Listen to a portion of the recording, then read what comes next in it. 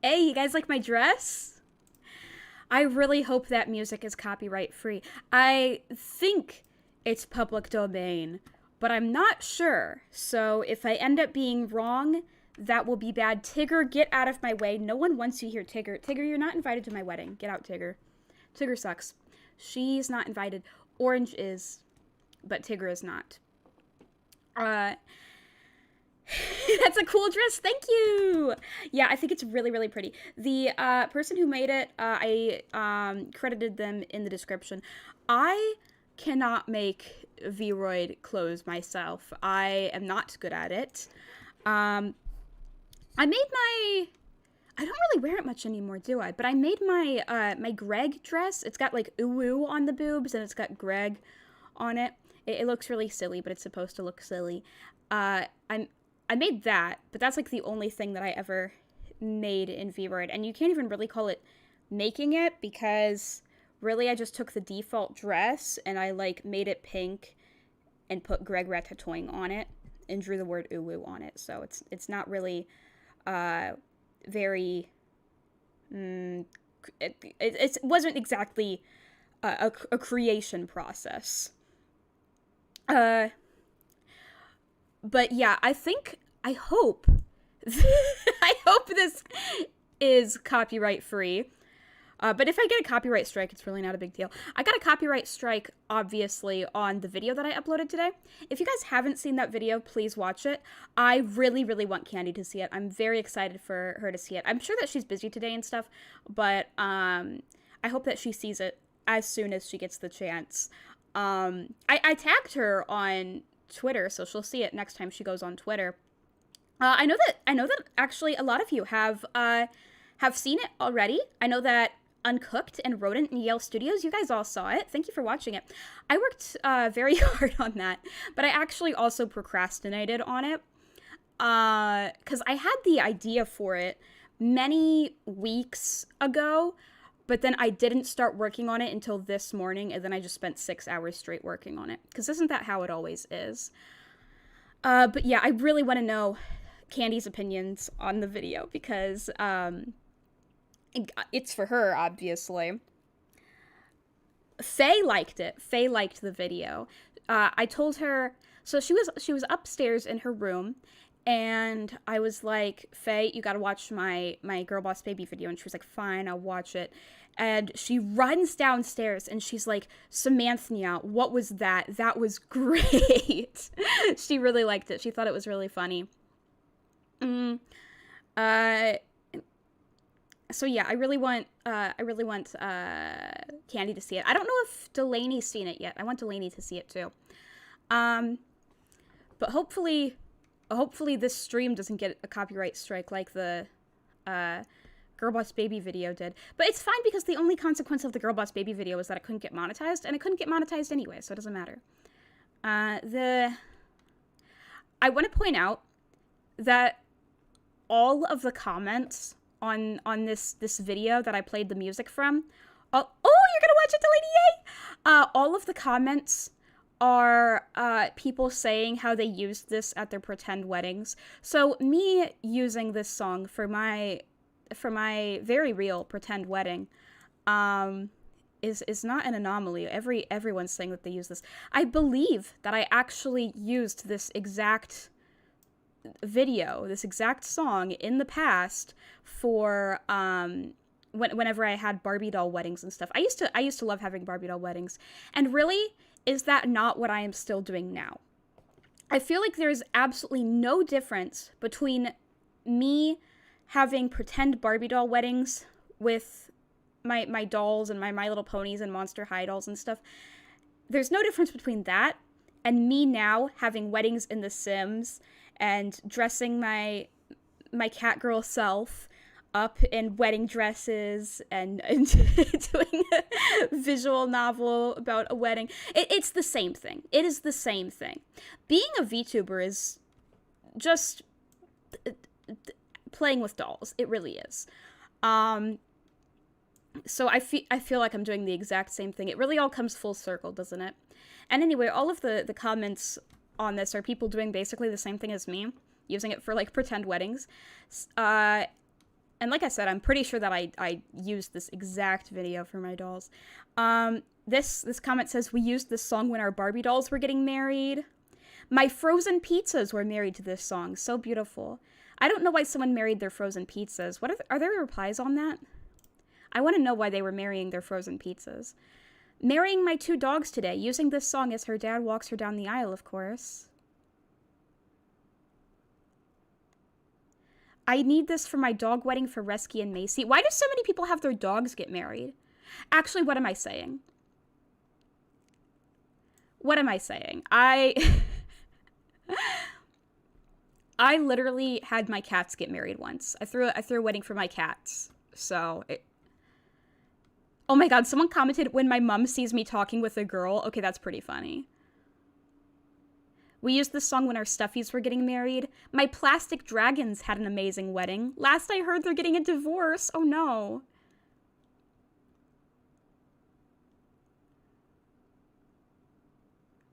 Reading more of these. We used this song to get 2 of our best friends married in class. The wedding was beautiful. There were tears. Yeah, there's a lot of views on this video, and I'm positive that all of this is from, like, little kids doing pretend weddings. Thank you for making this. I officiated a very amazing wedding of Princess and Johnson. This song gave me courage to be the best priest/non-priest I could be. I used this for me and my sister's pony wedding. I used this for my cat's wedding today.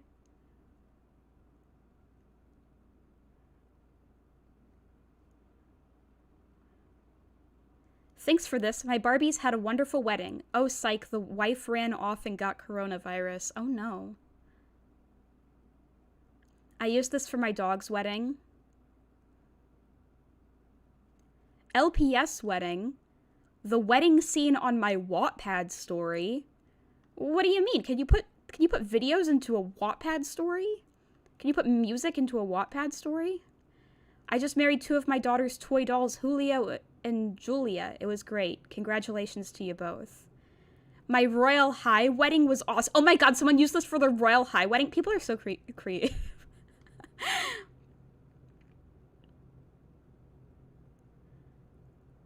Someone had a Ponytown wedding. Okay, someone married their rubber ducks. We used this when our dogs were getting married. Used this for my friends getting married. We're in middle school. Everyone in the comments has the same idea. Everyone in the comments is doing the same thing. I used it for my kid's wedding. My cousin's stuffed dogs had an amazing wedding. My crush's Minecraft... Me and my crush's Minecraft wedding. A Minecraft wedding. That's fun. Oh, use this while my 2 friends on our SMP got married. Okay, it looks like Minecraft weddings are... Someone's marrying...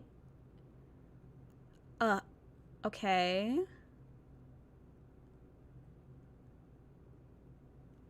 So my dragons just got married. First the altar fell, then a giant microphone came to the ceiling and bonked the queen, then the bride's veil fell off, then the bow tie of the groom fell off, then the bride's bow fell off, and the father, a king, may I add, started to cry profoundly and smacking another guest in the face repeatedly. Then the two, now married, flopped down the aisle and collapsed beyond the door. Beautiful. I'm so happy for them.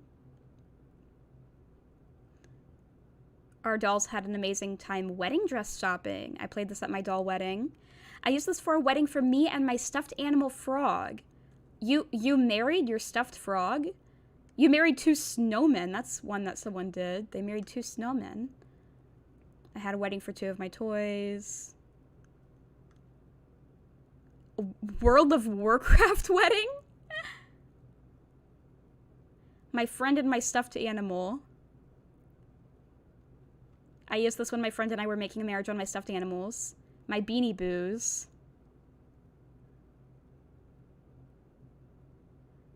My lovely Gilbert has just married Gertrude, the shriveled prune that had a lovely wedding ceremony. Thank you for the music. Amen.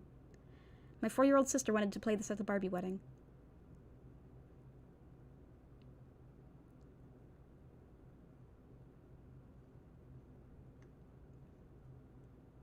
I could read these all day. These are so cute. My cat and my neighbor's cat's wedding.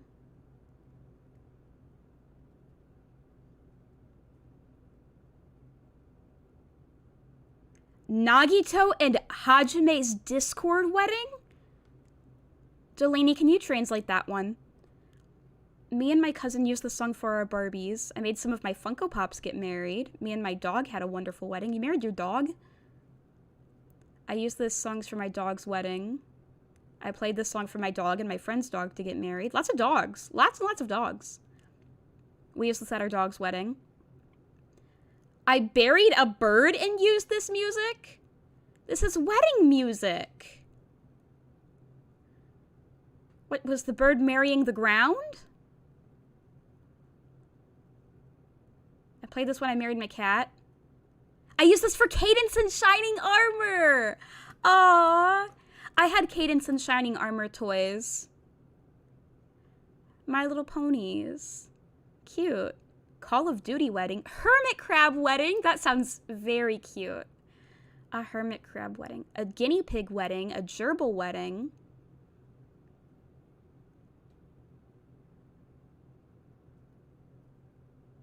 I used this song to get married to my fake wife in the school bathroom during the Halloween dance. All of my friends were there. It was great until the teachers told us there are too many people in the bathroom.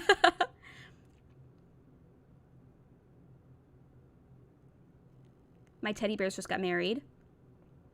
A worm on a string wedding. Gotcha Life preschool wedding? Excuse me? LPS weddings. My Little Ponies and Barbies getting married. LPS wedding. I got my pies married? Your pies? People are marrying food. Played this at my dog's wedding. There's actually a lot of comments of people just saying, I love this song. So, like, do people just listen to wedding music for fun? I'm going to use this song for my Barbie wedding. We used this song when our Monster High dolls were getting married. Our stuffies are getting married.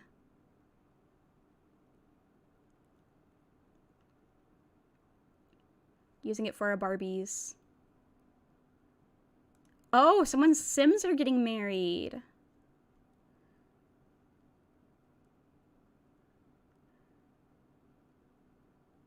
Baby alive wedding? Why are your babies getting married? Aren't they a little young? My dogs are having a wedding right now. My sister's dolls are getting married. Having a Barbie wedding. I'm using this for a Barbie wedding. American Girl dolls. My dolls got married. Today my Barbies got married. My sister's Barbies had an awesome wedding. My 2 gay cats had an amazing wedding to this song. We did 2 weddings. I need this for my wedding. I am not gay. That is the comment. My LPS Brown Collie and Blaine Cat very much enjoyed their wedding and they wanted to thank the musician.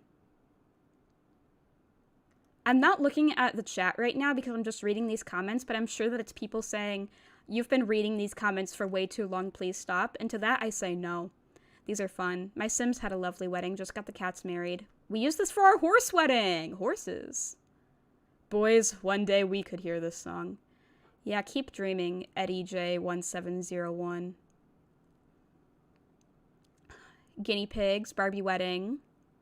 Sims. Turtles, that's a new one. Barbies, stuffed animals. Why do we all know this song, LMAO? Because it's a very common song. Ferrets. Someone married their ferret. Me and my chicken nuggets. Okay.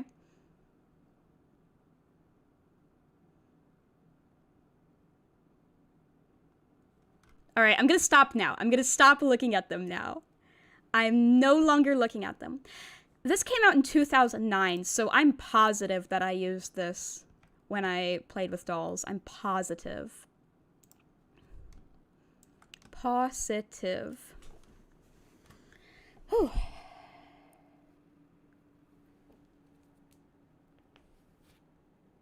Anyway, thank you all for coming to my wedding. I hope you enjoy watching me get married to Cove. Let me read the chat really quick before we start. Before we open up our life and actually begin the wedding, because you guys have not seen the groom yet.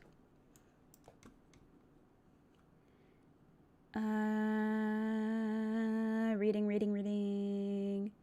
Very real pretend wedding. That's a new one. Well, that's what it is. This is a very real pretend wedding.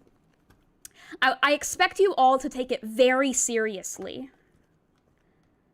Oh, Jonathan! Hi!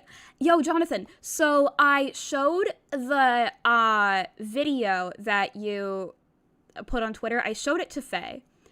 Because whenever I listened to it, I was like, this is so cute. My dad and Faye will love it. I mean, my dad and Faye will hate it. Like, I was like, they're going to hate this, so I'm going to show it to them. And yeah, my dad hated it. And Faye really hated it. And then I told her that you had the idea of me singing it to her. So then I started singing it, and she punched me. She punched me multiple times. So Faye punched me because I sang it. She hated it. I had a promise wedding in 4th grade to one of my best friends. I can still talk all the time to this day. Cute! Back when I used to still play World of Warcraft, I got asked to officiate an endgame wedding while I was on my priesthood. Cute! Hello, Pero. Lots of people are here, and that makes me really happy that you guys all wanted to see my wedding. I saw a couple of you in the pre-chat. That made me smile. Is this legit? This is very legit. This is a legit fake wedding.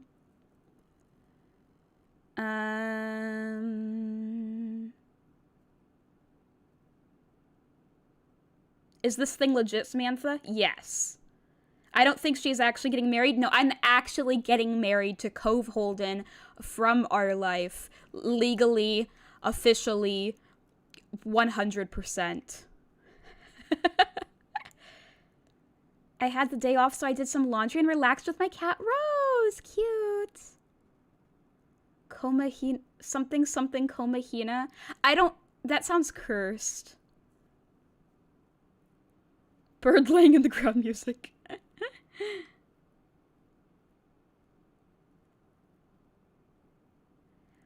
Beautiful dress, beautiful wedding. Now where's the cake?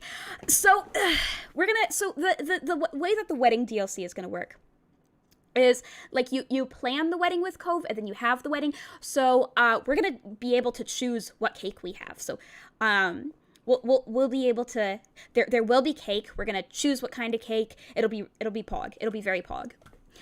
What I really like about our life is it lets you choose all sorts of things. It makes you make so many little decisions. So this is going to be a very personalized Samantha Cove wedding. Also, I would just like to take more time to show off my dress. I really like my dress. I like the flowers and the choker and everything. The person who made it did a really, really good job. They're very talented.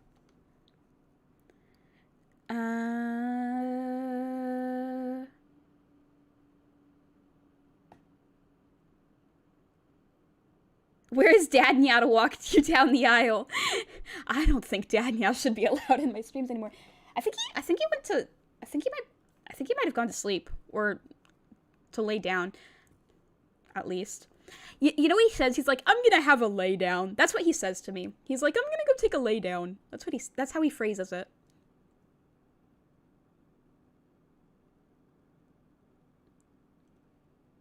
She's reading from top to bottom. I am. Because I want to read the oldest comments first rather than vice versa, because like the oldest comments, those people have been waiting for a long time. I like to get to everyone. I like to read everything, but sometimes there's a lot.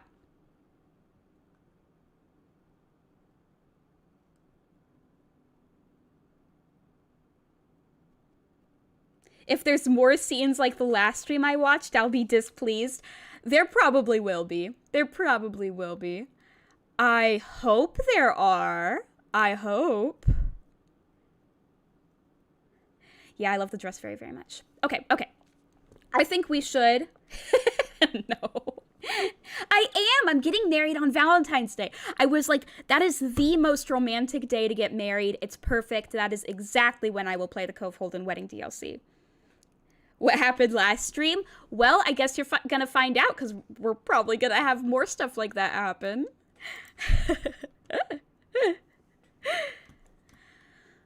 All right, how about, okay, we're gonna move over to the gaming screen. I don't know, what do you call it? To the other scene. All right, we're over here now. Wow, I'm floating. I need to not float. I need to zoom in a bit. We're gonna actually play the game now. We're gonna actually do the wedding. It's actually wedding time now. All right, let me a little closer. Gotta get close to you guys. Okay, that's good. That's a good closeness. Still just admiring how cute this dress is. I need to make more excuses to wear this on stream because it's so cute. I look so elegant. I love the flowers. Whoa, my hands are going all over the place. So your wedding anniversary will be V-Day? Yeah! It makes the day extra romantic. Cove will be very pleased to not have to remember. It does make it a lot easier to remember. Okay, chat, she found her Chad. Let's go simp to another waifu. Oh, that reminds me of the drama with Rushia lately. Is she playing Sims? I'm playing Our Life. That's what I'm playing today. Let me open it up. Because the wedding DLC came out lately, so it came out like a week ago, so I can marry him in the game. But yeah, that reminds me of the Rushia drama. Okay, hold on. Let me lower the volume because it's probably very loud for you guys.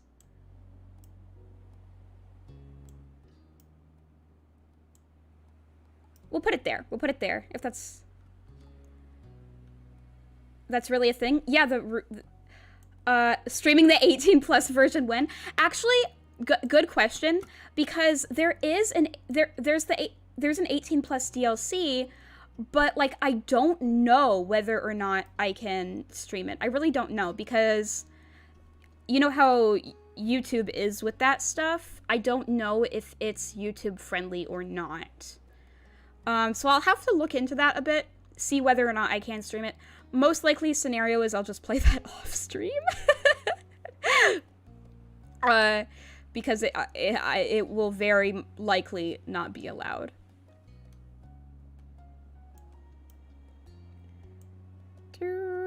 I'll probably ask people who have played it.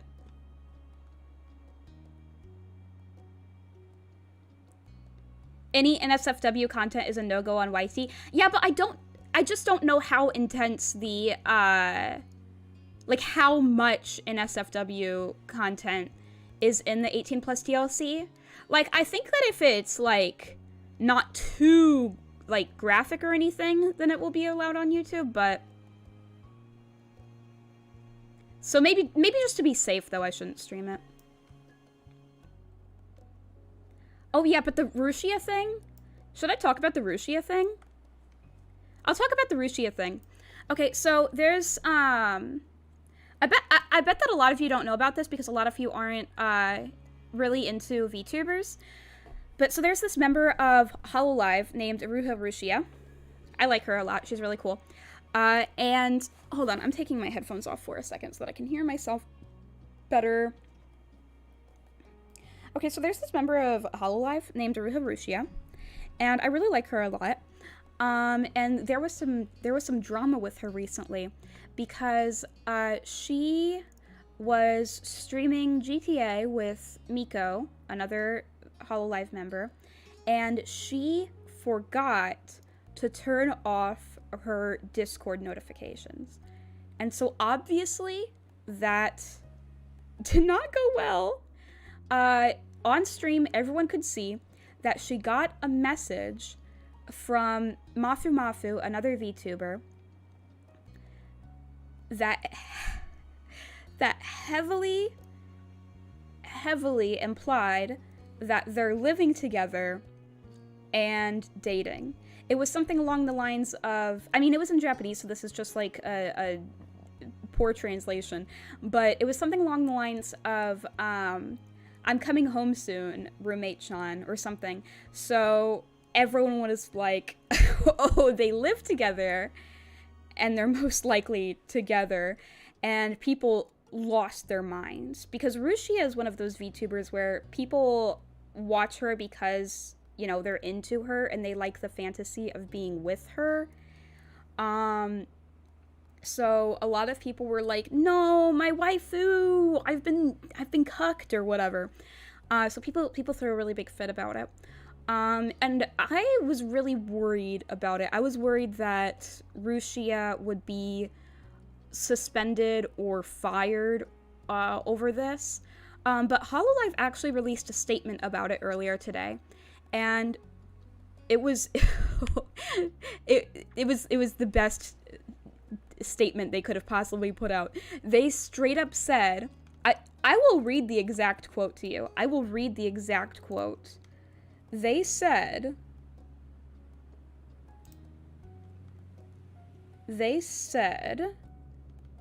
the private life of the talent is left up to the individual.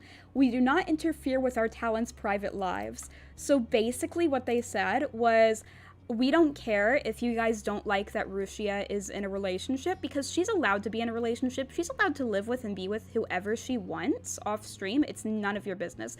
And so I'm very happy that they made the decision to approach the situation like that, because I was very worried about what would happen to Rushia, because people went nuts. People went berserk over her potentially having a boyfriend. People got really upset. It's called, I've heard people refer to Rushia and VTubers like her as GFE, girlfriend experience. People like to watch her and other VTubers because it gives them the illusion of having a girlfriend, essentially. It's pretty sad. And so whenever they find out that one of those girls is taken, they feel like they've been cheated on. So basically, what you were jokingly saying, she found her Chad, let's go simp for another waifu, that's basically how people reacted. But I'm really, really glad about how Hololive handled it. Let me read the other messages. I love Otome games, even if I haven't played any. Why haven't you played any? You gotta play an Otome game. Our Life is actually free. It's free. You can buy the DLCs, but the base game is free, so you should totally play it. Another Otome I highly recommend is Mystic Messenger. It's my favorite. And Seduce Me is also free. So there are a lot of really good free Otomes out there, so you definitely gotta play one. There's gotta be settings to make it PG, maybe. What, make the 18 plus DLC PG? That defeats the purpose. I'm gonna be back in like an hour, I think. Okay. What's on the 18 plus version? I know most YouTube rules. That's what I'm gonna have to research. I'm gonna have to, like, look into it a little bit, see what exactly is in the DLC, how far it goes. just to see if I can get away with streaming it. I'll need to, like, ask people who played it or whatever. I'll look into it a bit further. You might have to make that a regular video. Oh, yeah, that's a good idea. For some reason, I didn't even think of doing that. Editing it down into a regular video. I could do that. Because then I can censor stuff after the fact. I could just play it off stream. I mean, like, I could just play it by myself, you know, not make content out of it, which I probably will do, you know. Enjoy it alone, you know. The Ruchia thingy makes me both sad and mad. Yes, I agree. I definitely agree. But I feel a lot less sad and mad over it after the way that Hololive responded. Because that was my biggest fear about it, that Hololive would kick her out or something. But they're definitely on her side. Spicy drama? Yep. Definitely spicy drama. Yikes, wow. I'm into VTubers, just the small ones, though? Yeah, I think you told me that before. So it's like a Pokimane situation when they found out she had a BF? Yeah, it's like that. Lol, I've only been into one husbando, and he is not a streamer. Ooh, which husbando? It's a Japanese idol subculture thing going back to the 90s. You are correct. You are correct. That is exactly what it is. They basically said F off. I know, right? Good for them, TBH made the best call. Yes. Gamer Juice? Yes, I actually do have Gamer Juice today. I actually do. It's been a while since I had Mountain Dew, but today my dad went to the store and he got me some Mountain Dew. So I actually do have... There, you guys can hear it. I actually do have some Mountain Dew with me. So we have Gamer Juice. We are gaming! Hololive must have changed. They weren't like that 2 years ago. Yeah, that's exactly what I said to my dad. Because I told my dad about this whole situation, and we were talking about it. And that's exactly what I said to him. Because, I guess it was 2 years ago with the Toa situation. What happened with her was she, during one of her streams, there was a male voice in the background, and she had to apologize for that. I think that she was suspended for a while.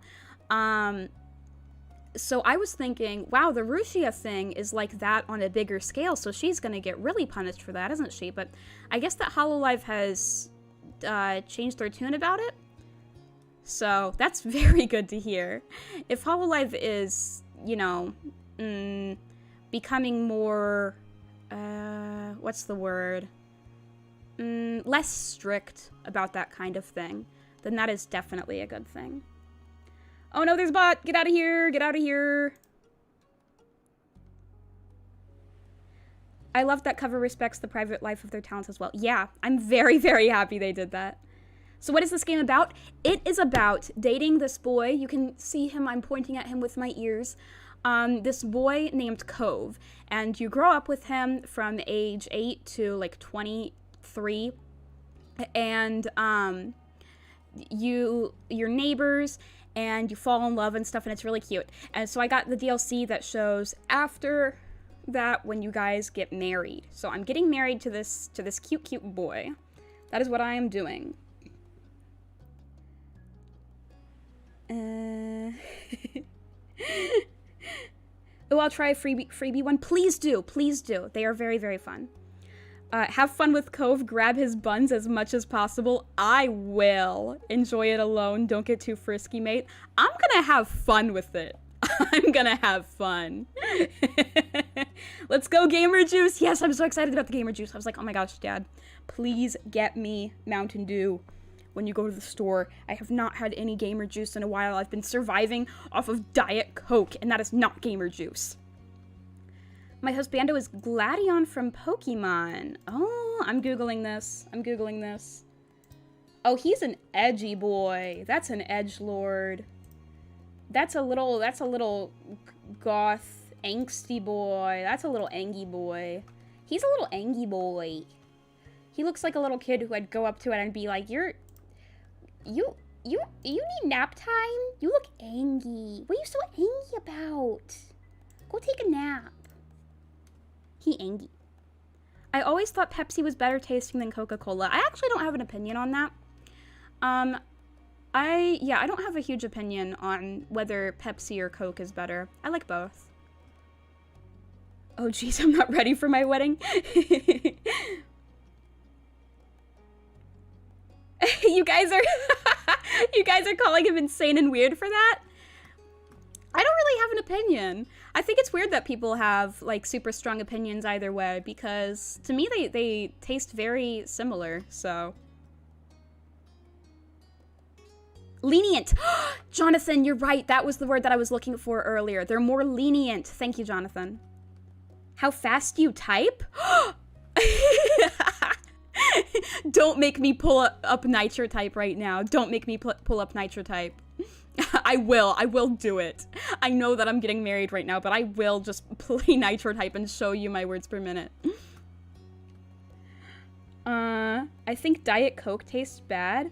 See, a lot of people have like strong opinions on, oh, Diet tastes bad, or Coke is better than Pepsi, or whatever. I'm gonna be honest, I don't like think that there's a huge difference between diet soda and regular soda, or like, I mean, right now, I told you guys I was drinking Mountain Dew. But I'm gonna be honest with you.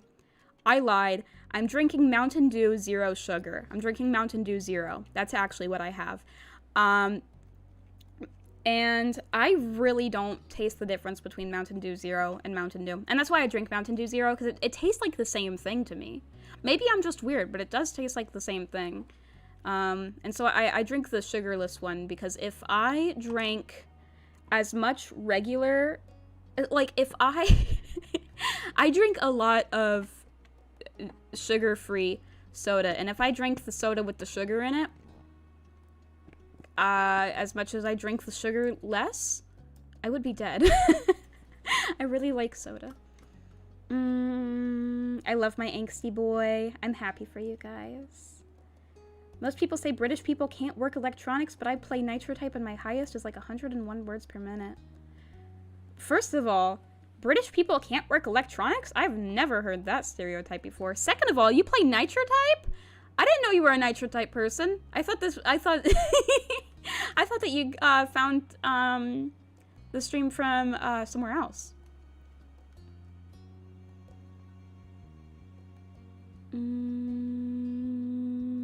Delaware Smash.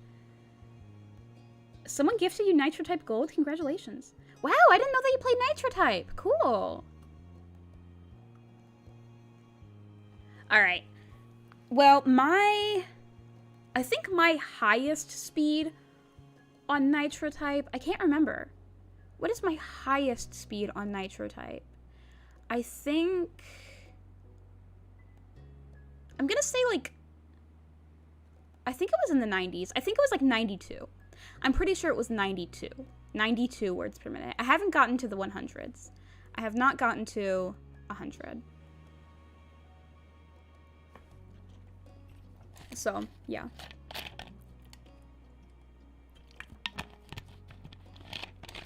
Taking another slurp. Actually, I can drink all the rest of it in one slurp. Okay, I'm full of gamer juice. Alright. It's wedding time. It's wedding time.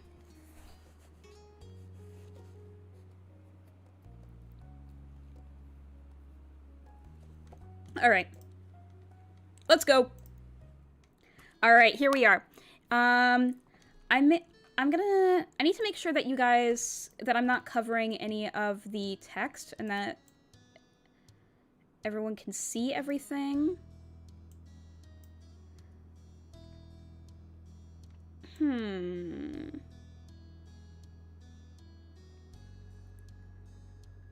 What if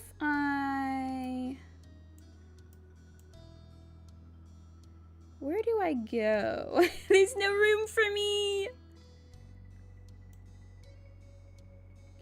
Okay, here's what I'll do. I will get a little closer.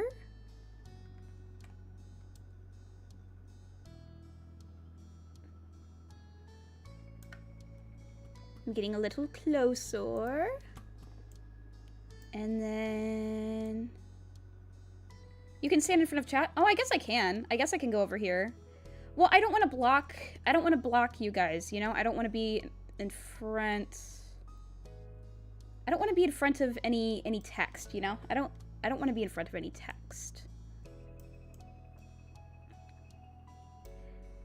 Maybe what I should do... Maybe I should... I got an idea. I know what I'm gonna do. I know what I'm gonna do. Here, this is what I'll do.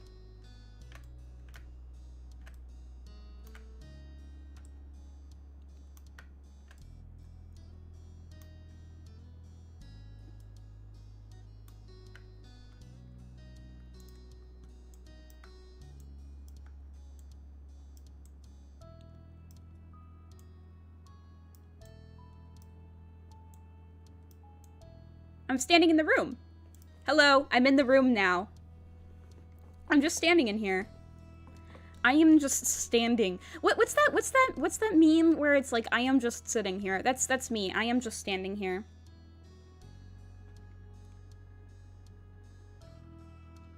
I didn't know you played Nitro Type? Oh my gosh. That's weird because Nitro Type kind of is where I got a lot of my viewers from.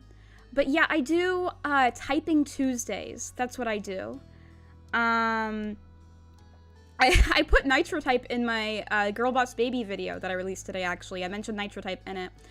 I do Typing Tuesdays, so every Tuesday I do a Nitro Type stream. So, next one will be tomorrow, actually. Gary, welcome! Happy Valentine's Day to you too. I am small. I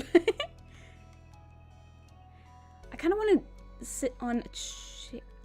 This is fine. This is fine. Standing like this. I bet that there's gonna... Cove is gonna pop up and I'm gonna be in his way, though. What if I stand on Cove? I could do that. I could stand on Cove. Okay, well, let's read this. Side by side on a purple dyed... I could have the text-to-speech thing read it out. Should I do that? Should I have the text-to-speech thing read it out? Nah, I'll read it. If I get bored of talking, if I get bored of reading out loud, then I'll have the text-to-speech read it. But no, I'll say it. Side by side on a purple dyed faux. That's how you pronounce it. Faux. Okay, that confused me for a minute. I know that word, but I can never remember how to pronounce it. It's faux. Okay. A faux leather couch. You sat with your fiancé, Cove. The air in the chic office, I know how to pronounce that, smelled non-distinctly perfumed, though luckily it was a demure touch rather than smothering. What is the language that they're using in this? Did someone who works at GB Patch Games pick up a thesaurus? I'm sorry, I don't want to insult the game. I'm just lightly teasing. A soft hum came from the air conditioning, gently flowing the scent around the room. Face reveal at 10k? Yeah, sure, because I'll never make it to 10k.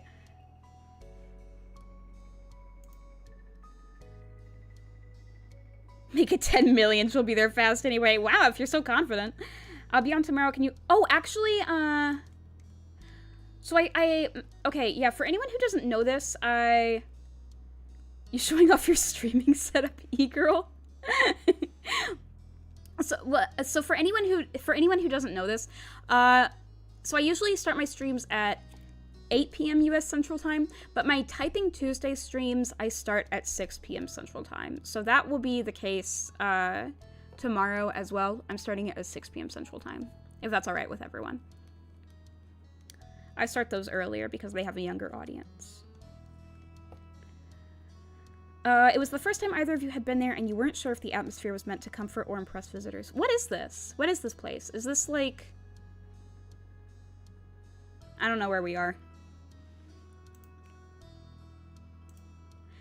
For some people, it wouldn't make a difference either way, like with your own partner, for example. Cove's hand was intently gripping yours. Yeah, grip me more intently, Cove!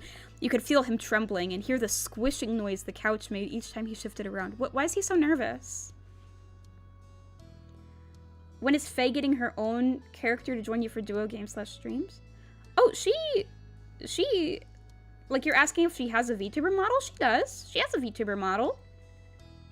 Have you watched her streams? She has a Twitch, and she streams on there. You gotta go to bed at 9 or 10 or 10:30. Yeah, that's why I start my streams early. That's my Nitro type streams. That's why I start my Nitro type streams at 6 now. Also, IDK, why I'm asking, because it legit does nothing, but what are the standards for mod? Just being someone who is very, very close to me and who I trust a lot. Like, I trust Delaney more than... There are very, very few people in this world who I trust more than Delaney. And Candy is also one of my closest friends, so... It's just my close friends and people who I trust a lot. Oh, when is she joining you on this stream? Oh, okay. Yeah, like when we're gonna do like another like collab? Well, we want to do another Nitro type. Not Nitro type. I'm sorry. I'm always thinking about Nitro type. We want to do another Ring Fit Adventure stream together. We like playing Ring Fit Adventure together, so we're gonna do another one of those soon. So next time you can expect to see her will probably be a Ring Fit Adventure stream.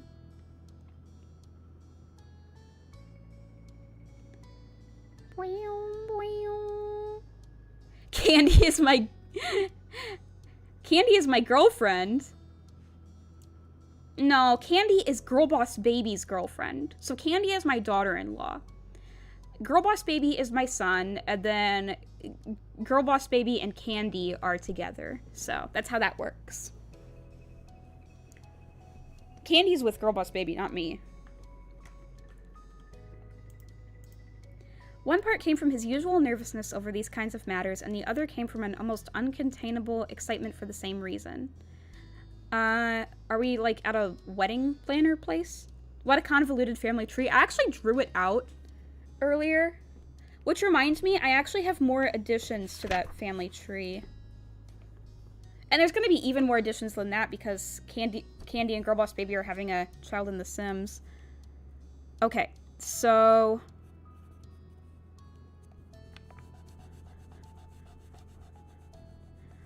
I'm looking at the family tree that I drew.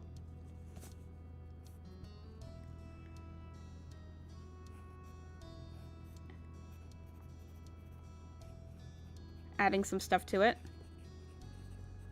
Okay, here's the family tree. Here's the family tree.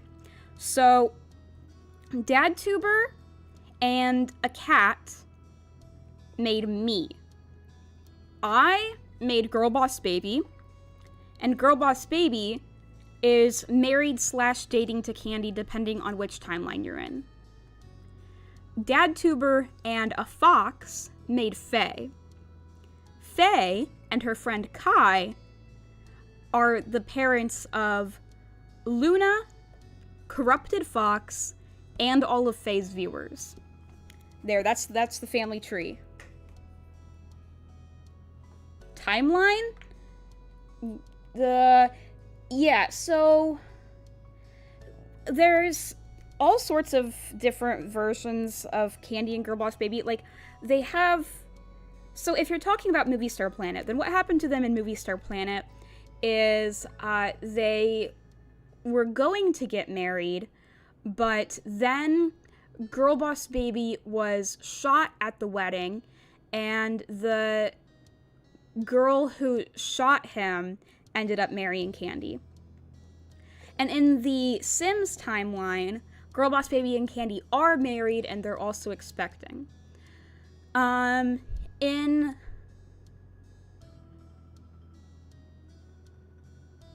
are timelines where they've gotten a divorce. There are timelines where...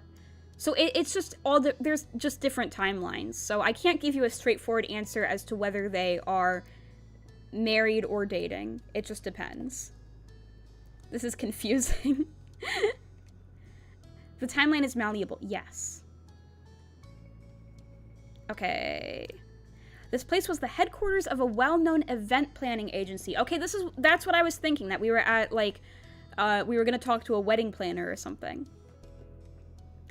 And this office belonged to their planner for a very particular type of special occasion. Weddings. You were here to plan your wedding together. Let's go. I'm going to pretend I understand everything. That's exactly what I expect you to do. I haven't even told you about Splunting, have I? Soon he wouldn't be only your fiancé. Cove would be your husband. my husband Cove, my husband. And on that occasion, there was going to be a ceremony, reception, and everything. Oh, I just realized I'm standing on top of the choices because of the way that I positioned myself, but that's fine. You felt truly content. You were overflowing with thrilled energy. You matched with Cove, shaking from nerves. It felt totally natural and like no big deal to you. Your focus was on being concerned for Cove. I am excited. I am overflowing with thrilled energy. I am extremely excited for this. With your vibration and Cove's shivering, you hoped you both didn't slide down off the cushions. Are you guys flirting with each other? Today's meeting should be straightforward, introducing yourselves to the planning team, getting familiar with one another, and going over only some basics. I remember, okay, this is only vaguely related, but since we're talking about wedding planners here, not to make everything about Barbie, but I remember when I was younger, one of the games that they had on Barbie.com was a wedding planner game. So you got to like make a wedding cake and make a wedding dress and make wedding rings and stuff. It was pretty cool. I remember liking that game a lot. The entire process would take multiple visits here and trips to other locations. Before setting up the appointment with a planner, you and Cove decided that you were going to set the wedding in or at least near Sunset Bird. Well, that's obvious. That's obvious. You also had a good idea of who would be attending, how large the wedding needed to be, and a few other details related to your lives together going forward. That was as far as you had gotten in the process when you decided to bring in assistants. All the planning was going to be great, you thought. It was going to be a pain, but it would be worth it, you felt. You were thankful you had a professional to do this with. Planning the day with Cove as a team was something you looked forward to. It's going to be great! Planning a wedding sounds like a lot of fun. Like, sure, it's work, but like, it just sounds so fun to like choose flowers and cakes and dresses and a location and food. So many things that you can, you know, choose. Make it special.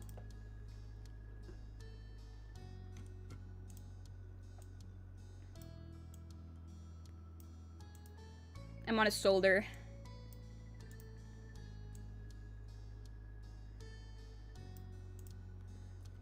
Cove noticed the dreaminess in your eyes and the corners of his mouth lifted hopefully. Isn't my fiancé beautiful? Isn't my fiancé gorgeous? Don't you guys think my fiancé is the most beautiful man in the world? Look at his eyes. Look at his eyebrows. Look at his hair. Look at his smile. Look how cute he is.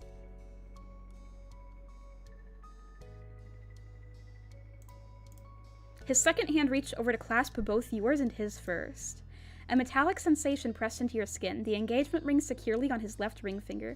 We have engagement rings. Your feet shuffled against the black and white striped rug that covered over the center of the hardwood floor as you returned to smile back. Here we are. Here we are. I love his smile. I love when he gets all blushy. It's really happening. I look like his... Oh, I didn't even realize what you guys were saying. Yeah, I kind of look like... I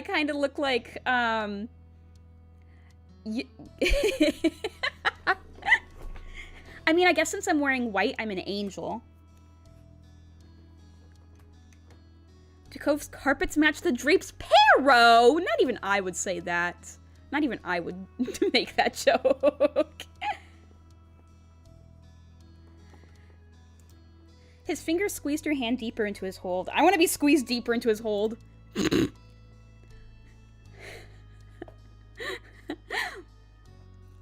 know I'm not really good with, well, any of this, but I'm sure that whatever it ends up being like is going to be amazing. It has to be, because I'm marrying you. Aww! Isn't that cute? Oh, he's so cute.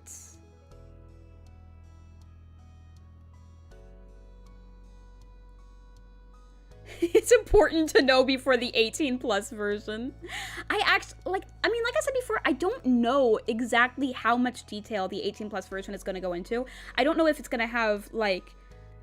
I really don't know what exactly it's going to entail. I don't know if it's going to talk about that. You're so wonderful. I completely agree. I'm glad you're feeling good about things. Yeah, and hopefully you only panic a moderate amount along the way. You had to turn your face away out of shyness. You gave an earnest nod. I'm gonna say I completely agree. It was such a kind sentiment, but it was the truth for both of you. And then there was a series of quick knocks. Your conversation stopped as you shared unsure looks between one another. Come in? In response to Cove's words, the shiny wood door off to the side swung open. Oh, what does the wedding planner look like? Let's guess what the wedding planner looks like. I think that she's gonna be a woman, and that she's gonna have, like, she's gonna be dressed really professionally, like in a suit and with her hair in a bun. That's what I'm envisioning. I don't know. I've never planned a wedding. I don't know what wedding planners look like. Today is your birthday, Gary? Really? Seriously? Happy birthday, Gary. Hello, lovebirds. No! No! No way. You're kidding me. You're kidding me. You are kidding me. You're kidding me. I'm gone. I'm left. I am out of here. I have left. I am going away. I am no longer here. I'm not here anymore. I'm out because I cannot believe. I cannot believe. I cannot believe. I can not believe. I cannot believe.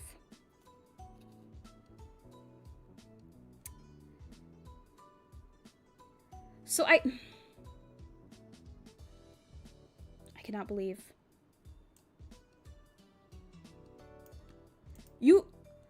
I'm pretty sure you guys don't know who this is.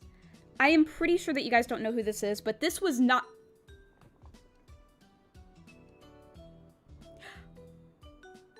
There is no way he's the wedding planner. No way. No way. God, I want to clip that. I want to clip that and send it to the people, to GB Patch, because they'd all laugh at me. My God, I cannot believe that is who. Whew, okay, so you guys, I do not believe you guys know who this is. Because the only way that you guys would is if you've been watching a lot of my R Life streams. But this guy, his name is Baxter. And he was in step 3. He was this really weird guy who I had the option to be friends with, and I think I even had the option to date him, but I did not like him. He reminded me of Girl Boss Baby, honestly, and he, like, low-key flirted with Cove. It was weird. And, I don't think that he's a bad guy, but he just kind of, like, weirds me out, the way that he talks, and, like, I don't know, he's just kind of a weird guy, and I don't like him very much. Like, how do I describe him? He's just, I don't know. I don't like him. I do not like him. And I did not think he was going to be the wedding planner, because I don't like him.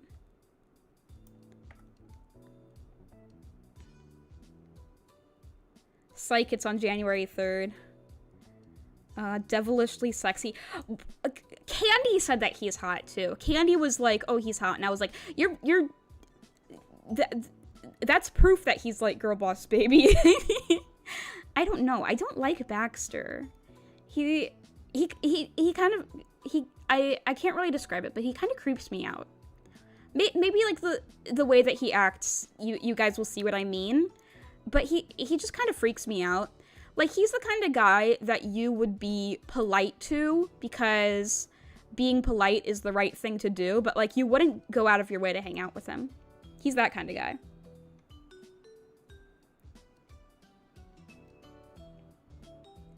Happy V-Day. Thank you, Epic Plays. I'm not gay, but he's a fine example. People think he's hot. Candy thinks he's hot. And I'm like, no, I don't like him. You made me a B-Day on January 3rd, stand for me. Yeah, I thought that I remember... I did think that I remembered that. I did think that I remembered, like, me playing Happy Birthday on my saxophone for you. So I was like, really? It's your birthday? I have a feeling as a fine gentleman I am misplaced in the stream. Who is this man? It's Baxter. He's trying to get in on your action. He is. No, I don't like him.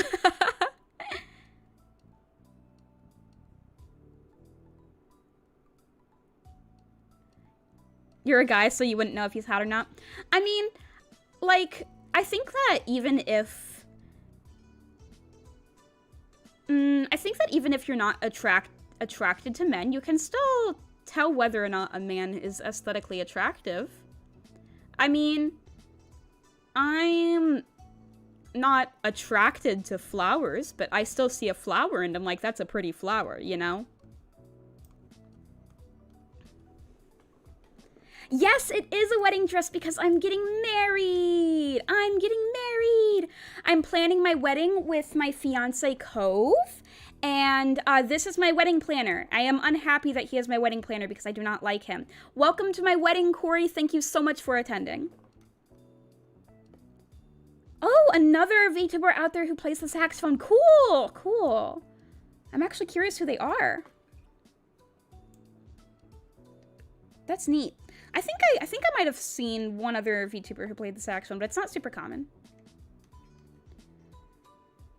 Standing in the entryway was a tall man about your age. His dark gray hair was swept to the side, and on his neck was a distinctive mole. So in step 3, he had like half black, half white hair, and he would wear all black and white.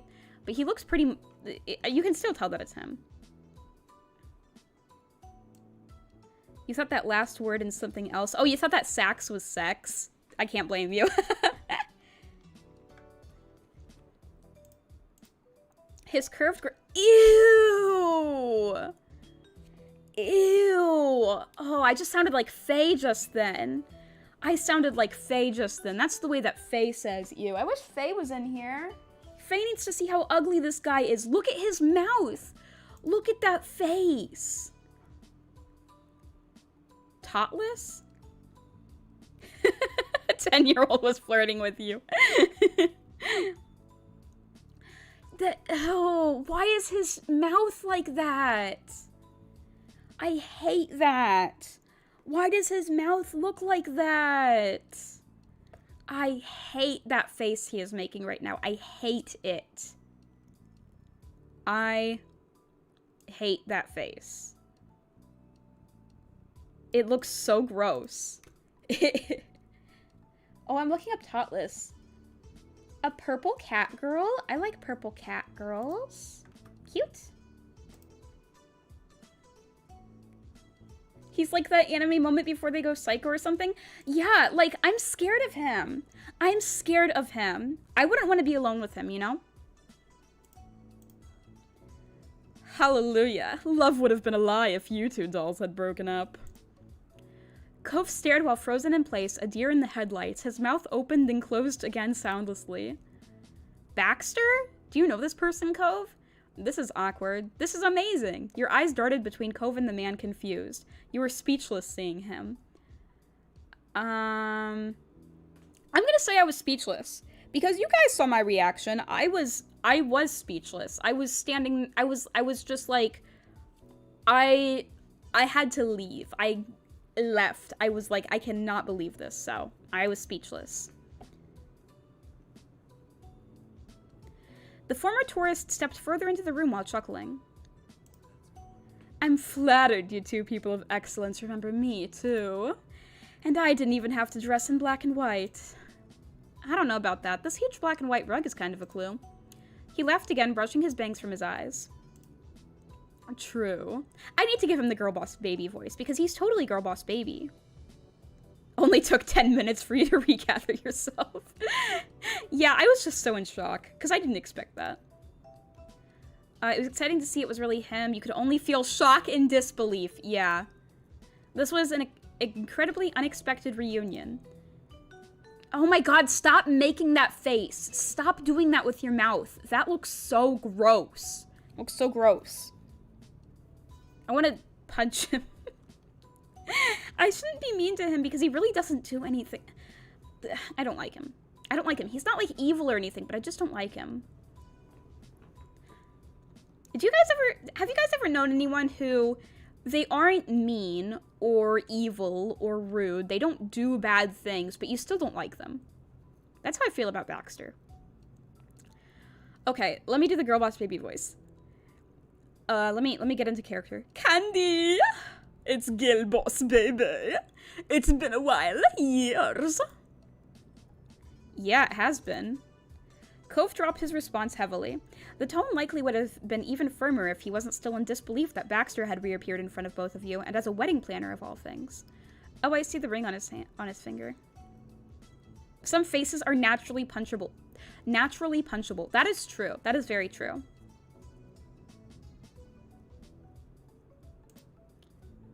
Your wedding planner.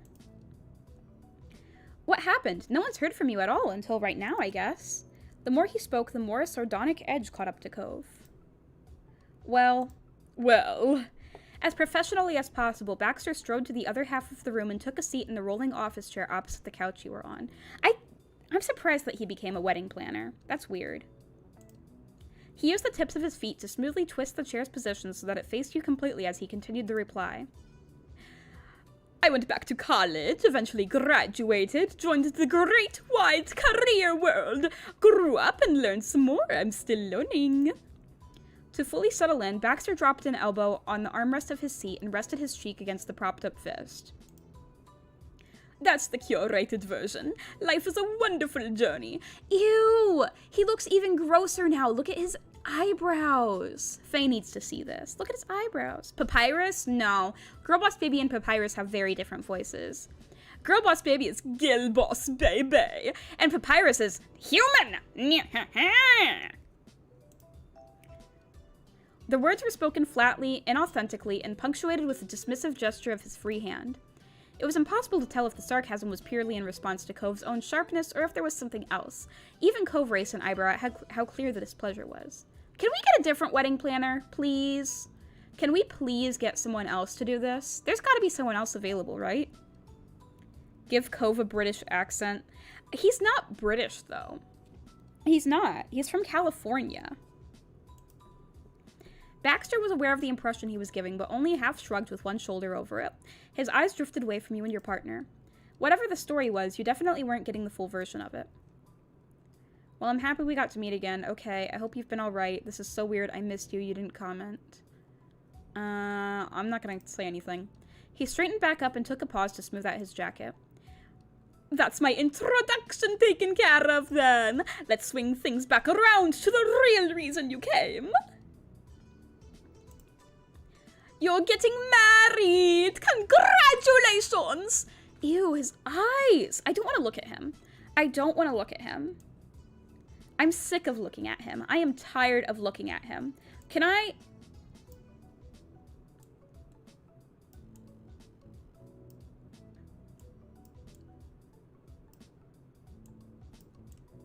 I'm using my giant dress to cover his face so that we don't have to look at his ugly face anymore. I don't want to look at that expression anymore, so I'm covering it with my dress now. That's how we're solving the problem. Yeah, he's covered up.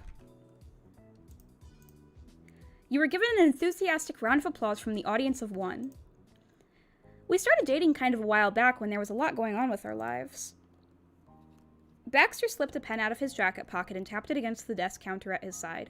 He looked between you and Cove, satisfied.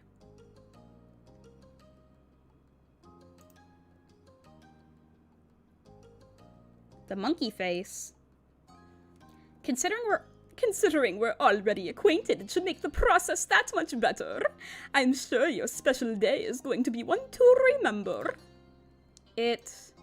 Cove's uneasy single word was directed towards you. In a whisper, he elaborated on what that was supposed to mean. Are we really going through with this? Having Baxter plan our wedding? Like I said before, can we please not? Please? Is there any way we can get a different wedding planner? Please? I'd like you to. See, what? I don't know. I don't like that. Is there any way we can get a different wedding planner? Please. Cove quietly yelped. It wasn't unreasonable that the person on the other side of the room could hear the conversation, but Cove had not expected him to answer. Okay, Uncook's profile picture, that's what you were talking about. I mean, I think I could do it well. I can do it right. Oh my god, guys, look at his face now. You know what he's doing? He's doing that, like, ooh emoji. You guys know what I mean? Like the big eyes emoji, like the pleading face emoji. That's what it's called, the pleading face emoji. That's what he's doing. Look at his eyebrows. I think I could do it well. I can do it right. And there's very few weddings I'd like to see go off like a charm than this one. He spoke in a conciliatory way. Baxter's normal boldness was entirely missing while asking for this chance. So basically, he just went, "Pleasey weezy, please let me plan your wedding, whoa." You and Cove faced one another on the couch. The softness in his eyes and the sloping of his brows shared his thoughts without him needing to say a word. He was being swayed. You nodded to your partner. There was a pause, and then Cove spoke. We're gonna let him plan our wedding. Okay. While still on the couch, Cove brought his torso up to its full height and held his head high. The look on his face was determined.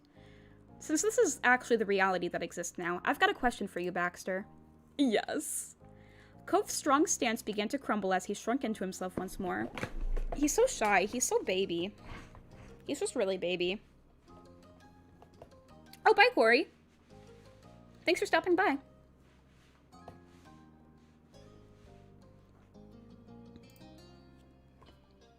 Is your offer for dance lessons still open? Your new planner gasped before quickly settling into laughter with a clap of his hands. Look at his eyes! Look how small his pupils are. I hate his expressions. I hate them. Oh my god, stop. Of course, always. That's a relief. I'm probably gonna need them. I know that we as the players... I know that I, as the player, am supposed to like Baxter, but I really don't. I understand completely. I'm here for you. And you as well, Sam, if there's a need. You were a good dancer, but it would be nice to practice with someone. You were a good dancer and didn't need the help. You were a good dancer and didn't want to dance with Baxter. You weren't a good dancer and could need the guidance. You weren't a good dancer, but didn't want lessons anyway. You weren't a good dancer, but didn't want to dance with Baxter. Definitely the last one. Definitely the last one. I'm not good at dancing, but I'm not going to dance with Baxter. I'm good on that, thanks. Got it. That works for me.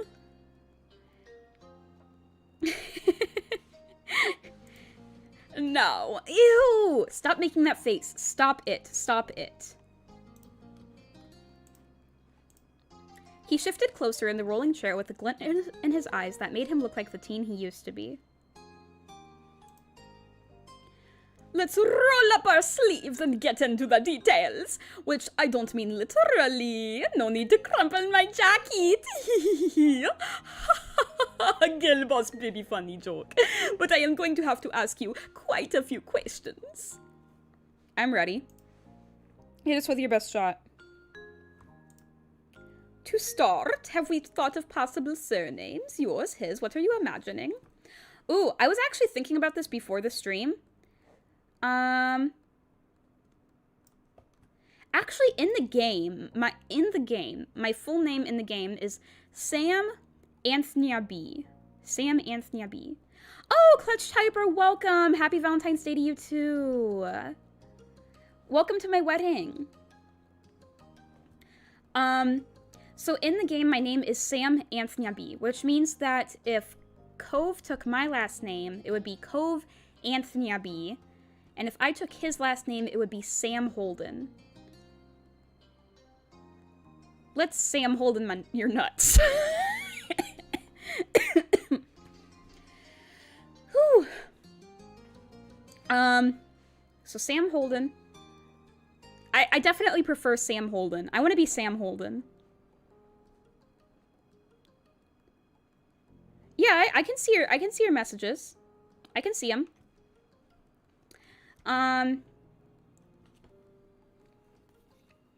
Whew. Yeah, so I definitely want to take his last name and be Sam Holden. Samantha Holden? Sam Holden. Yeah, I want to be Sam Holden. Oh, chocolate milk, welcome. Sam Holden. I don't care, I just want to marry her. Aw. Well, we have actually talked about it. Yeah, we're going with both of us using my last name, Anthony B. Both of us using his last name, Holden. Both of us using a hyphenated name, Anthony B. Holden. Anthony B. Holden! Anthony B. Holden these nuts. Sam Anthony B. Holden. Cove Anthony B. Holden. Both of us using a hyphenated name, Holden Anthony B. Sam Holden Anthony B. Cove Holden Anthony B. Both of us keeping our own last names, Sam Anthony B. and Cove Holden. No, I want his last name. I'm stealing it from him. I'm taking it like a little, I don't know what I'm taking it like, but I'm gonna take it. I'm stealing it! Both of us using his last name, Holden. Yeah, I'm taking his last name. Good to know. Sam and Cove Holden it is. Sam Holden, Sam Holden, Sam Holden, Sam Holden. Hello, everyone. My name is Sam Holden. Sam Holden. I'm Mrs. Holden. In typing Tuesday, something was deleting it. Did you find the problem, Samantha? I'm pretty sure it was on your end. I don't think that it had anything to do with problems on my end.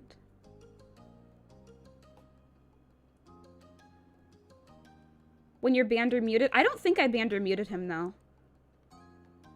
Sam Holden D's nuts.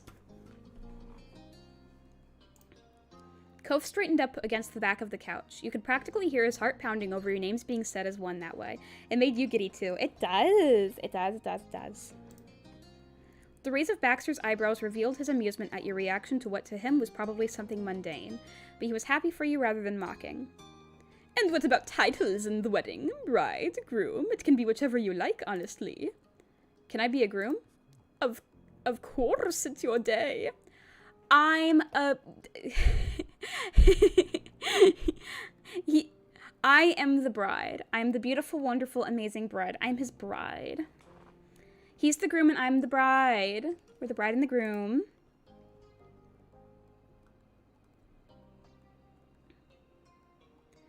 You gotta go, Gary? Okay, bye.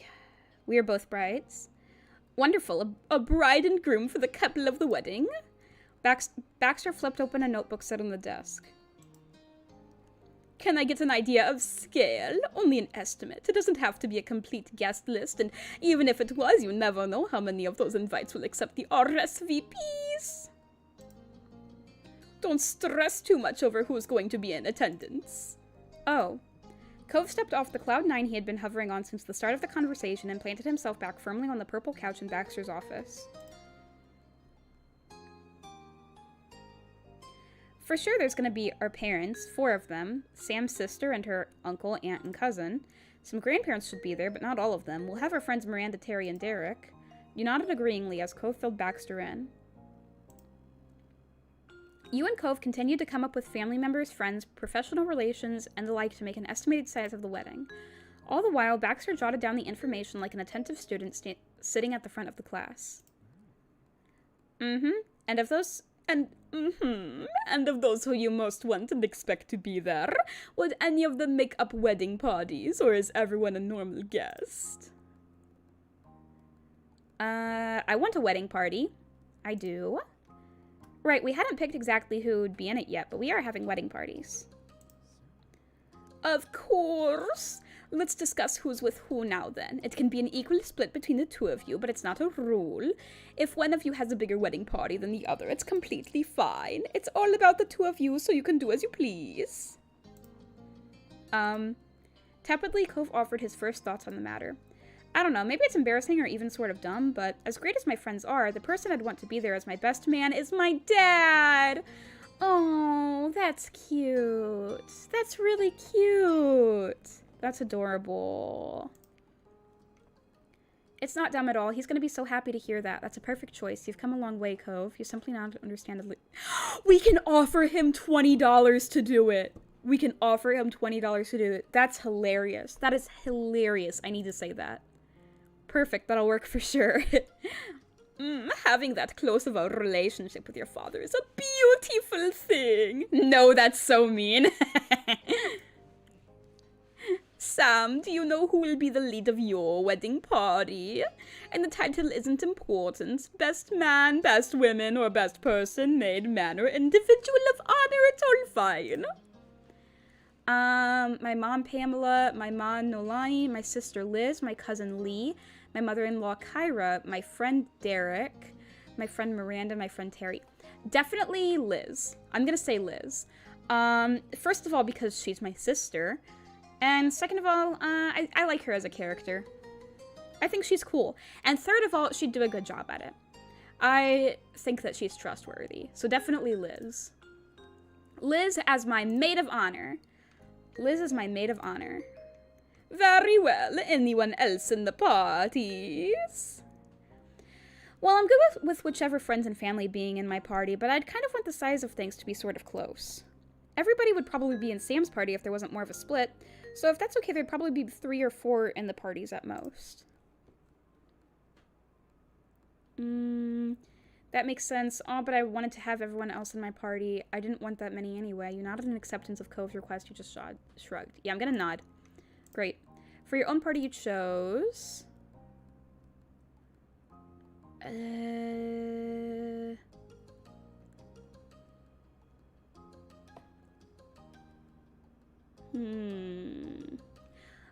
I think that...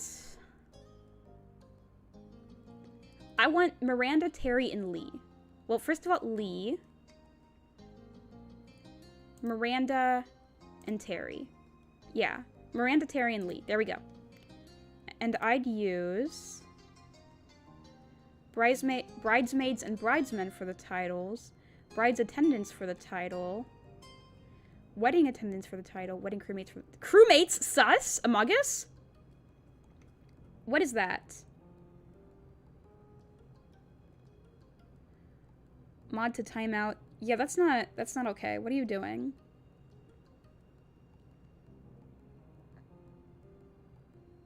Okay, thanks, Savage Choppa, but don't spam, please. Please don't spam. This is your first warning. Oh, thank you for splinting! Thank you. Bridesmaid and bridesman. I like that. Then my party is going to be Kyra, Derek, and Nolani. Alright. Yeah, no more missing the rage. Stop missing the rage. And with that, you successfully mapped out the members of your wedding parties. Oh, hello, Coco Shiba. Welcome. Perfect. I'll make notes. The statement was made extra clear by the clicking noise of Baxter keenly tapping his pen on the armrest. Oh, that's Brendan? Well, hello, Brendan.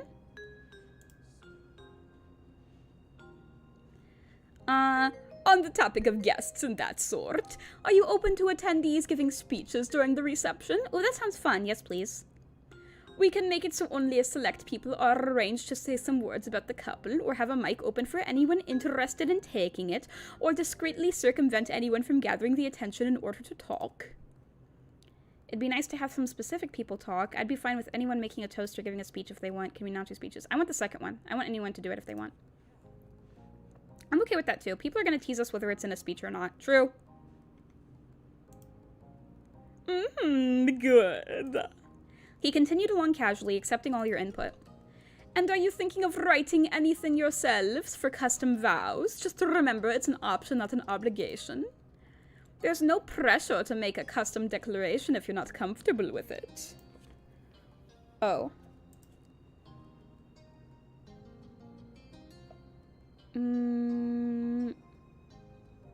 I want custom vows. Are you okay with that, Cove? Of course, there's a lot I could say, and I'm gonna be really nervous either way. Cove's eyes squinted up from his cheeks as he smiled at you so sweetly. You were feeling butterflies already, and the vows hadn't even been said. Lovely!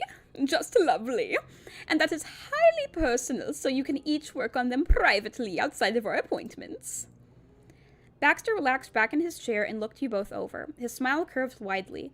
It was a look that made Cove nervous. You could feel him begin to fidget uncomfortably at your side. Let's talk a little more about traditions and wedding norms. We're all friends here, so I'll be frank. If one of you sincerely asks not to get splattered with cake, or for or for whatever else, and the other does exactly the opposite simply because they think it's funny, I will personally see to it that your marriage ends. He's scary. If you can't treat your partner and their boundaries with respect on your own wedding day, you don't deserve them as your spouse. Dude, chill out. Calm down. Now, I sincerely doubt that's going to be a problem with you two, but it's an occupational hazard. With that said, do you have any requests pertaining to either the ceremony or the reception? We can arrange for anything special that you do want included. Well, I definitely don't want anything to happen with the cake. It should just be for eating. I'd like to do a proper cake cutting with Cove without all the mess. I want to smash some cake. Cove, you can smear it on me too. It'd be fun to smash some cake in Cove's face, but I wouldn't want to get any on myself. Cove should, but I wouldn't want to smash cake on him. Yeah, the cake smashing thing. Why does Baxter think he can decide if you'll get married or not? Because he's scary! I don't want either of us to get messy. So we'll just do the cake cutting, but we won't do anything messy. No mess. Yeah, we can do that. Hi, Sans, welcome. Baxter acting like he owns the place. He sure is. You are correct, Goofy Goober 420. Cove crossed his arms with a prudent nod. The longer he chewed on that idea, the more his lips tugged into a bent smile. And that means we can focus on what's important. Eating cake. Exactly. Which Allie is looking forward to doing because she asked about it. Very well. Baxter clapped his hands together, pleased with the direction of the conversation. There's another important detail done. We should discuss who you'd like to officiate the ceremony next. I can arrange for a standard justice of the peace to be there, but if there's a pastor, minister, rabbi, judge, or anyone else that you have in mind, please send me their contact information. What, do we know anyone specific? Preferably right away. I can work things out with them so we're all set for the ceremony. Unsure of what to say, Cove glanced over at you. He scratched his cheek contemplatively. You've sent Papyrus on an undercover mission. Mission to do what? I don't mind having a justice of the peace officiating. There is a religious figure I have in mind that we could ask. I do have a certified figure in mind that we could ask. What? I can't think of anyone. I don't know anyone. I don't know anyone. Me neither. He shrugged, glancing over at you to make sure. A simple justice of the peace was all you needed. Wonderful. I'll get that in motion right away. Now, have either of you considered how you want to arrive to the ceremony? Will one come in first and then the other come down the aisle, or perhaps you both want to enter together? A mission to retrieve information. I'd love to see Cove come down the aisle. I have my heart set on walking down the aisle. Cove, would you want to walk together? Oh, what are you thinking, Cove? You remain silent. I want to walk down the aisle. Just like I did at the start of this stream. Sheepish, you squirmed in your seat. Cove's mouth wobbled as his whole demeanor brightened. Ooh, show up in a carriage. That sounds very nice. I like that idea a lot. His eyes shone with a fondness that made your pulse quicken. I'll do it then. Oh my gosh, he's all blushy. You can't see it because the chat's in the way, though.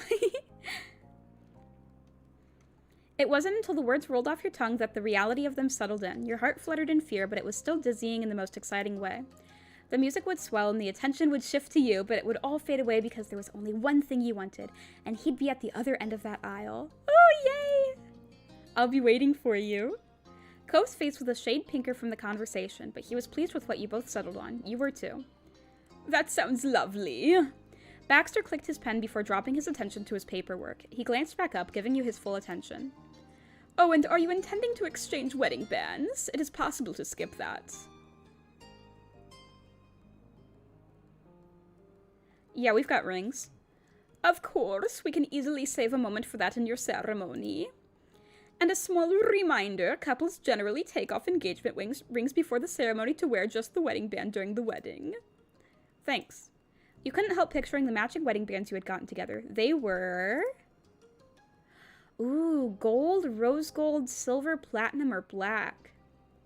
Rose gold is pretty. I really like rose gold, because it's like pink. I like pink. So, rose gold. And... a round band, a jeweled band, a V-shaped band, a V-shaped band with jewels. A jeweled band. I like jewels.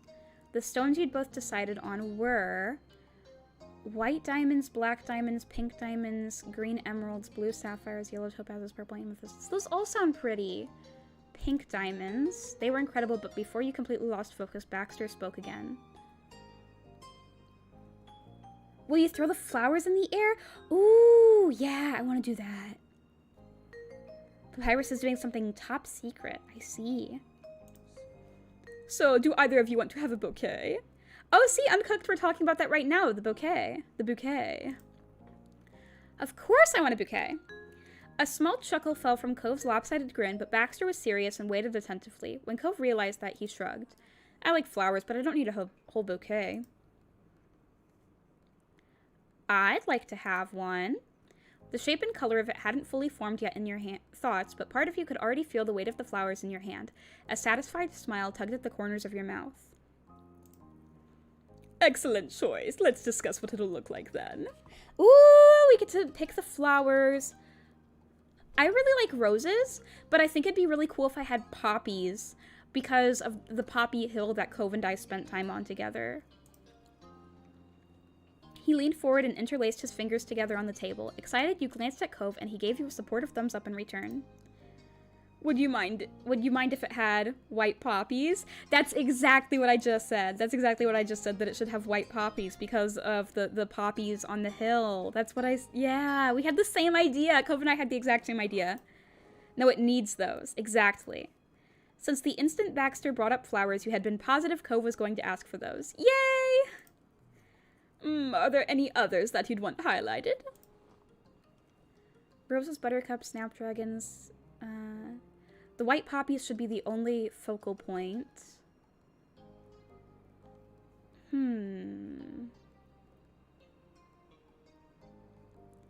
Yeah, it would be nice if the white poppies, like, really, you know, popped out. I can type in my own answer, though. Type in a flower name with plural usage.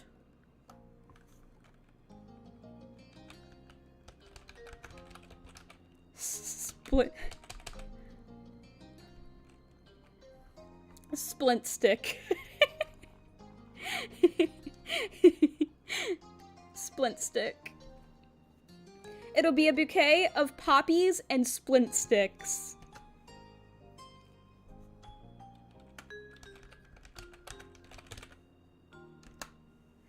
White poppies and splint stick. That's quite a combo, just like the two of you. It really is. He's a white poppy and I'm a splint stick. With that decided, Baxter picked his pen up again and took note of your specifications. He steadily nodded as he wrote. He doesn't think that's weird? Splint sticks? Well, since you're having that, this means that you have the option of a bouquet toss during the reception. See, this is exactly what Uncooked was talking about. But I guess in this case, I'm going to be throwing splint sticks, aren't I? Poppies and splint sticks. Huh, that kind of sounds fun. What do you think, Sam? Of course! Definitely, we've got to do it. Cove's grin curled up excitedly. Oh, you like orchids?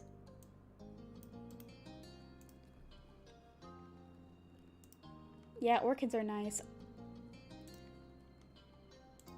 I'd say that my favorite flowers are roses. My friend Kai really likes sunflowers.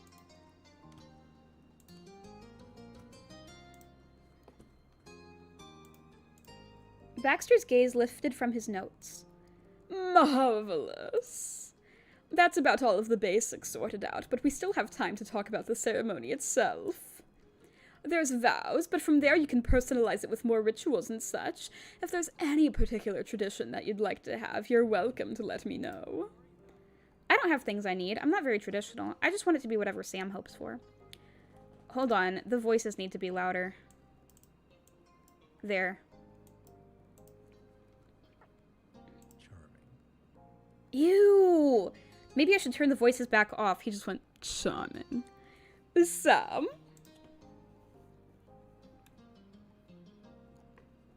jump the broom? I'd like a sand pouring ritual. Could we have a hand fasting ritual? I want to do a breaking of the glass. I'd like a blanket ceremony. I want to have a floral garland exchange. Oh, can there be confetti tossing when we leave? The only one of those I know about is the confetti tossing. What in the world are these other ones? What are these other ones? I'm looking these up. Jump the broom. I guess we're gonna learn a lot of things here. It's a custom where a couple jumps over a broom. What? You jump over a broom? Why?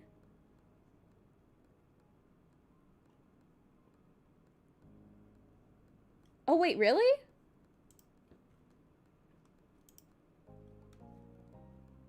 Hold on, guys, I'm doing some research.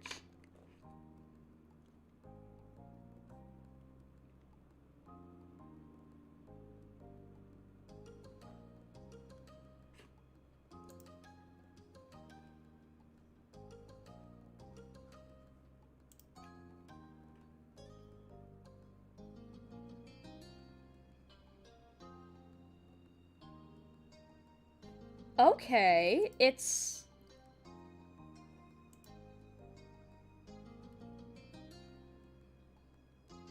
Okay, I've never heard of this before, and apparently it's because it's done at black weddings.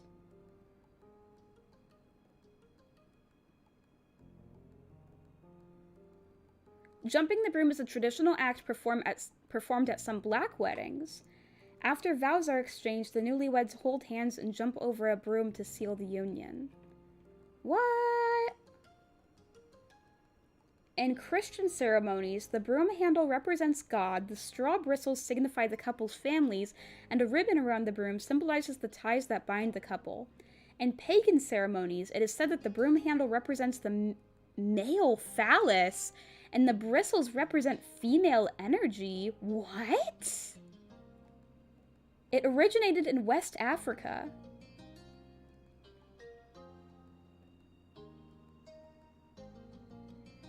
Brooms were waved over the couple's head to ward off evil. A broom was then placed on the ground and the couple would jump over it. A good-natured joke was whoever jumped the broom the highest was designated the household decision-maker. What?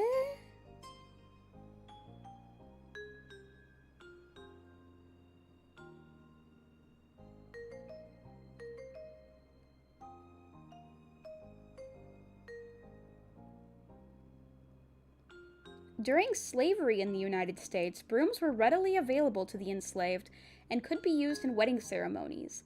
Enslaved people would jump over the broom to marry since they could not legally wed. Really? Seriously? That was the idea? They couldn't legally get married, so they jumped over a broom to signify... Seriously? That's a thing? Other people argue that slave owners would force them to get married in that manner.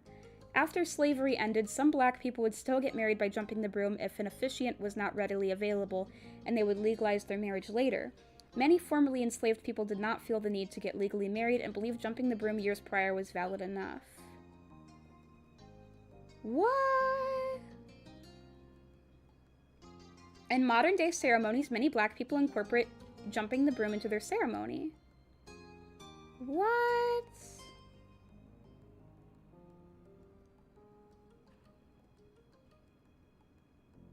However, there are various reasons why a black couple may decide not to jump the broom. Some people believe that it is archaic and do not like its ties to slavery. Others may simply not want it to be a part of their ceremony. It is a personal choice. When African Americans incorporate jumping the broom, it is to pay homage to their culture and legacy. It is a tradition of the ancestors of African Americans, and they want to keep it going because jumping the broom is a major part of their heritage. They also decide to jump the broom to bless the marriage. What? That's fascinating.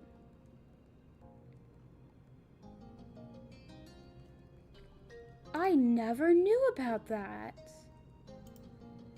What?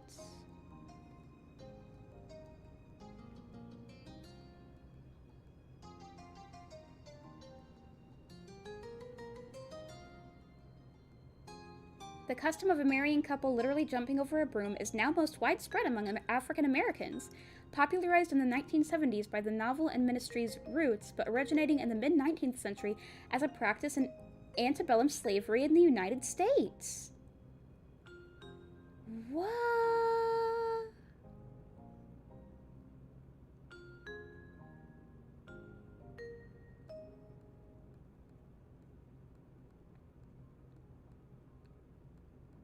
There have been occasional speculations to the effect that the custom may have origins in West Africa, but there is no direct evidence for this.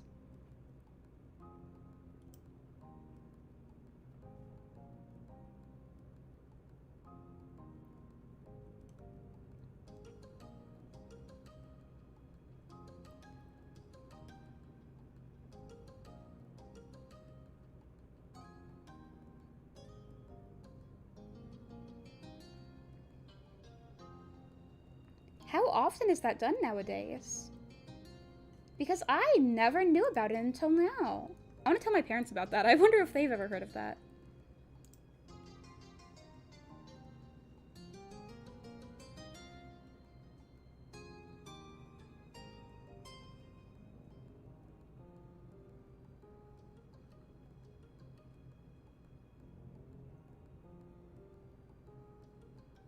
The broomstick wedding conveyed how African descendants shared the profound joy of romantic love in the midst of incessant violation and trauma.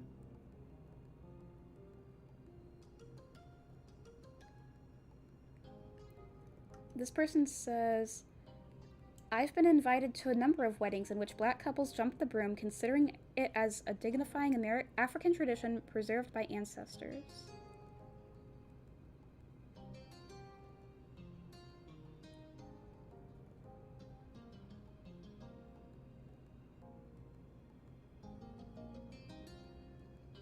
Wow.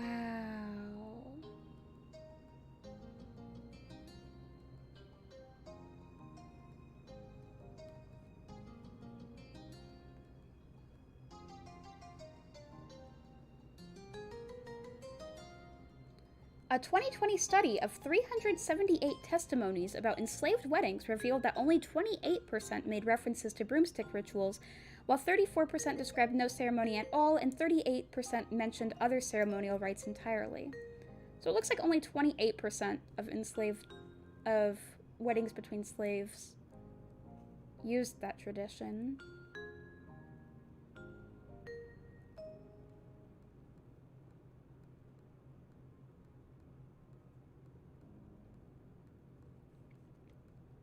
The broomstick may have served to remind enslaved couples that their marriages were perpetually vulnerable to dissolution at the whims of their owners.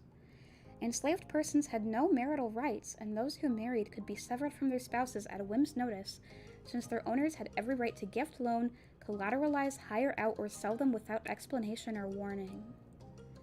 More than 30% of enslaved persons' first marriages were dissolved, for example, due to the operations of the domestic slave trade after the Revolutionary War. Some enslaved couples even adapted their wedding vows to accommodate their precarious condition, vowing to remain married until death or distance would part them. That's so sad. That is very sad.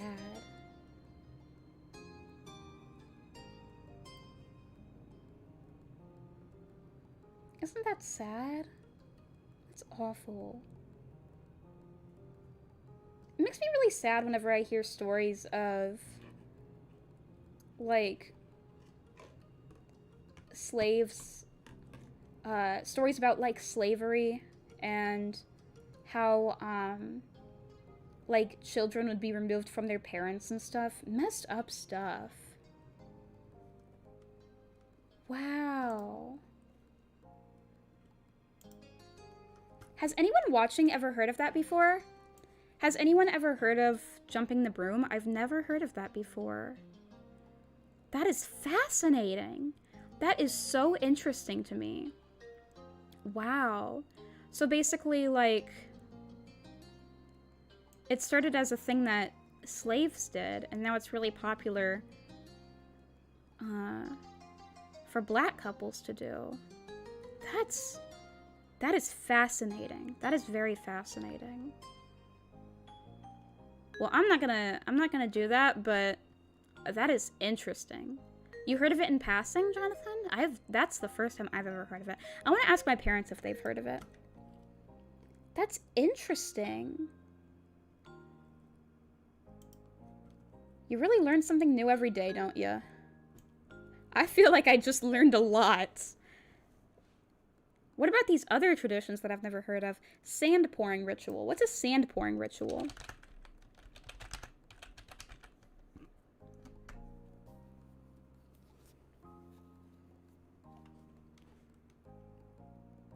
The Unity Sand Ceremony is a tradition in which a couple pours sand from separate vessels into a united central one. It represents two people coming together in marriage. Oh, that's pretty cute. That's pretty cute. You're like two things of sand coming together. That's cute. Where did that originate?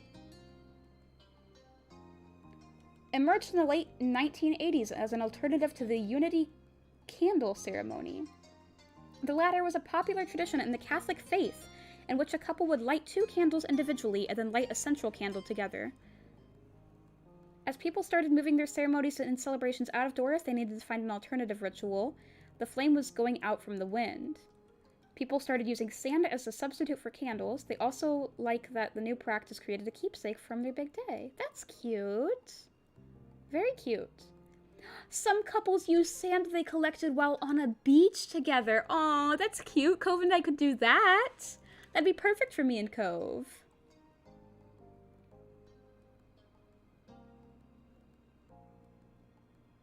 The action of pouring their individual container into a larger vessel, making something new, and a permanent transformation is something that children of all ages understand. That's cute. The origins of the Unity Sand Ceremony are in Christian and Catholic ceremonies.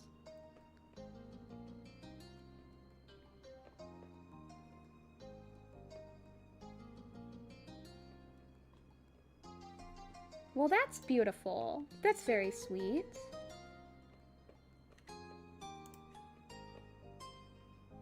It's like you're coming together as one. Your sand is coming together.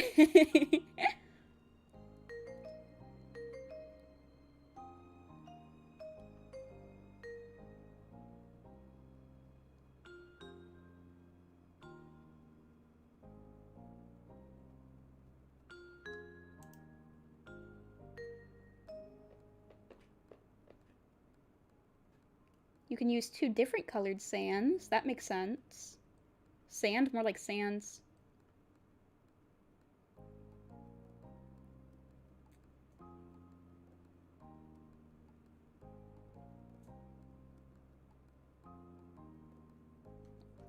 That's a very cute idea. That's neat. I've never heard of that one before either.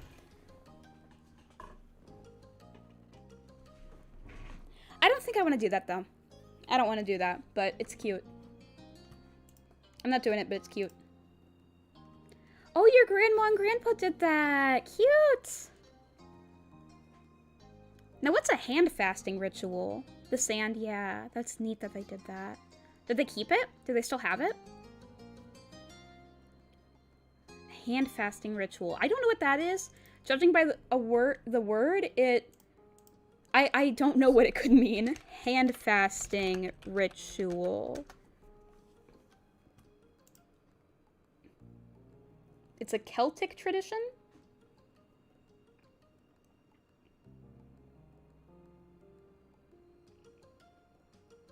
Oh, your hands are tied together to symbolize the binding of two lives. You tie your hands together?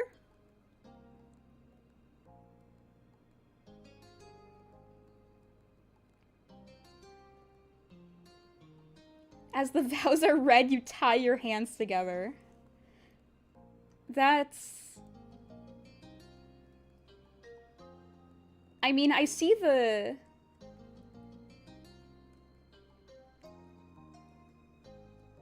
I see why, like, the I see what that symbolizes, but no, I don't want to do that one either. That one's a little weird. Breaking of the glass. I can tell just by what I can tell that means breaking glass, but oh, it's a Jewish thing. It's a Jewish thing. Symbolizes the destruction of the Jewish temple in Jerusalem?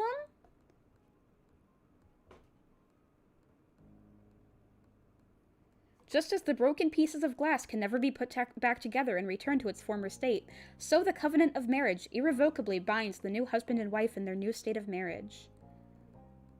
What?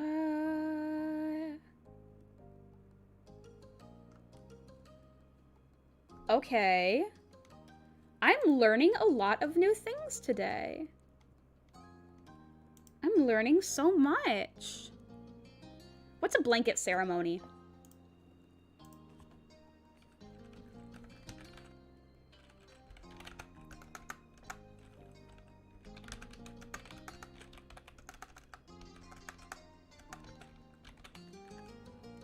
Blanket ceremony.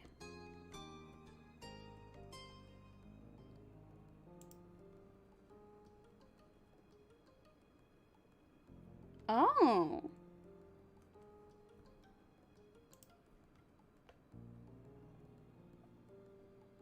Blanket ceremony, wedding.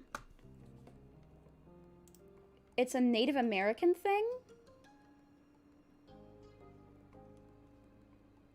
This is done at Native American weddings. Oh, Cherokee weddings, specifically Cherokee. The mothers of the couple will bring blue blankets and drape them over their children's shoulders. The blue blanket symbolizes the sorrow of their lives prior to their union and marriage. Okay, that's pretty cute. Later in the ceremony, either the officiant or close relatives of the couple will step forward carrying a white blanket. They will remove the blue blankets and then drape the large white blanket over the shoulders of the couple, symbolizing a covering over of their weaknesses and sorrows. Now the couple can enter their new life of marriage joined with peace and fulfillment. Well, that's interesting. Okay. That's another interesting one. These are all interesting. What's a floral garland exchange? It sounds cool. I like flowers.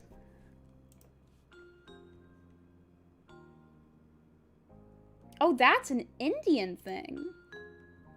That's from India.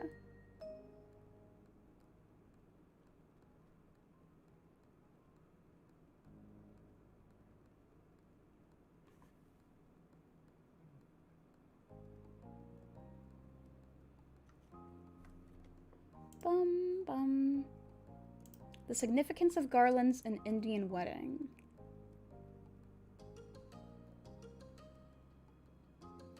So they put flower garlands on each other?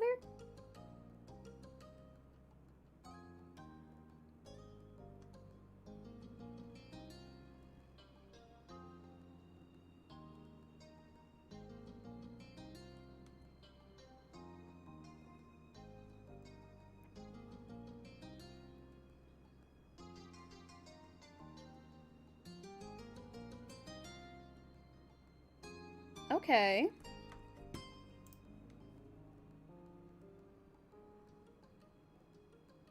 I see. Wow. I didn't know about any of those.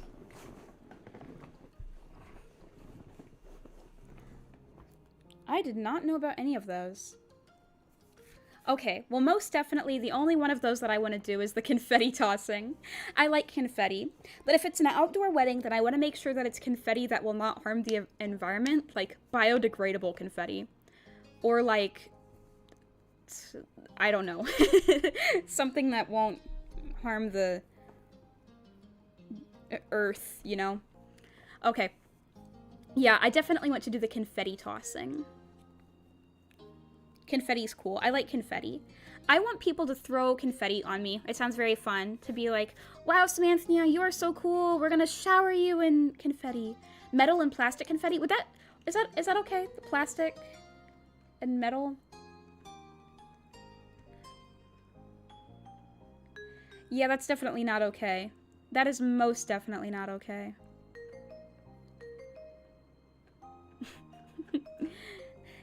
Hit people with it. Do some people use rice? I'm pretty sure that some people use rice. Well, whatever. I really like confetti tossing, so. Like, woo! It's pretty. Confetti's pretty. You guys think confetti's pretty? I think confetti's pretty. He tapped his pen on the table twice. I know the perfect place to get some. It's biodegradable! That's what I just said! That is what I just said. Hey, Baxter's on the same page as me. I like him a little more now. Yeah, the rice thing works too. That's awesome. Yes, thank you. Anything else? Oh, I can choose to do other ones too. Yeah, no, I'm not. I'm not doing any of the other ones. Content with your wishes, Cove nodded agreeingly. Very well, so that's the ceremony. Now, any reception venue you choose will be large enough to have room for casual dancing throughout the evening. But I need to know if we should schedule for any particular kinds of dance. Oh, I don't know. Such as a first dance between only you and Cove at the start, for example. Yes, yeah. I want me and Cove to dance together. I definitely want that. Both of you turned to each other curiously. A deep red blush crept across his cheeks, and when he felt overwhelmed, Cove's gaze dropped to the floor. Come on, Cove, we can do it. I want to do it, Cove. Let's do it. Well, only if you're good with it. I would want to have a first dance. Hell yeah, let's go! First dance. Yes. Cove perked up at your answer. Despite still being nervous, he gave an eager shimmy in his seat. You beamed, overjoyed with the idea of your first dance together as a married couple. Hell yeah. It would also be nice if we had dances with our own parents. That sounds fun. It would be sweet if we had songs where we danced with each other's parents. I want to plan a money... What's a money dance? What is a money dance?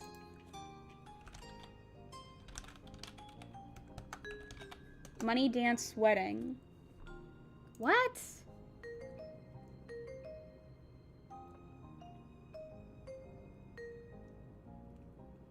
The money dance is a cultural tradition at many wedding receptions where guests offer the newlyweds money to dance with them, or they shower the couple with money. The custom is to help establish the couple in their new life together or to show how much they are loved and appreciated.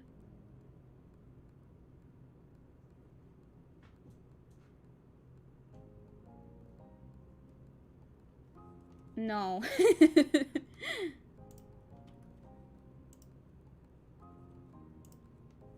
No, I'm not doing that one. We should have a dance with our parents and a money dance too. We should plan a dance with each other's parents and have a money dance too. You were looking forward to that moment with Cove.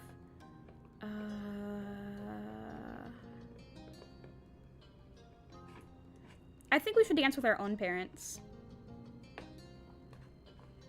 I think that sounds fun. Like, I think that if I were to get married in real life, my dad would really like it if I did a dance with him. I think that would be really fun to do in real life.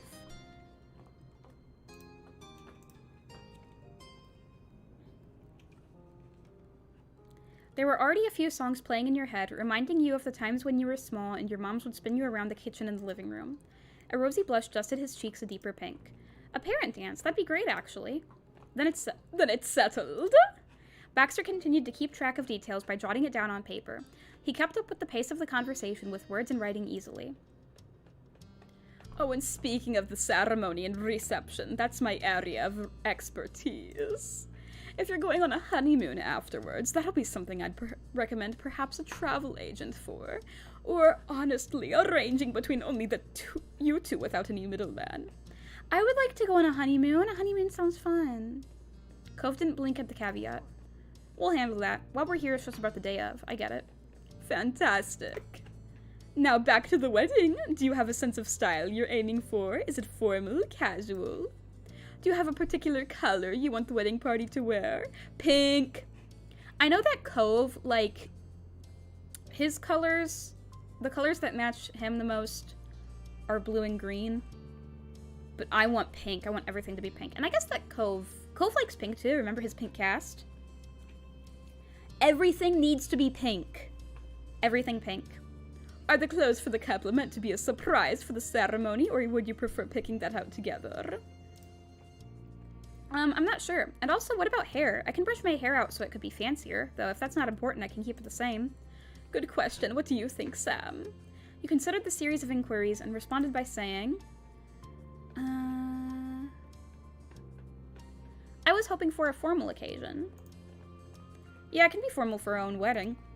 And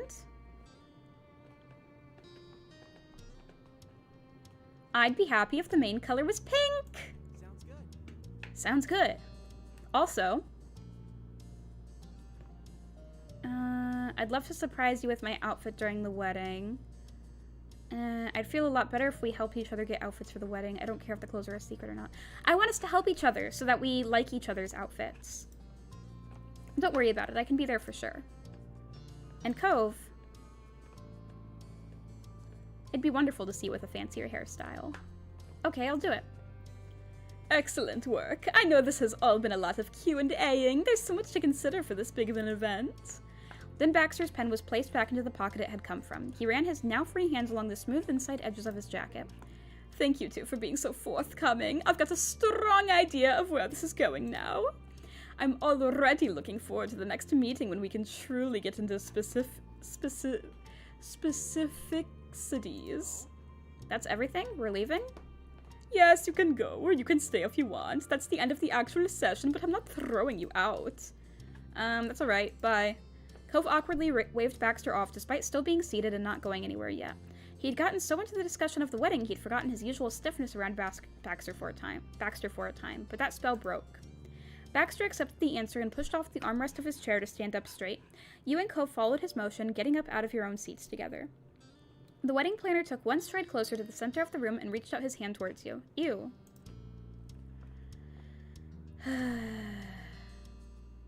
I can hug him? Why would I hug him? That's weird. Fine, I'll shake his hand. I've got gloves on, so it's okay. He grinned while giving your hand one satisfying shake. It's great that you're Baxter. Sans, are you still here? Did you see that one? Bye. Have a good day. I'm expecting special treatment since we're such great friends, you joked. Don't work too hard. You waved goodbye. Bye. Goodbye for today, Sam. I'm glad to have seen you. Then he offered the same gesture to Cove. Your partner accepted it casually, giving Baxter's hand a solid shake. Take care, Baxter. Thanks. Thanks, and same to you. You've got a wedding to be ready for. Don't forget to look out for yourself and your fiancé. I'll remember. The two men released the other's hand, settling the agreement to take this chance and put a new foot forward in their relationship. With that, the two of you found your way out of the office building. The pop and subsequent click from the opening and closing of car doors played out in sync between you and Cove. As he buckled in for the ride back, Cove commented on the experience. The sentence was hesitant and had an upward bend that made it sound like a question. So, that went well? I really liked answering all those questions and making all those decisions about the wedding. I really like that I get to, choose all this stuff. Choose everything about how the wedding will go. Before you could respond to the not exactly a question statement, Cove continued on with a new actual question. I mean, we got Baxter Ward as our planner somehow, but he seems good at what he does, right? He put his hands over the wheel and peeked at you through the reflection in the overhead mirror. Right, Baxter will do wonderfully. I just hope he doesn't suggest a monochrome color scheme, he joked. He's absolutely the guy for the job. I don't know. As long as he's grown out of hitting on both of us, it should be fine! Yeah, exactly. You're right. Yeah, definitely. Cove had pulled out of the parking lot as he spoke. The wheels rumbled easily down the new developed city streets of the area.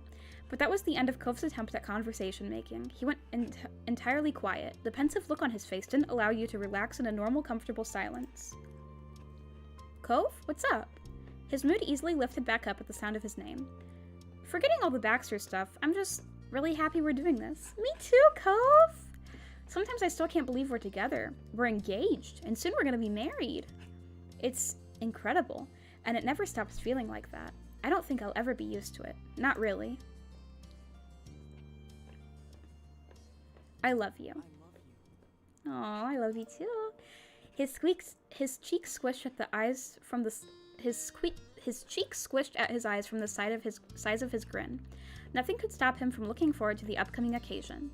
Finally, the lack of words felt right between the two of you. You took the chance to let the day sink in as best you could. After all the years you'd known Cove, you were now going to have a wedding with him. The scenery slipped by faster than your eyes could keep up with as you got further and further into your own thoughts. Then suddenly, the day had ended and you were drifting off to sleep in Cove's arms. Wow, Liam's arms. It was early afternoon when you stepped outside, breathing in the good weather. The gentle breeze warmed your skin while you waited for Cove. He wasn't far behind, but there was still a serene moment to watch the puffy white clouds move across the sky. You were grateful for that because the second you both hopped into Cove's car, your brain was filled to the brim with wedding planning once again. Before you could progress any further, you needed to cross one of the most important details off the list, officially putting the wedding party together. This was the goal for today. Despite the nervous energy fluttering in your stomach, you were already anticipating the stops and phone calls planned. Peeking over at Cove, you hoped he was too. Are you doing alright, Sam? I have high hopes for today, and that's scary, but otherwise I'm okay. What about you? Cove turned away while his eyebrows pinched together. His grip on the steering wheel tightened briefly before he made himself relax the stiffness in his pose. Tense, but good. Better than good, really. I'm excited. Yeah, me too. I can't wait to see their reactions. Every time you imagined the conversations you'd have today, they all boiled down to the same feeling, joy. The people you picked were all important figures in your lives, and you just couldn't wait to see how they'd take the news. Cove nodded and added a happy hum in response. And with that, you were on the road home. Naturally, Cove navigated the car towards the old neighborhood. It was soothing, winding down the familiar paths of your childhood. You spent so many years expanding your world little by little on foot and then by car. The older you grew, the further you went, but there was always a place back there for you. Cove parked along the upper end of the street. Side by side, you headed out, aiming for his dad's condo. Your first visit for the day. Cove wanted to ask his father to be his best man, and you'd be there for him. Oh, this is going to be such a cute emotional moment. His dad's going to be so happy. Cove's newly outstretched hand was halfway to the doorknob when he paused uncharacteristically. Actually, I'm gonna knock. What? Why now all of a sudden? Because this is serious business, and he'll be so happy to see us that he won't see the real surprise coming. Wow, I think he'll love that. The warmth intensified in Cove's expression. His hand changed direction and he gave the door 2 firm knocks. It didn't take Mr. Holden long to answer the door. His initial shock quickly melted into a cheery grin. Hey, come in, come in. His attention bounced back and forth between you and Cove as he moved aside to let you stroll on in. Hey, Dad, how are you? I'm great, sport. Cool, well, Cove stalled, bashfully staring down at his feet and rubbing the back of his neck. You knew just how important this was to him. He took a deep breath and didn't wilt under his dad's growing concern. So, Sam and I were talking about the wedding, and I realized that I needed to ask you about something. I'm all ears, son. Whatever you need, I'm your guy. Study for exams or watch funny gamer e-girl get married. I think I know which is more important. Cove swallowed nervously and nodded. Then the corners of his mouth started to perk up. Purple, what are you yelling about? Purple, why are you screaming? Purple, what's wrong? Purple, come here. It's okay, Purple. It's okay, Purple. I'm here. You want to come up here? You can sit on my lap. You just can't get in my way, okay? Is that okay? But you can sit on my lap. I was wondering if you might be alright being my best man and the wedding party. Yeah, Purple's a good kitty. He's here. Oh, and now he's getting in my way, which is what I told him not to do. And he's got his fur all over the microphone, so there's a kitty pressed up against the microphone, so if you hear something that sounds like kitty cat fur, then that's the kitty cat. Purple owns the stream. He does. He really does. Mr. Holden slammed a hand to his chest, clutching his heart. Yeah, that was what I expected him to do. You waited for any kind of sign of life. A part of you wasn't even sure if he was breathing until he finally gasped a lungful of air. Cove, you don't have to do that. It's so cute how much their relationship has progressed. He's Cat Boss. Yeah, Cat Boss baby. Cove's brows bent up, but his delicate smile grew wider. Nobody's forcing me. This is what I want. Dad, you've always supported me. Through the good and the bad, for my whole life you've taken care of me. I'm moving my mic so that it's further away from Purple and closer to me. His expression was earnest as he stepped forward. Your chest swelled with pride, listening to Cove's honest plea. Why would I want somebody else to be my best man? Completely touched, Mr. Holden grabbed his son by the shoulders and then wrapped him in a hug. Cove embraced him just as tightly and rested a cheek on his dad. There's nothing in this world that would stop me from being there for my boy. Thanks, Dad. Oh, it's so cute! So cute! I'm so happy for them. I'm so proud. Sniffling, Cove's voice came out slowly, softly, and laden with emotion. With teary eyes, Mr. Holden invitingly reached an arm out to you. You joined them. That simple invitation instantly had your vision clouded with tears. The Holdens felt like family to you, and right now it really settled in how much all of you were now without a question family. Inching forward, you let yourself be pulled into their loving embrace. You clung onto them both. Finally, Mr. Holden pulled back, letting his shaking form settle again. Well, I'm sure you're both busy, so I won't keep you. Mr. Holden crossed his arms. Despite the misty eyes, he beamed, taking in the sight of you and Cove. But I really appreciate you both coming by, and I'm around if either of you ever need anything. Thanks. And yeah, we need to invite the rest of the wedding party before we see the wedding planner later. You were our very first stop today. Mr. Holden managed to brighten even more after hearing that. Cove shyly nodded and rubbed his arm. Very good. You're being so responsible. I won't hold you up on your way. Thanks. Again. I guess we're on to the next stop? You glanced over at Cove. He nodded surely, and you felt a calming surge of confidence. Have fun spreading the good news. We will. Bye, Dad. See you soon. The sun was warm on your skin as you left Mr. Holden's house. Stretching your arms overhead, you pivoted to Cove, feeling refreshed. Ready? Yep, let's go.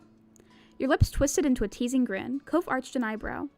You think we'll need to hike back to the car for this perilous trek? Across the street? It's a dangerous journey, I'm told. Cove snorted and shook his head. The effort he was exerting not to laugh made you snicker. You couldn't have been more pleased with your life. Stepping up to the condo, you rang the doorbell and waited. The longer you stood there, the stranger you felt. Because this still felt like your own door. The expression on your face pinched together oddly, but it was short-lived as your ma swung the door open and validated your thoughts. Hello! Oh, sweeties, welcome home. She eagerly ushered you both inside towards the living room. Ma then went over to the hall and cupped a hand to the side of her mouth to be heard in the other room. Pam, come see our guests! Mom curiously peeked out the bedroom door. When she realized who it was, she beamed and gave you a little wave. Hey, kiddos! Hi. Hi, I missed you both. Your mom's expression softened. Mom joined you all in the living room, standing alongside Ma. What can we do for you today? We've been working on some wedding preparations, and we were hoping to include you in that. I wonder what that could mean. Ma raised an amused eyebrow and then turned to Mom.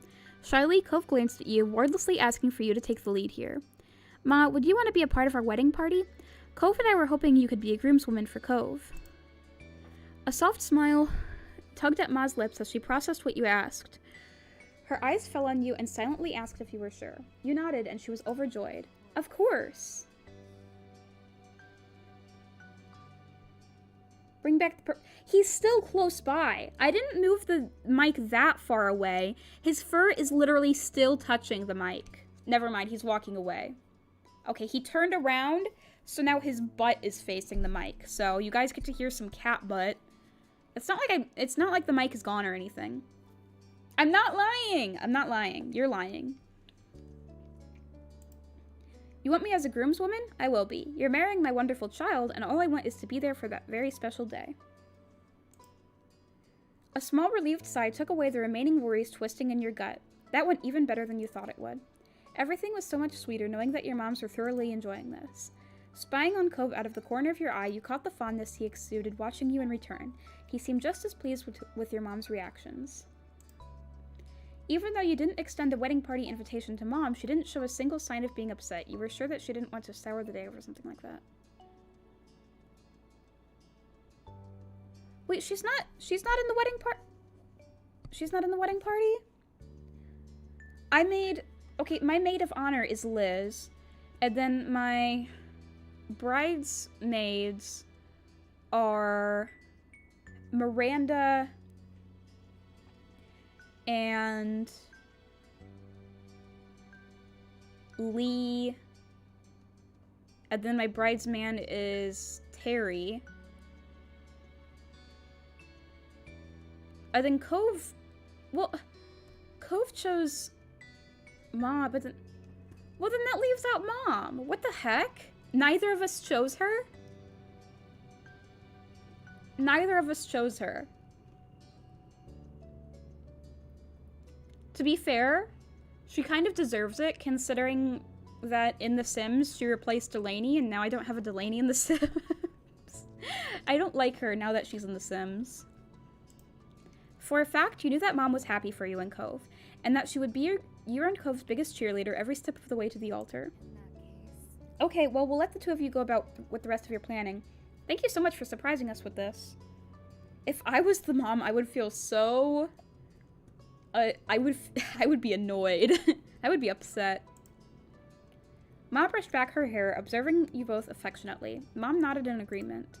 You've got a lot to do, but I'm sure you'll be able to hack it. Hack it? Raising an eyebrow, you put your hands on your hips. Cove grinned, already amused with where your train of thought was going. We're gonna knock it out of the park with flying colors. We're gonna put together the best wedding anyone has ever seen. You know what, Sam? I believe you. You're always amazing. Thanks. We'll be back around soon, I'm sure. Yeah, we appreciate it so much. The tips of Cove's ears were red, but he did his best to be unruffled under your mom's stares. He nodded with a warm smile. Bye. Goodbye. See you around. After that, your moms walked you to the door. You and Cove stepped out into the neighborhood, ready to tackle the next task on your to-do list. With one last glance around the neighborhood, you silently said goodbye. There was so much more to do today, and that would require hitting the road again. Humming to yourself, you watched Cove bring the car towards the city. Your next visit would be a meetup with Terry and Miranda in their neck of the woods. You couldn't wait. Where do they live? They don't live in Sunset Bird, do they? You did tell them in advance that the wedding planning was bringing you and Cove out that way, so your friends were expecting you today. But as far as you knew, they didn't have any idea what you were preparing to ask. Pulling into the parking lot along the street, Cove was in high spirits. He eagerly hopped out of the car, and you caught up to him with light steps. You weren't that far away from the car when you heard familiar, friendly shouts nearby. You spotted Terry and Miranda running along the brick path to meet you and Cove halfway. Hey, buddies. Hey, buddies. Ah, it's so good to see you. Randy, Terry! You darted over in their direction. Chuckling, it was Cove's turn to hurry back to your side. He gave your friends a wide wave when he caught up. I missed you too. Hey, thanks for coming down. Sam and I have something to talk to you about, and it's really nice to be able to do it in person. Neither of them dared to interrupt, but Terry and Miranda did share a silent look. They both seemed eager to know the details. Crooking an eyebrow, Cove asked silently if you wanted to take the lead. You nodded, and he gestured with his hand for you to go ahead. Terry, I was wondering if you'd be a bridesman for me in the wedding. Finally. Yes, I made the cut. Thrilled, he threw a satisfied fist in the air. Terry's grin stretched ear to ear.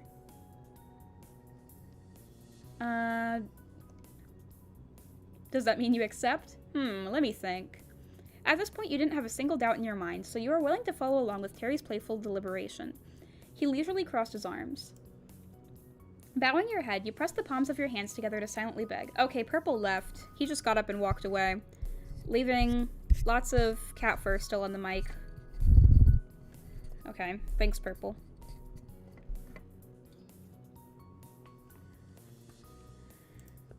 Alright then, I do accept. Oh, I did not mean to... I did not mean to click back like that. I'm a bridesman and you can't take it back. It's set in stone. We could take it back. No! Cove snickered, leaning towards you. And Miranda, will you be a bridesmaid in my wedding party? Yes, I accept. Thank you so much. That would be wonderful, Sam. Terry cheered again, pulling Miranda in for a one-armed side hug. You matched their excitement. Go Team Sam. Yeah, Team Sam forever. Hey, my party is just as good.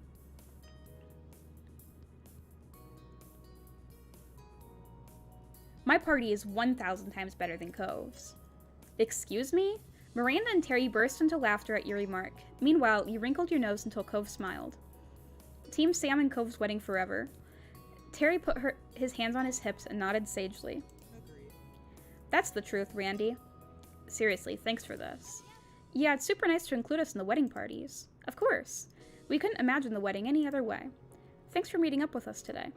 It's nothing, but you'll probably have to get going now, huh? Yeah, we have a meeting with the wedding planner pretty soon. The Backs man. With a curt shake of the head, Cove rolled his eyes, completely unamused. Miranda's brow furrowed. Wait, I thought you were joking when you mentioned that. Is he really planning your wedding? He is. Wow. Oh, wow. I remember when we were all here watching free-range fireworks, and now you two are getting married and Baxter's the one planning it. Preposterous. It's definitely something, but that's what we're doing and we're gonna go do it now. Cove awkwardly rubbed his arm. Understanding, Terry gave a thumbs up. Safe travels. Bye, have fun. Next time you see us, we'll have more wedding planning, so be ready. Bye. Terry and Miranda remained on the walkway while you and Cove returned to the car. When you were alone again, you spoke up. That was good. Yeah. He wasn't facing you, but you could still admire the happy curve of his lips. It was nice to visit with your friends for a little while, and it was even better to have another thing set for the big day. With a determined stare, Cove pulled his phone out and plugged Baxter's office into the GPS map. Once it was all set, he put the car in drive, and you were both on your way once more. Don't we still have to ask, I thought that we still had to ask Liz to be the maid of honor, and Lee to be one of the bridesmaids. Well, Cove drove. That's funny. You pulled your phone out and scrolled through your contacts list. Oh, okay. We're gonna call them. That's what we're doing. The rest of this task would have to be done long distance, so you turned the speaker up and made the call. Dialing up your big sister, you set the phone to speaker. You were already expecting the inevitable jokes she'd have up her non-sleeves. Hello, Sam. What do you need to inform me of? Hi to you too, Liz. Oh, hi, Cove. This is gonna be good. Liz's intrigued tone became teasing, realizing she was on speaker. I guess you can't even pretend to have a normal conversation first. No. You're planning a wedding. You have to have something in the works by now. I remember how before I started the stream, I was talking to Faye, and we were talking about, like, what my wedding party would be in real life, and, so I was talking to Faye, and I said that my maid of honor would be Delaney, obviously. Obviously, my maid of honor would be Delaney. And my bridesmaids would be, Faye, Candy, and Kai. That's what I said. And Faye was all like, why am I not the maid of honor? And I was like, because Delaney is the most important person. She's the best person in the world. I love her very much. Delaney is more important than anyone. But obviously I would want Faye and Candy and Kai to be my bridesmaids. And then Faye's reaction, Faye just went like, well, I guess I should be happy I'm in the wedding party at all. Hey Sam, I have a joke for you. I would love to hear the joke. What is it? You're planning a wedding. You have to have something in the works by now.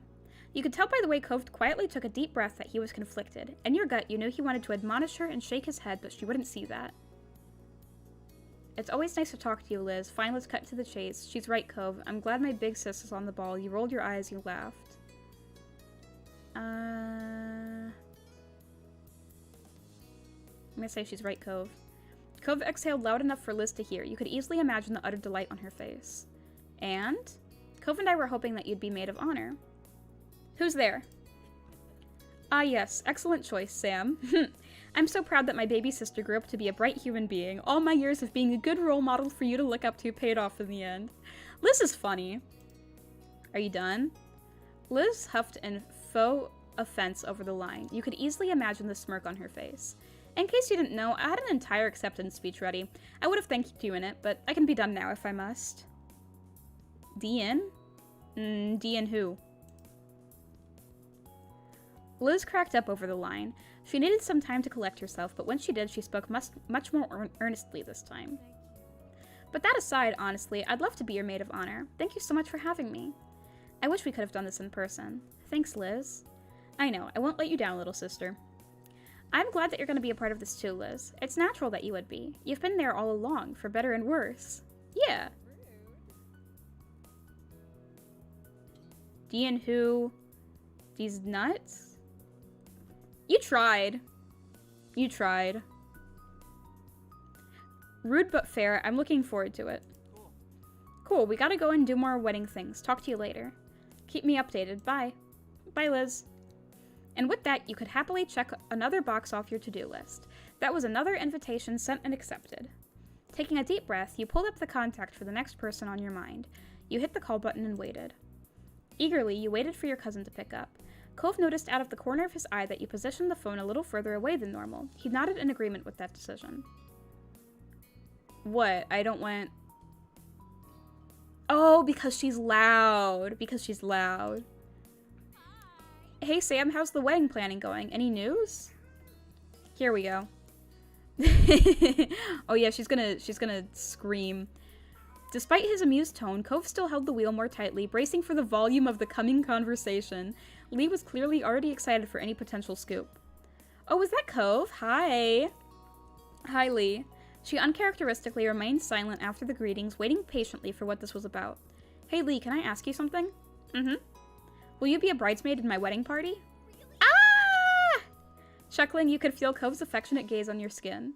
It was easy for you both to imagine the way Lee must have been vibrating with wedding energy as she let her enthusiasm spill out loudly over the phone. Lee's cheering was exactly what you wanted to hear. Eventually, she called an end to her mini celebration when she was forced to pause to take a deep breath. You leaned over and spoke out of the side of your mouth towards Cove. That was definitely a yes. Sounded like one to me, too. Totally yes. I'm in. You know I am. Yes. I'm still just stunned about everything. My cousin is getting married. This is going to be so amazing. You gotta tell a Papyrus a bedtime story? Okay. Thank you, Lee. We appreciate the support. That's what family's for. I'm always just a phone call away. Thanks, Lee. We have some more wedding-related things to do, so we'll pick this up later. Works for me. Good luck with the planning, and I expect a detailed report face-to-face soon. Of course. Bye, Lee. Bye, Sam.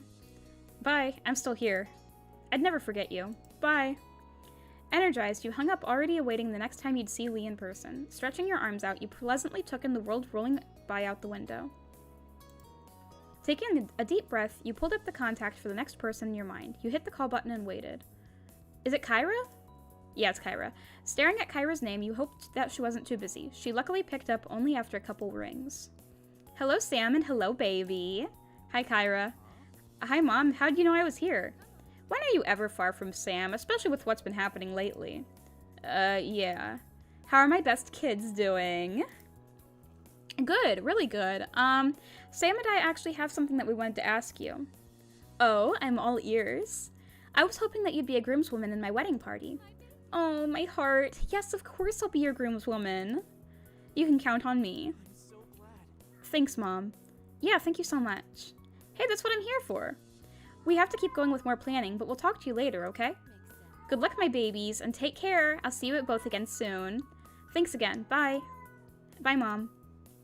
Cove was elated when you ended the call. One more successful invitation was checked off the to-do list. Taking a deep breath, you pulled up the contact for the next person on your mind. You hit the call button and waited. I can't even remember who else is there. Is it Derek? I think it's Derek.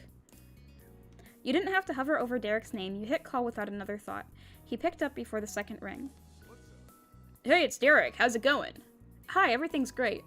Hey, Cove's there too. Talking to Derek always raised his spirits. You chuckled watching Cove's grin widen. Hey, too, and Cove's right. Things are good.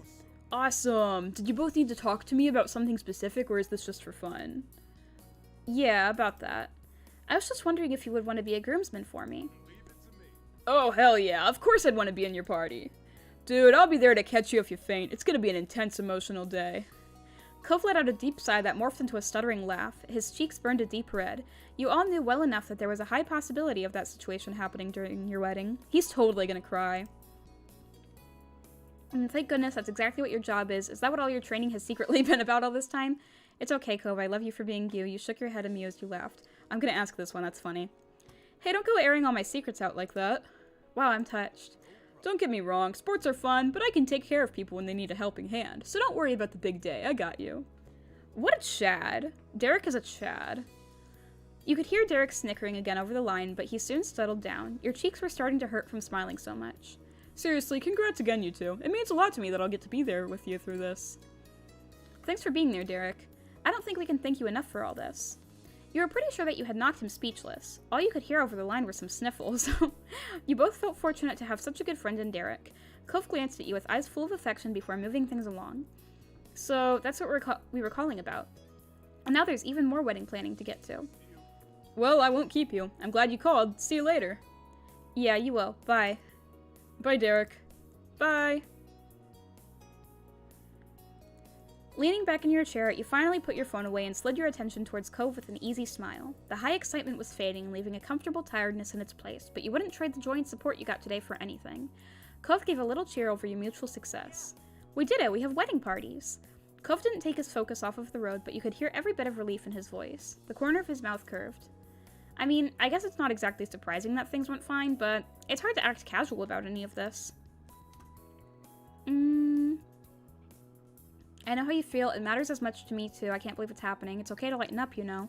Well, you wouldn't be Cove if you weren't panicking just a little. You put a reassuring hand on his shoulder. I know how you feel. It means the world to me, too. Okay, let's hurry to Baxter's office. There's a whole rest of a wedding to plan for. Right.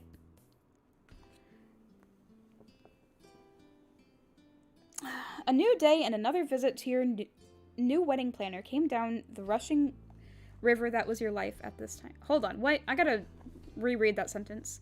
A new day and another visit to your new wedding planner came down the rushing river that was your life at this time.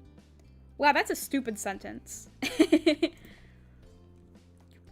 You, Cove, and Baxter were each settled into the same spots at the appointment prior, but there wasn't any of that initial shock. Instead, things started off with a simple greeting. Hey, we have a wedding party now. Everyone we wanted accepted. Oh, you work faster than I do. Wonderful. I'll check it off and we can move fully forward. I hope you're excited. I couldn't be more. You gave a firm nod. I could take it or leave it, you teased. Yes, all you did was shrug. You bet your butt. I couldn't be more. Cove stutteringly giggled over the conversation. Me too.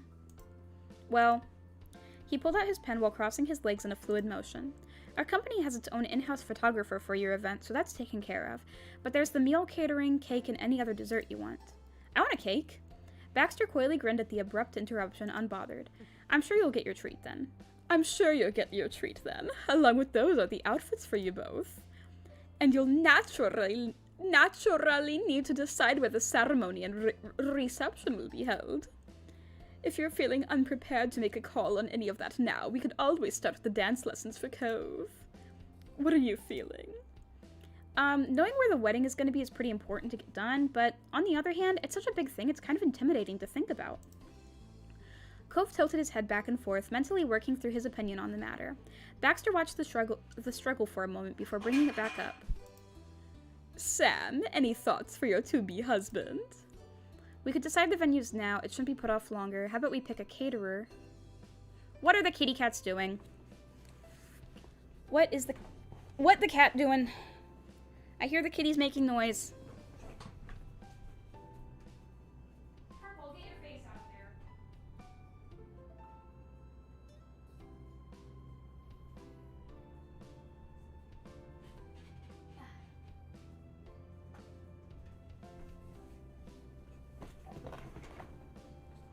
Purple was being a naughty kitty. Purple was being naughty. He was licking a bowl that he shouldn't have been. It was not a kitty cat bowl. Not for kitty cats. Purple, get your face out of there. He's being a naughty kitty. Hello, the real life, actual, not fake, genuine Amelia Watson from Hololive English. Venues, caterer, cake, clothing, shopping, dance lessons. Okay, the thing that I want to do most, which I guess will be the first thing since it's what I want to do most, the thing that I'm most looking forward to is the clothing shopping, because I want a pretty wedding dress. So, that's what I want to do most. So I'm going to choose that one. Yeah. Wonderful. He clapped his hands together at the thought. I can imagine you'll both look incredible. So, I recall that you both were planning on getting your outfits together. Is it a couples only time, or are there plans to bring anyone else along? Oh, I think we should bring other people. I think that, Liz should be there. I want Liz to be there. I want my dad to come. Aww, yeah. It sounds like something a best man should do, right? Yeah. I mean, I know my mom would want to come too, but she doesn't live close, so, you know. Cove shrugged weakly. Baxter nodded with a faint quirk of humor in his expression. It'll be nice for Mom to see it on our actual wedding day, though. Of course. You felt for Cove, familiar with the issue yourself. You could think of a few geographically unavailable people it would have been nice to bring with you as well. Teleporters would make life so much easier. Maybe you could send your mom pictures. That'll be a fun surprise for her. You nodded. Send her pictures. Cove considered it, tilting his head in thought. He wasn't completely against the idea, but didn't fully commit either. I'm not very good at that. At taking pictures? I can take pictures. That is true. Even though it would have been nice for Cove to share the experience with his mom, you were sure that no matter what Cove wore, Kyra would still be just as excited to see him on the big day. Do you mind my dad coming along? I was hoping it could be something special between just you and I. It'd be great to have him there. Yeah, it'd be great to have him there. A small smile crept on Cove's face. Thanks. I'll give Dad the heads up, so he'll be ready. That's great. Can I tell my moms that they can come too? It'll be father bonding time. I'm sure we'll all have a good time. I should bring my moms. I would, in real life, I would definitely want my mom to help me choose a wedding dress. Definitely. He scratched the back of his head, unintentionally messing up his own hair. I don't know anything about wedding clothes. It might be good to have more people to talk to about it. With that decided, Baxter rubbed his hands together in satisfaction. Perfect. But before you run off on that next outing, it would be best to choose where you're going. Do you have a preference in which stores you'd like to visit? There are 2 excellent local shops that should be able to set you both up with whatever you need. One is primarily a dress boutique, but it also has romper and skirt options. The accessory selection is also divine. There is also a shop that focuses on suits, pantsuits, skirt suits. They have it. They also have all of the relevant additions that you'd be likely to want. What are skirt suits? Oh, like with pencil skirts? Obviously I want a dress. Obviously I want a wedding dress. I guess. I'm gonna wear a suit, so I guess I'll need to go to the suit shop. And you, Sam? I want to get my outfit at the boutique. Sounds good. That's good with me. Which one do you want to go to first? Mine! I want to get that wedding dress as soon as possible. I love wedding dresses. I'm the most important one here. I'm the bride. It felt like an auspicious place to start. You looked forward to seeing the yards of fabric of stunning options. Dress shop it is. Lovely. You make this so easy for me. Baxter sounded pleased as he reached over for his notebook on the nearby desk. He clicked his pen and jotted something down. I'll leave the rest up to you, and I'll see you both during our next session. Good luck. His smile was curled but bright. He waved you both off. Thanks. Cove's voice was nervous as he started to shuffle out. You got up, following him. You waved goodbye. Time passed from your meeting with your planner, and soon both you and Cove were out for the big shopping trip. The time came for the big shopping extravaganza. You and Cove piled into his old car and drove off, ready for what was to come. There was a pit stop at the old neighborhood to pick up all the parents. Luckily, it was on the way. Mom ended up squished in the middle of Ma and Mr. Holden in the back seat. Despite the lack of room, they all were happily chattering about the possibilities. I'm sure the kids will find something perfect. I don't know. Do they sell tuxes that can also double as swimsuits or at least waterproof? That's a good question. Do you think that'd be on the label? Cove sighed loudly, but you could tell that he was enjoying his dad's off-the-wall ideas. You could tell your mom was having too much fun encouraging him. We could always search for something that's not dry clean only. That's a step in the right direction. Oh, there's the shop there. Up ahead was a very proper, fancy building. You could tell it was going to be really nice. Whoo! Pog! Pog! Look at that. This is what I'm talking about. This is what I am talking about. Let's go. Look at those dresses. Look at these dresses. This is... Heck yes. This is what I am looking for. Beautiful, beautiful wedding dresses. Wouldn't it be fun to just go into a place that sells wedding dresses just to look at them, you know? This is where the money burns. Yeah. My God, wedding dresses are expensive. How expensive exactly are they?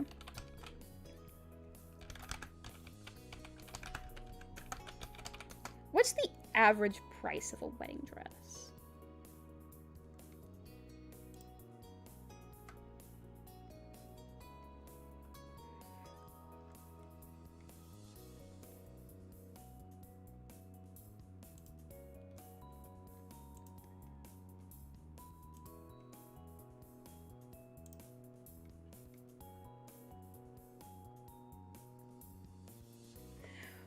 $1,000, $700, $1,400, 700, 900, 700, 700, 1,400, 100.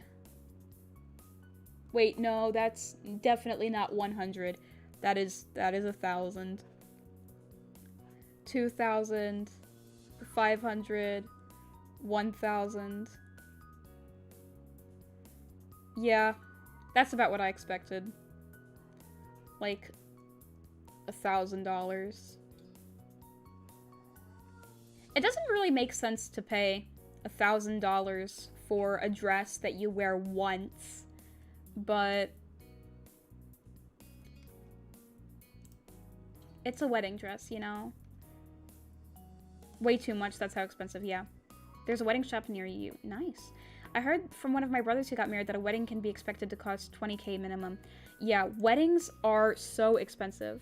Hello there, pleasure to be in this streamy night. I hope I didn't give anyone a fright. I see, who is that beautiful maiden that stood upon me in the chat? It appeases that we haven't... Okay, hello, Tuxedo Mask. But yeah, wedding dresses are really expensive, and weddings are really expensive. It's crazy. But, like, it's special, you know? It's magical. Like, I would love to have a fancy, beautiful, crazy, puffy wedding dress.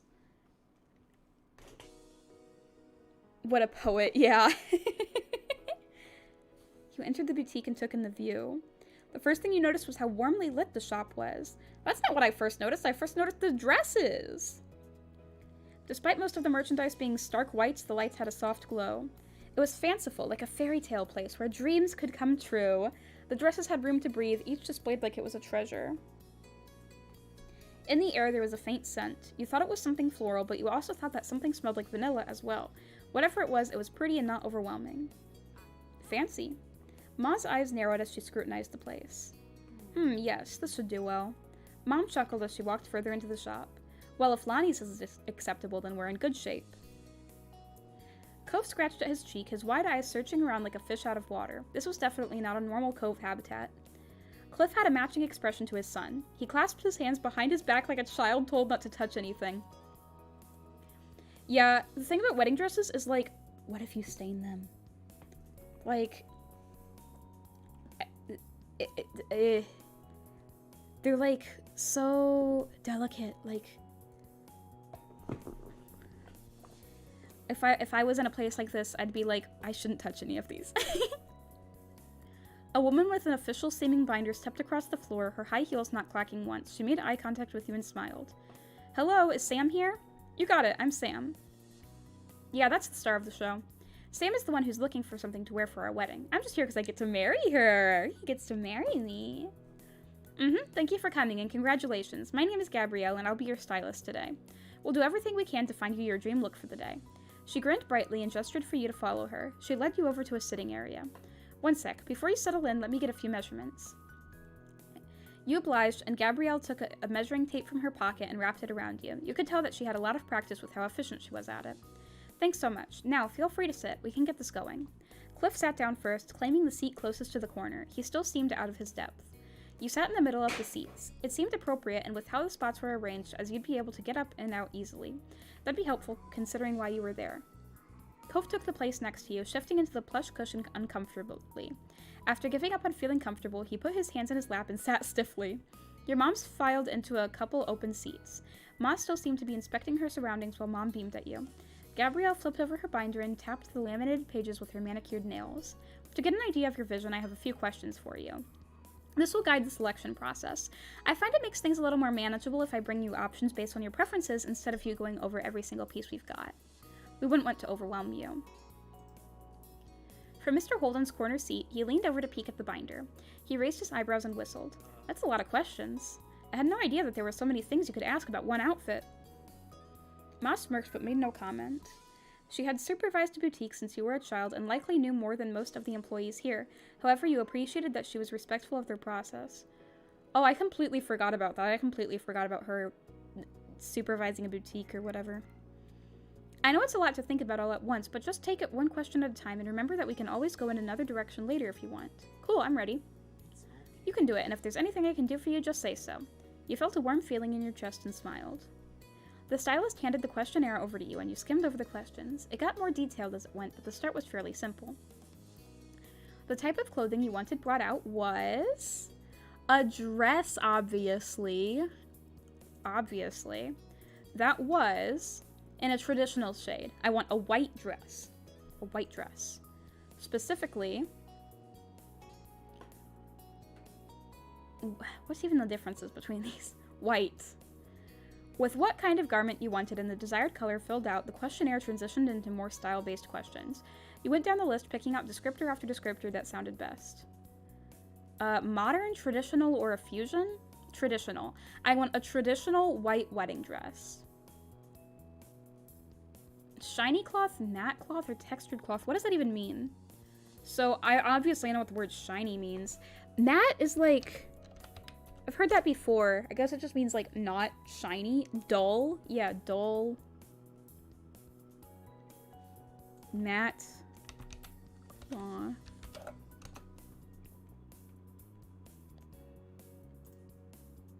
Yeah, so not shiny. Matte just means not shiny, I guess. Yeah, so I'm gonna go with matte then. I'm gonna say matte. Matte black is the best color in the world for everything. So just black that isn't shiny.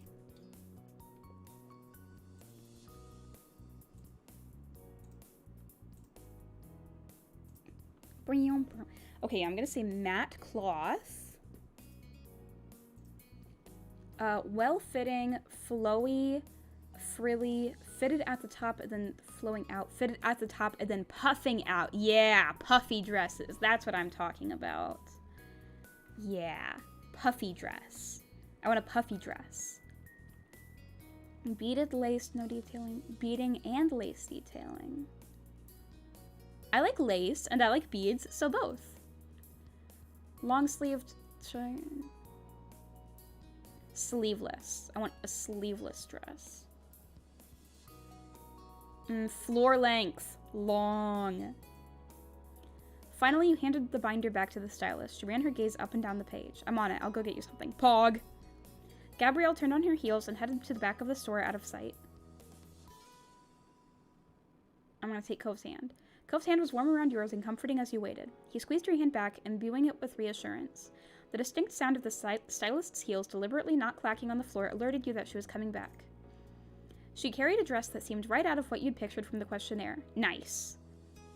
It was the right color, right fabric, the style you indicated. Seeing all the elements put together in a single piece, the dress had a fanciful feel to it. Oh, that's stunning. Ooh, he likes it. Beautiful. I love it. That's a quintessential wedding dress. It's gorgeous and very Pam.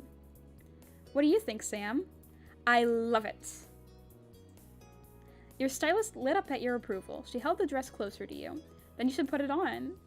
You stole a glance at Cove. He swung his legs in the chair. Unlike before, when you could tell that he just wasn't comfortable in a new fancy place, this seemed like anticipation. He wanted to see you in the dress. The stylist walked you to the changing room, a generously sized space with a full mirror closed off by a heavy curtain. She hung the dress on a metal hook. Now, before I give you some privacy, would you like me to grab any accessories to complete the look? I want a veil and a tiara. Oh, a train. Okay, yeah. A tiara. A veil. An anklet. An anklet. Well, it's a floor-length dress, so I don't even know if we'll see it, but... An anklet, that's perfect.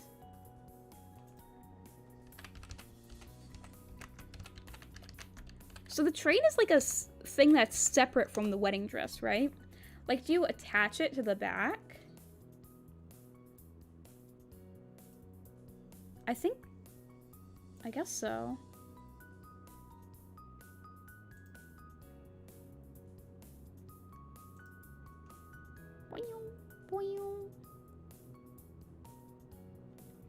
Yeah, it can be a detachable piece. Okay. Well, I do want a train. Nice. Dude, just imagine my dress. A puffy, sleeveless, white, long with a train and a veil and a tiara. I'm gonna look so pretty. I'm gonna look so pretty. You shared your ideas with the stylist. From your description, she had something in mind and left you to collect what you requested. You closed the curtain after Gabrielle was gone. You were glad that there was a space to put your clothes when you changed out of them. You slipped into the dress. It fit well for something off the rack. Gabrielle knew what she was doing with sizing. Sounds uber expensive. It probably is. Very, very, very expensive. You inspected yourself before you left the dressing room. The view from the mirror was breathtaking. You truly were about to have a wedding. Yeah, I was. I am. You slid the thick cloth partition aside and stepped back to the main floor of the shop. You paused in front of another well-lit mirror and beamed. Gabrielle walked up and accessorized you. The look was finished. In the mirror, the day you were planning for looked back at you. You and the dress you'd wear to the ceremony. It felt real. You were so excited. You felt like jumping for joy and struggled not to run around telling everyone in the shop how lucky you were to be marrying Cove. Hey, get out of here, bot.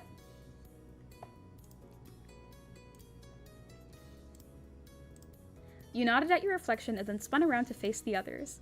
Ma hugged around Mom from the side. It's amazing, honey.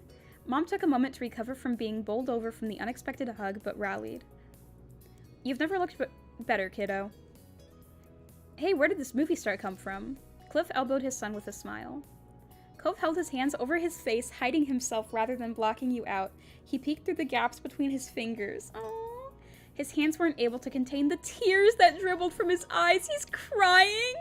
Oh, he's crying. He's so cute. Can you believe he's crying?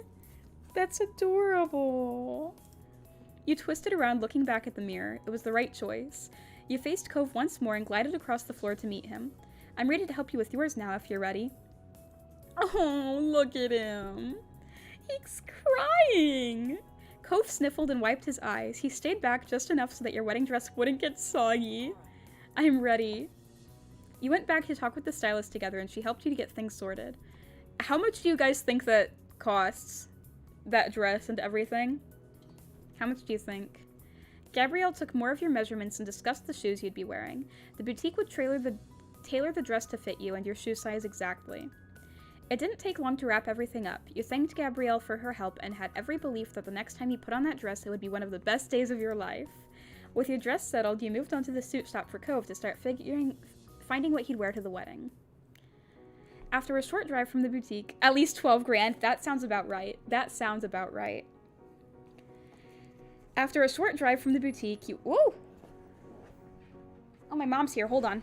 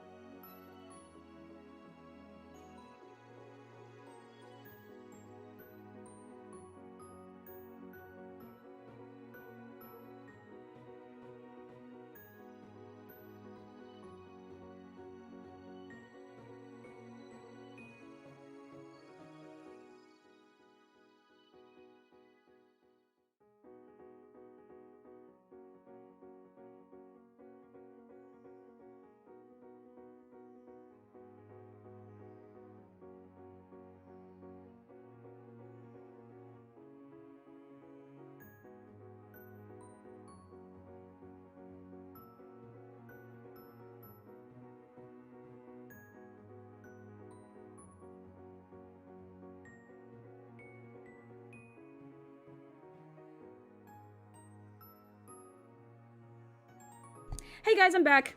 My mom came home. I told her that I'm getting married and that I picked out my wedding dress. She's disappointed that you don't get to see it in the game, but I mean, it would be cool to see it in the game, but I understand why they could not do that. Because they can't really give you a ton of choices while also letting you see the dress. It's like if you could see the dress, they'd have to like only draw I think I prefer... Okay, let me organize my thoughts. I think I prefer them doing it this way, rather than if they gave you, like, 5 different pre-made dresses to choose from. Because if it's more, you get more... It's more customized this way, even though you don't get to see it. Oh, I have a question. Yes? Is my Valentine's date on here? Oh! I don't even remember. Which one of you guys asked Mom out for it? Because I've been stood up. Oh? He didn't show up. Which one of you guys...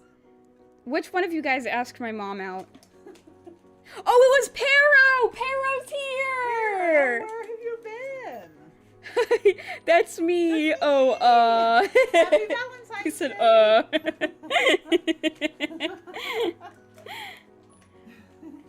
Oh, he said, that wasn't me. Oh. Okay. I couldn't remember if it was Pero or someone else. Oh, and now we're choosing Cove's wedding outfits. And that's why we're here with all the suits. Very nice. Yeah. Aw, Pero says, Happy Valentine's Day, Mom Nia, with a heart emoji and a cat emoji. Well, that is very nice. Hi, Orange. The cat. Yeah, kitty cat emoji. Aw, meow.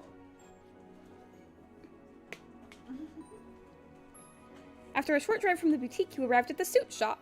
When you stepped into the store, you noted the striking differences in shades from the dress boutique. I think it'd be funny if they told you how much this wedding cost. I think it's good that in the game you don't have to worry about the cost, obviously, but I think it'd be pretty funny if they were like, and this all cost $1 bajillion. Yeah, Orange went, meow. The floors were slick and shiny. I thought that said sticky. If you ran your shoe over it just right, a squeak would echo through the space. It was unsurprisingly well lit. Yo, it's lit, fam. Showing off all the strikingly prim wares available. Each rack of clothing had its own dedicated spotlights. You shivered a little at the temperature, but it was appropriate for the heavy formal wear customers would be trying on well in the location. Cove had made his way to the center of the room and then froze. His eyes wandered all around, his head a swivel. He was clearly intimidated by not only the large amount of available options, but also the classy vibe of the shop. Hey, this costs 43k, will you do cash or credit? Mr. Holden rubbed the back of his neck as he gave the merchandise a wide berth. Now I remember why I've never owned a full suit in my entire life. This will do nicely. Ooh, that's a relief. I don't want to know what would have happened if this place wasn't up to snuff. Mom rolled her eyes at Mom's teasing and grinned. You were glad that they approved of the place. A man in a pressed gray suit and a green-spotted bow tie approached. He brought a hand up to his chest. Hello, I'm Thole. What kind of name is Thole? You're Thole Dippers. I bet this is how this guy talks. Hello, I'm Thole, and I work as an assistant here. Thole?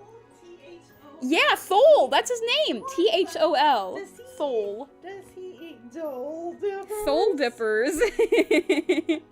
Whoa, Risu's here. Hi, Risu from HoloLive. How's your night? It's doing good because I'm getting married.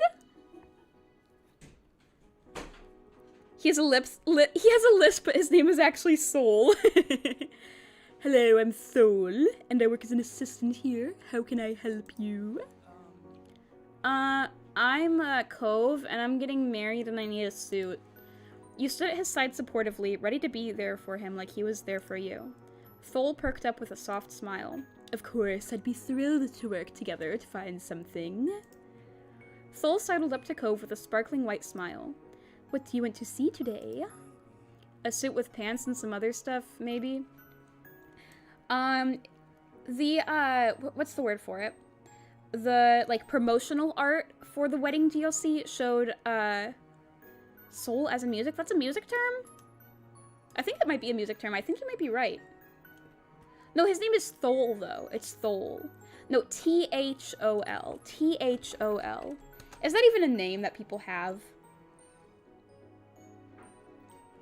T-H-O-L. In the promotional art, Cove has this, like, white suit on. I wonder if he can actually wear that in the wedding, because I like that. I like the white suit. Thol.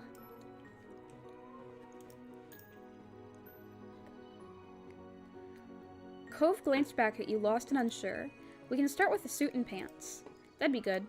The two men chatted more. Mostly it was the assistant listing off ideas and Cove waffling around with uncertain answers. Ultimately, Thol measured Cove and then brought out a few pieces of clothing that would hopefully strike the right chord. Cove had selected sleek black pantsuits with a white button-down shirt. It was properly formal, and you appreciated Cove taking the wedding so seriously. Do you think this is the right one? The shirt is good. How about red for the shirt usually? He wants a white shirt? That's fine. I don't see anything wrong with a white shirt. And black pants? That's fine. Cove happily accepted the feedback, trusting your preference. We're getting there. Cool. He rubbed his palms against the other, finally seeming more optimistic than uncomfortable. You liked his grin. Cove wandered around the room, poking into the various walls and racks. There were only a few more decisions to make. Thol followed him, asking questions and pointing out options. You chimed in if you had an idea. Between the three of you talking, decisions were made. In the end, Cove's final look would have... Well, he needs a jacket, and it should be black so that it matches his pants.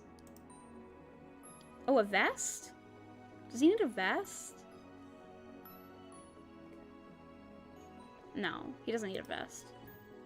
Yeah, he needs a tie.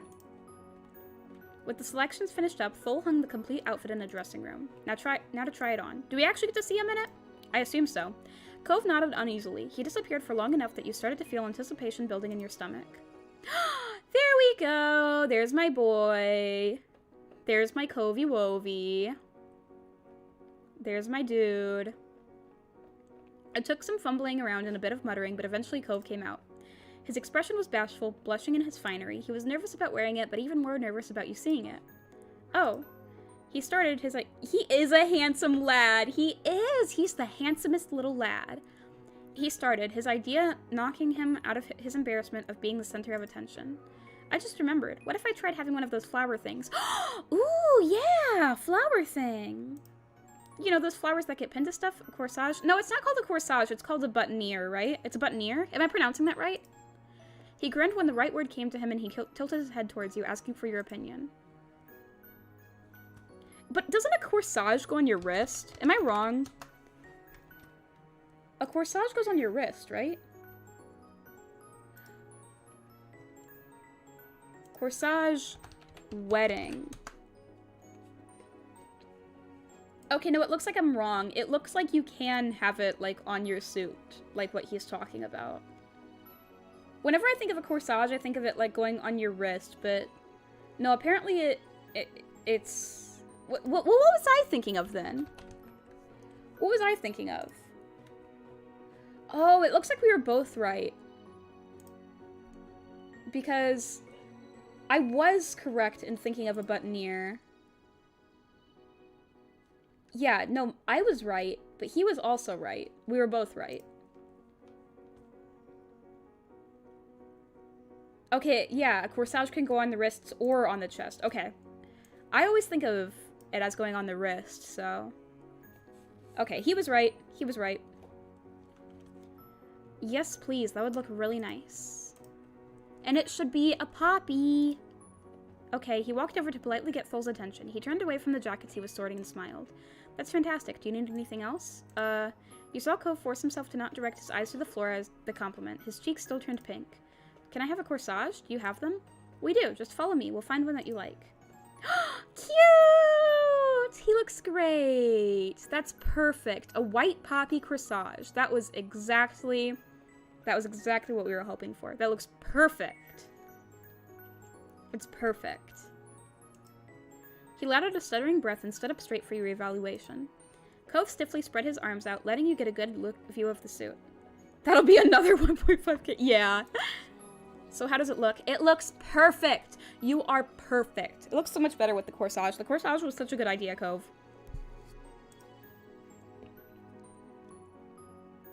Flawless perfection, unbelievable, glamorous. What's elegant, magnificent, delectable? What is that? What's that one meme with the one of a kind, never seen before?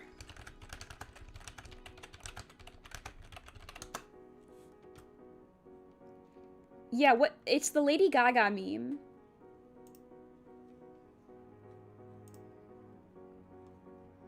The thing with Lady Gaga.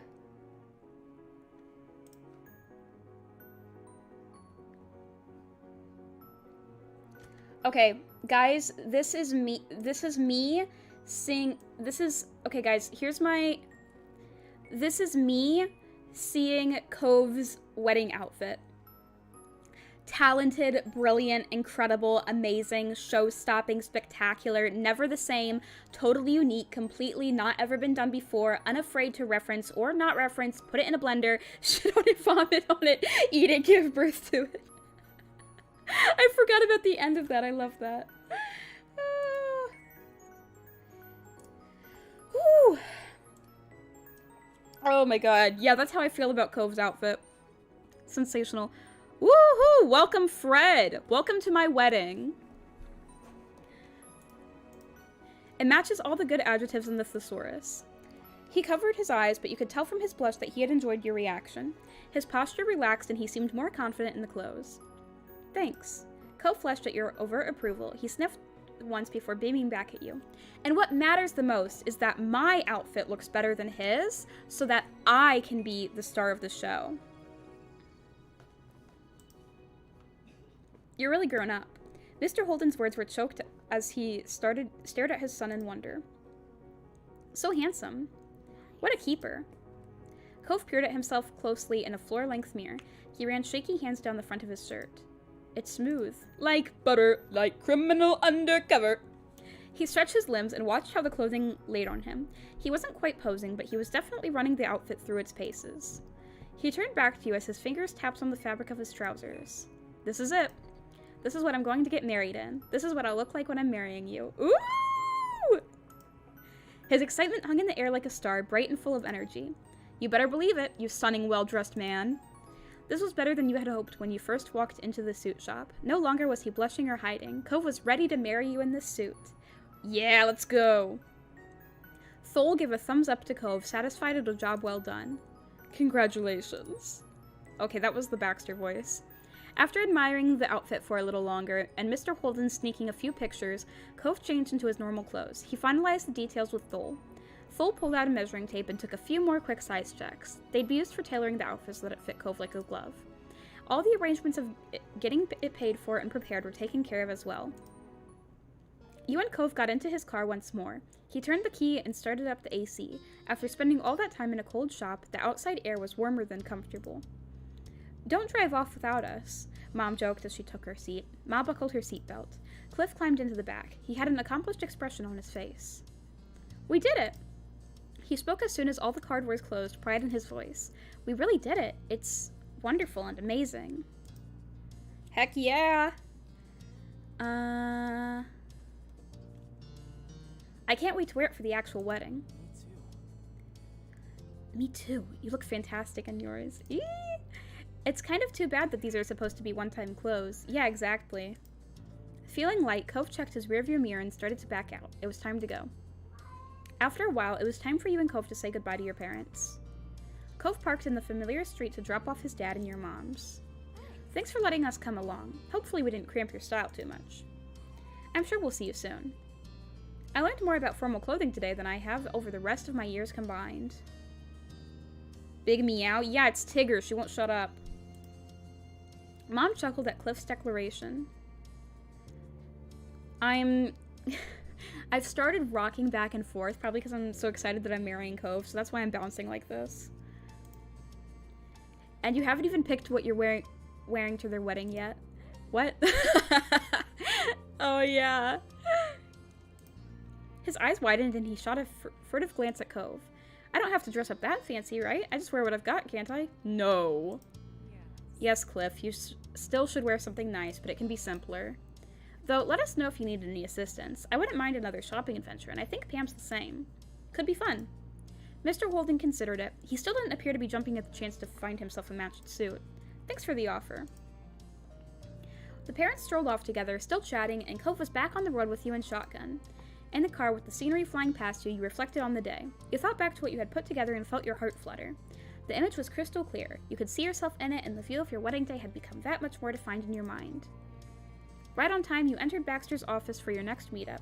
He was waiting there for you. Hello. Were you both able to find pieces you're happy with? We did. It was wonderful. Yeah. As it should be. What shall we be doing today?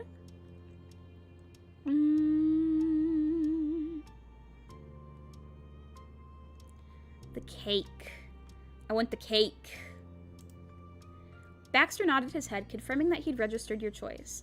Beside you, Cove's excitement had bubbled over. He was bouncing in his seat, too eager to restrain himself.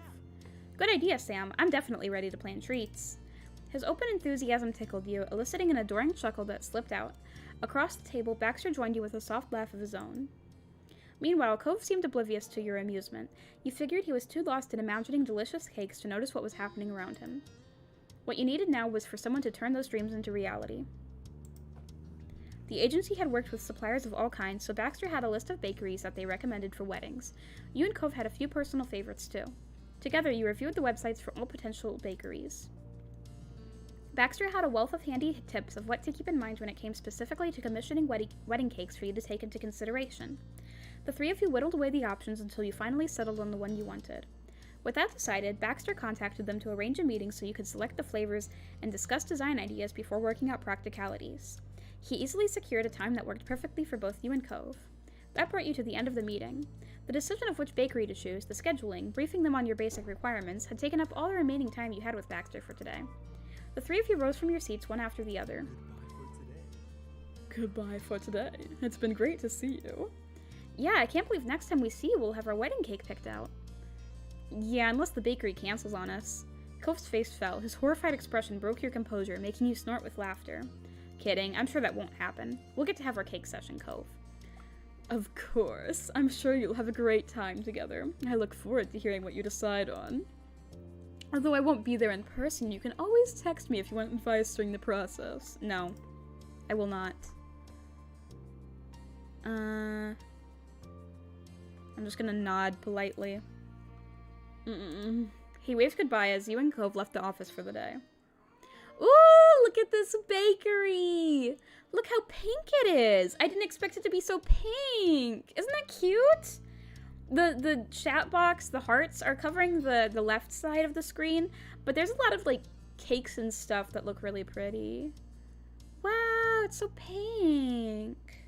I want to come here and eat everything. Welcome, Koneko. I'm choosing my wedding cake. You want to help? The light tinkling of a bell over the door announced your arrival as you and Cove stepped inside, where you were immediately welcomed by a pleasant waft of sweet scents. The bakery was a delight for the senses even before you'd taken a single bite. Decked out in a pretty shade of pink, it was impossible to miss. Yeah, I love all the pink! Cove closed his eyes and inhaled deeply. There was a soft air of cakes and pastries baking in the oven, tinged with warm spices like cinnamon and nutmeg. You can tell that they had to make a lot of new backgrounds for this DLC. There's a lot of them. The display case was full of the daily selection of mouth-watering delicacies, neatly lined up and ready to be taken away. Koneko's gonna carry this. The selection ranged from intricate specialty cakes to more rustic, homey brownies and cupcakes. Usually those kinds of treats would be everything you needed, but today was a special visit.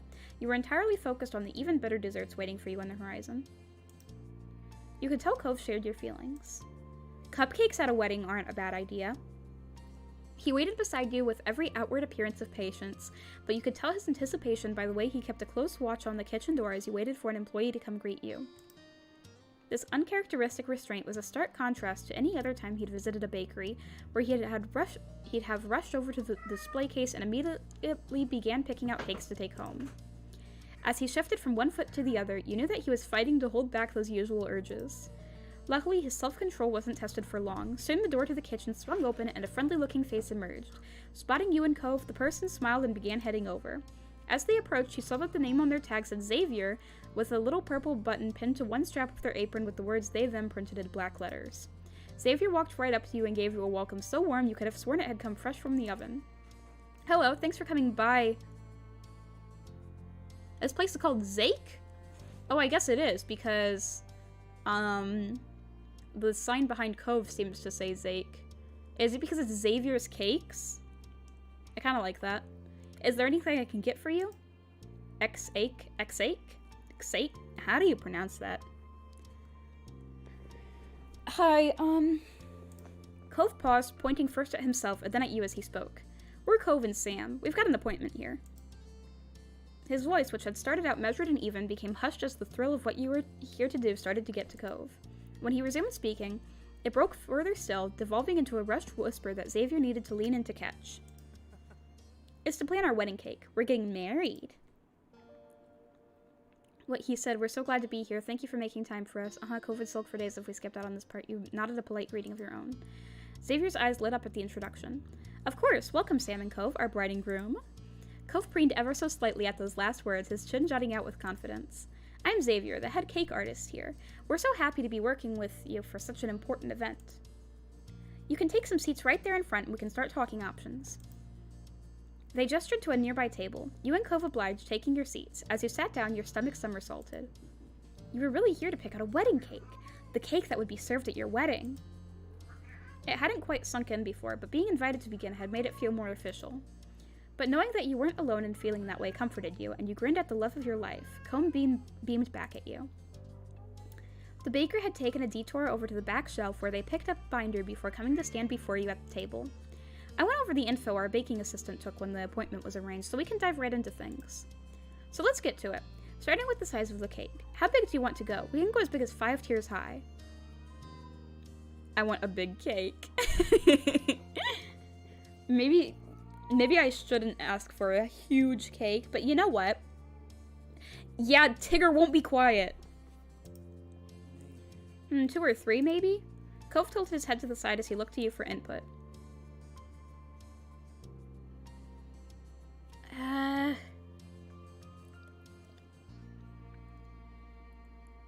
Well, I would say 5, but since Cove said 2 or 3...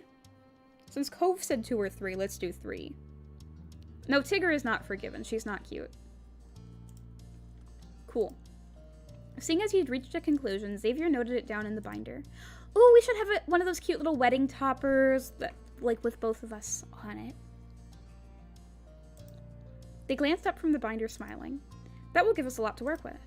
In terms of decorating, is there any kind of direction you'd want us to aim for in the overall style? Cove pursed his lips, stumped by the question. Artistic vision had never been his strong suit. Though you'd reviewed ideas for decorations and color schemes together, asking Cove to distill those visions and themes into words was doomed to failure. You took it from there and said...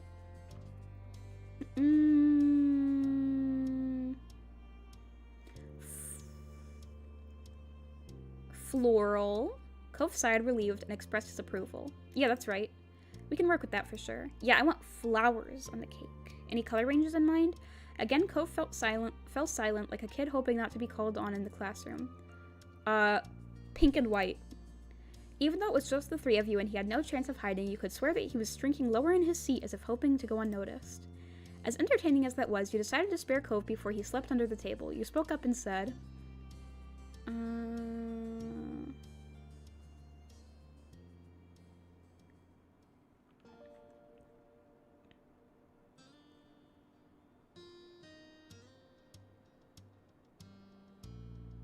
Mostly white, with color pops. Got it, and what's one color you really want me to keep on the top of my mind? Pink! Nice, I'm getting you. Xavier looked up from the binder. Right, so we're going for a 3-tier pink cake that's floral. Yes! You could picture it now, it was going to be perfect. Yep, that fantastic combo is definitely our cake. Cove, who was staring at you like you'd save him from a life or death situation rather than answering a couple of simple questions in a pleasant bakery, gave you a thumbs up. Xavier watched you both with a smile. This cake is really shaping up. Time for the fun part. I'll be right back. Yeah, we get to taste them. I want to taste them. They got up and made their way into the kitchen. The fun part? Cove echoed the words, puzzled but intrigued. He peered after Xavier, trying to catch a glimpse of the magic happening behind the closed doors. Craning his neck didn't grant Cove X-ray vision, but that was just fine, as you weren't kept in suspense for long. Xavier quickly returned with a large covered serving tray. Cove gasped, his fingers curling with anticipation. There is no way that either I or Cove make enough money to afford this wedding. I was just thinking about that. He's like a marine biologist. I'm like, I don't know, what did I choose? An actress? Careful, coming through.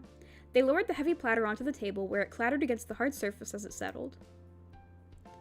Xavier lifted the cover to reveal several plates of little cake slices with mounds of different frosting and filling flavors. Yummy! Yummy!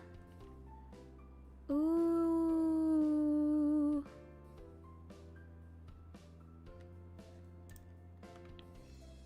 The beautiful array of colors and breadth of the selection made for a wonderfully presented array of treats. Cove gaped, wowed by the revelation. We get to try samples? I was assuming we would be able to. Xavier giggled at Cove's reaction. Given just how much enthusiasm Cove had, you bet there weren't many previous grooms whose response could compare. You do. They pointed at the tray and began talking you through the selections, starting with the neat little slices of cake. So we've got a few cake flavors for you today. Vanilla, chocolate, red velvet, citrus, and such. Citrus cake does not sound good. Citrus cake does not sound very good. I like red velvet cake. I like chocolate. Citrus doesn't sound good. Yeah, pretty colors. Pretty colors. They moved over to the frosting and fillings. There's vanilla, chocolate, strawberry, maple, and mocha buttercream. Over here we've got chocolatey and fruity fillings, though the inside can simply contain more frosting if you'd prefer. Ooh, more frosting. Frosted cake with more frosting. I like frosting. Having talked to you through the samples, they straightened up. These are some of our most popular options, but not everything. You can see all our options on the order forms. As they talked, they took out 2 copies of the order sheet and presented you with one each. All of the possibilities for each element of the cake were laid out before you. That's everything. You're welcome to eat whatever parts look appealing, or you can have everything on the platter if you've got the stomach for it. I do. And back my computer got destroyed or something. Wi-Fi, I think. Uh-oh. So a crazy thing happened today. I was looking at some old pictures, and the literal first picture I saw was a Valentine's Day one. Oh. Me so hungry. Fred wants banana soup. Okay, Fred.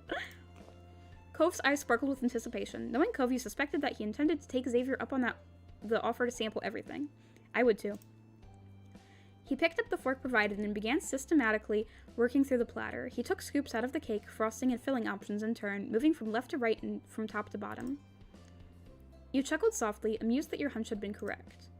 Though Cove was evidently intent on eating a bit of everything, you noted that he was careful to leave at least half of each sample in case you wanted it to. Aww, what a sweetheart.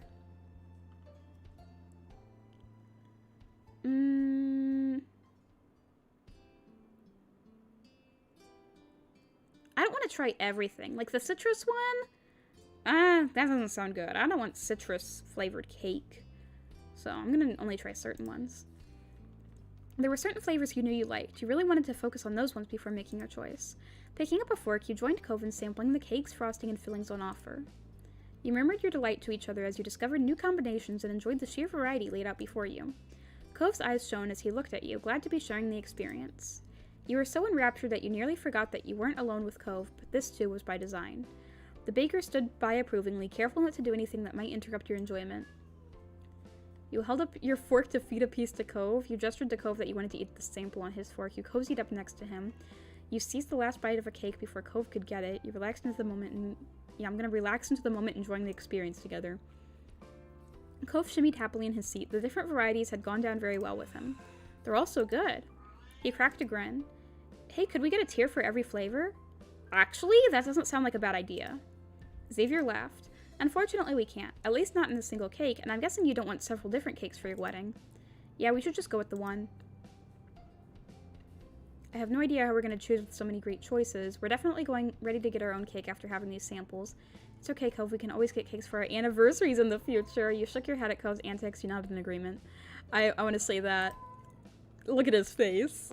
It would be nice to taste the experience over again, year after year, especially if you could continue to get cakes from the same bakery that had provided your wedding cake.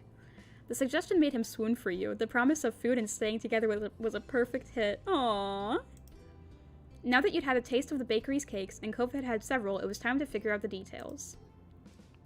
We can do the cake all in one flavor, top to bottom, or let you choose 2 sets of different flavors. What works for you? I'm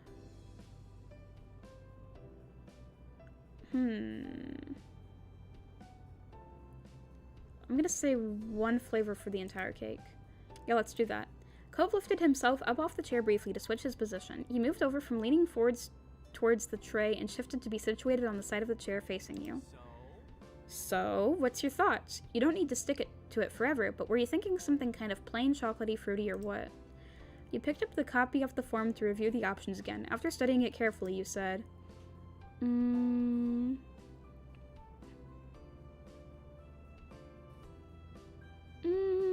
don't want to say vanilla. I want it to be a white cake because it's a wedding cake, but I really like chocolate, so I want a chocolate cake. Yeah, I want chocolate. Okay.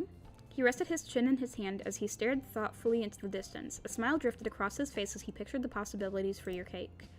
What about something like a marbled cake with milk chocolate, I don't even know how to pronounce that, ganache on the inside and peanut butter buttercream on the outside?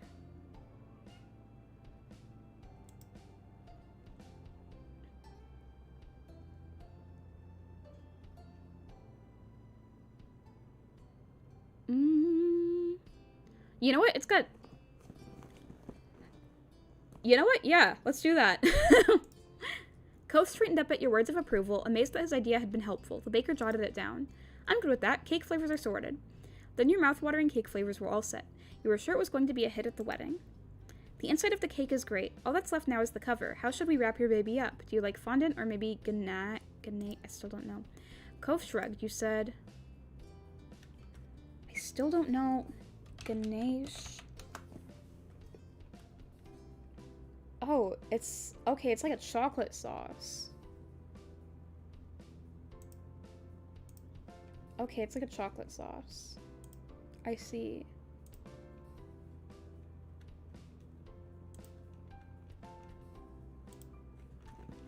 Buttercream is good.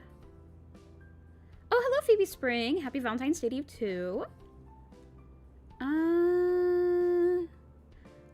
I actually,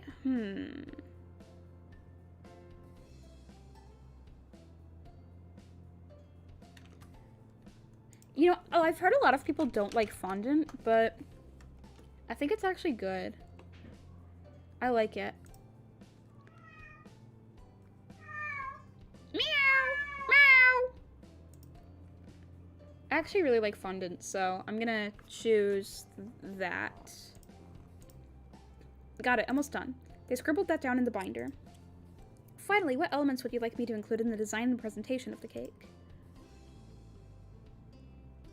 Oh, obviously a bride and groom cake topper.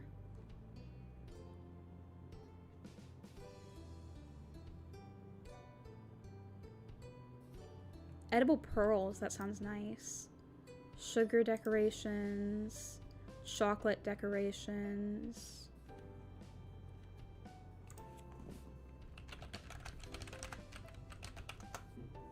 I need to look up what some of these things look like.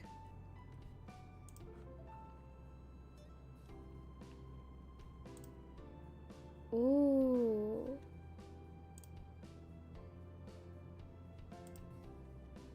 Okay, I see what they mean by royal icing piping. Yeah, that looks pretty. Let's do that. Meringue detailing.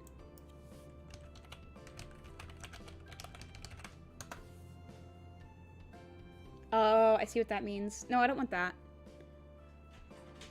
Like, by fresh flowers, do they mean literal flowers? Ribbons around the tiers? Okay, I like the ribbons idea. Yeah, edible paint? I guess that means, like, paint the cake, but it's edible. That's, I've never heard of that before. Okay, I want to do the ribbons. And I don't want to do these, so that's everything. Extra fancy, huh? That works for me. Yeah, it's a wedding cake. It's gotta look pretty. It's gotta look pretty. Awesome, we've got ourselves a cake plan. The baker's words made it official. You picked your wedding cake. You couldn't help being especially thrilled about that. The wedding cake was such a focal part of the party. It would be featured in photographs and shared among your family and friends. The joy of the day distilled into a beautiful confection. Just thinking about it left you breathless. You glanced at Cove out of the corner of your eye, wondering if he was feeling as excited as you were. He was leaning forward in his seat, a rapt expression on his face. We just chose a wedding cake. Can you see it? No. No, darn it. It's just described in words. I like that shirt. Yeah, I chose it for him. Oh, nice. Because you get to choose what he wears. Oh. As Xavier continued speaking, you pulled yourself back to the present. That dress and suit earlier was a wondrous sight we had sought over there. You have chosen a style like no other. I feel a romance is very near. Okay. I'll take all the info you've given us today and use it to think up the finished design. I'll keep you in the loop on how it's going. Though before you go, are you wanting any other dessert on the side? Oh, we can do that too. Maybe cupcakes or cookies? Ooh, cupcakes sound good. Or we could do something else if there's anything specific you have in mind. Ice cream, wedding pretzels, crepes, fudge, cinnamon rolls. Ooh, I like the cupcakes idea. I think we should do the cupcakes. Cove's little happy murmur confirmed it. He was very content with the prospect of having more desserts. Great, cupcakes it is. The three of you talked over the details of your additional dessert. Xavier skillfully guided you through it all to determine everything from your preferences for flavor and texture to the quantity you needed. Eventually, it was all set up. No, I didn't choose fudge, and we can't choose anything else. Yeah, it's too late, sorry. Xavier reviewed their notes in the binder. So you're getting a 3-tier cake with a floral kind of feel that's chocolatey, and you're also getting some cupcakes along with it. Your heart fluttered as you imagined the cake once again, you and Cove standing over it and ready to take the first cut. The side dessert beautifully complemented the cake, completing the picture perfectly. Yeah, those are our desserts. Cove bounced in his chair again, his hands clasped against the edge of the table. His excitement was as palpable as your own. This is going to be so good. Xavier grinned, pleased to see the two of you so happy. Thanks again for coming to us for your wedding. We'll make the desserts of your dreams. You worked through the outstanding specifics of your order with Xavier, who was determined to get everything right for your big day and had an answer ready for everything you could throw at them. Once the final arrangements had been confirmed, you left the bakery feeling confident that your wedding cake was going to be just wonderful. Cove naturally shared your optimism completely. As per usual, you, Cove, and Baxter met up on another day for another session.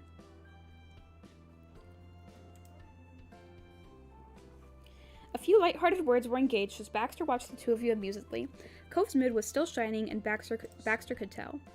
I take it the cake designing went well? Like a child who was excited to show their latest work of crayon art to their teacher, Cove shared the news with pure happiness. We're getting a really big one. I'm so pleased to hear that. What shall we be doing today? Okay, venues, caterer, dance sessions. Let's choose the venue. Baxter rubbed his hands together and grinned at you. He looks evil. Absolutely. Alright, now we're getting serious.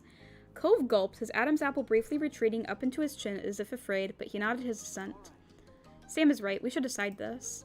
His eyes met yours as he bobbed his head again. Let's do it. Make sure to keep yourself under control walking down the aisle and during your honeymoon XD. Have a good night. Well, I don't want to miss the wedding, but I'm dead tired, so I'm gonna have to go to bed. Okay, good night. Here we go. No. We're choosing, we're choosing the venue. Good. There are stunning buildings in the area which used to be private locations but have since opened up specifically for wedding ceremonies, for any couple who'd like to make use of them. Naturally, there are also plenty of commercial locations which can easily host a full-sized after-party for your reception. His mouth twitched into a sly smile. Or if you prefer something outdoors, there's always the beach. Yeah, having a wedding on the beach sounds really pog. He chuckled, fully aware of what an obvious suggestion it was for his current clients. Yeah.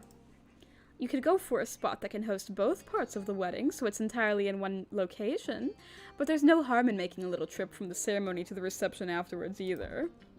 It's entirely up to you. He held up a hand, stopping himself mid-flow but continuing to smile wryly. But I don't wish to get carried away in a preamble. Where would you like us to start? He leaned in, not planning on missing one word, the hand which he'd held in the air now propping up his chin. Can we figure out where the ceremony will be held first? Can we talk more about reception options? It doesn't matter to me. I want to know which Cove would prefer. He glanced over at Cove, curious to see what he was thinking. Well, let's choose ceremony first, then reception. Because that's the order it'll be. Yeah. Good choice. I can't wait how the wedding cake turned out to be. Like seeing the sunset over the sea. Okay. He built his lip before speaking again. His voice was soft and sweet, but a little sheepish. That's the one I'm most excited about, too. Gladly. He relaxed back into his rolling chair, then took out a phone with one hand while extracting his pen with the other. I can do that. I've got photos of the places I mentioned to let you actually get a feel for the scene. Baxter tapped away at his screen, pulling up the previews of... What are you doing, kitty cats? That's what you're doing? Oh, really? Pulling up the previews of potential ceremony locations for your wedding. While he was partially preoccupied with that, he rattled off the specific kinds of locations you could use. So, there's a few spots I'd like to show you. There's a mansion that was formerly privately owned, as well as a church, mosque, or synagogue in the same vein. There's the beach, as always, or perhaps a different outdoor spot. Cove's eyes darted over to Baxter and back to you as he spoke up tentatively. So we're allowed to mention our own ideas for places? Of course, Cove. Baxter nodded amiably. Certainly. What did you have in mind? Well, is he gonna say the Poppy Hill? Because I think that's a good idea. He was looking down at his shoes as he spoke. Taking a deep breath, he glanced over at you. There's the Poppy Hill. I knew he was gonna say it. You grinned back at Cove. It made sense given its starring role in yours and Cove's shared story. It's where we met! Cove, still flustered, returned your grin sheepishly. He was clearly pleased to see that you had been happy with his suggestion. He turned back to Baxter. It's where we first met. That's sweet. He tilted his head away and closed his eyes. Man, I remember seeing it when I was there. Cove's gaze was fixed on Baxter with rapt attention, awaiting his verdict. It's rather small and round. Cove deflated, his shoulders sagging. Baxter opened his eyes again and continued. Yeah, see, that's why I'm thinking it wouldn't be a good idea, but... If you don't mind your guests having to stand, there's just not room for chairs. We could still set up a simple ceremony there. I would like to have the wedding on the hill, but I don't want the guests to have to stand. I don't want them to have to stand. Cove chuckled as he straightened up in his seat. But I can ask Cove what he wants. It could be worse. The confidence had been restored to him. Having Baxter take his suggestions seriously and even offer ways to accommodate it had helped put Cove at ease. Then he checked over to you. We don't have to do it there, though. I would like to. I just don't think I don't want everyone to stand, is the issue. It's a good idea, but I don't want people to have to stand. If it's poppies you want, there is another option.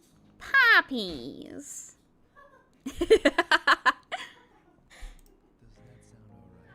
Does that sound right? I know of a bigger, flatter field of those flowers in the Sunset Bird area. It would be spacious enough to have a full setup there. Yeah, but it's not the same, because the reason why we want to choose the Poppy Hill specifically, that specific hill, is because it's, like, that's the specific place where we went and where we met, so...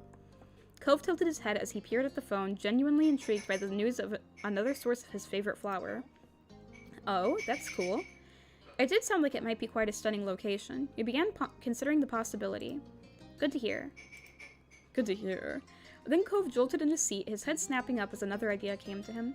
It seems like there's a lot of ideas, a lot of different places we could have it, so I don't know which one we should go with.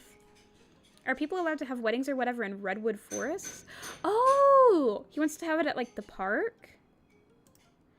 Even though it's kind of further away, that's an amazing place to be in. He drew his feet in close to the sofa as he looked down, growing shy. We've made some special memories there.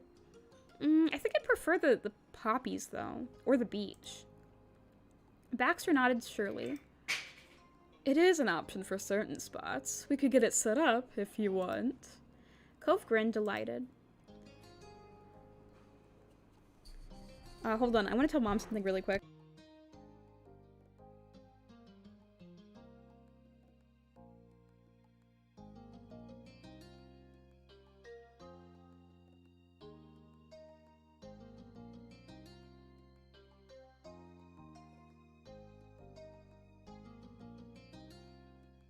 I'm back. Baxter spread his hands wide, holding the pen and his phone with his fingers so that you could see the palms of each hand. Those are the ideas, it sounds like. Tell me, what's standing out most for you?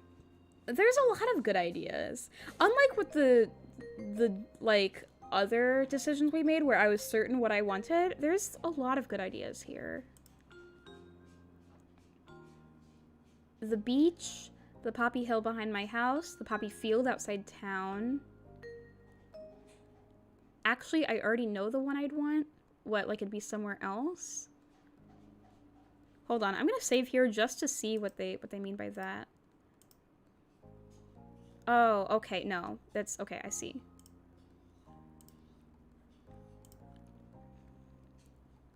Okay. What's standing out to me is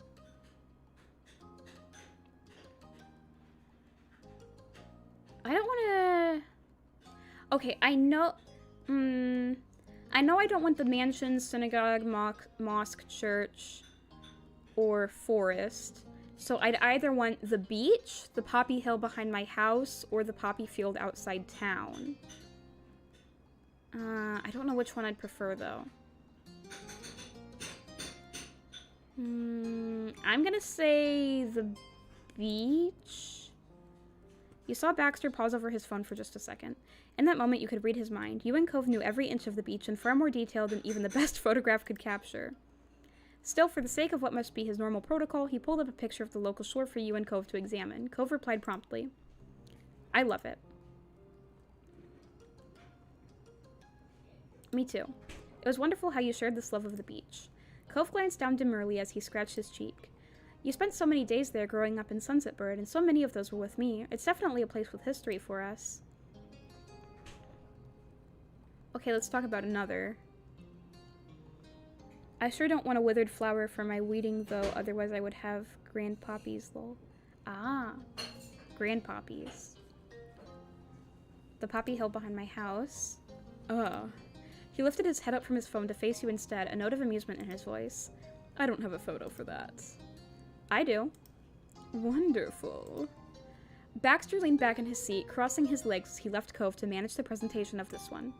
You saw the trembling in Cove's fingers as he tapped through his gallery, looking for the photo of the hill. In spite of Baxter's earlier show of support, he was still nervous about the idea. Even though you weren't looking at a screen, you knew the instant he'd found the photo he'd been searching for.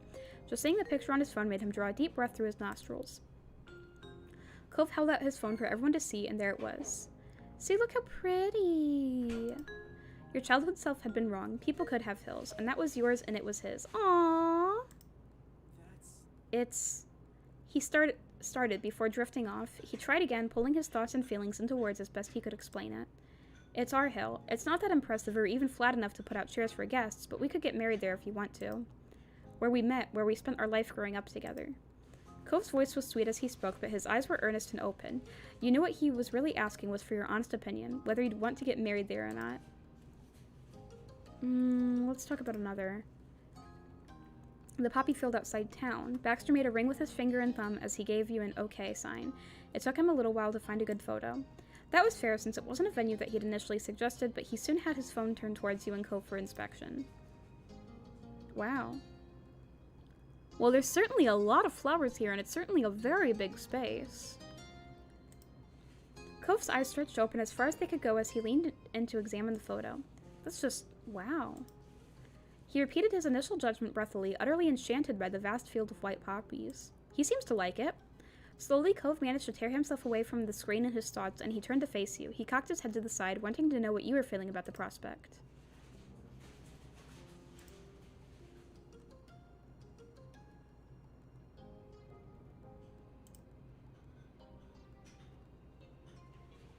I guess I have to choose. I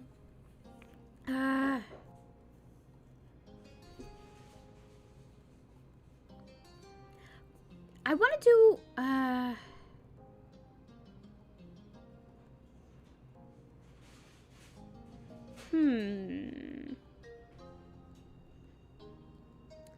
Splinters, do you guys have any opinions? See, I want to do either the beach, the poppy hill, or the poppy field, but I don't know which one. Cove seems to like all of them. The poppy hill is very, like, we both like the beach. The poppy hill is very sentimental to him. He's very impressed by the poppy field.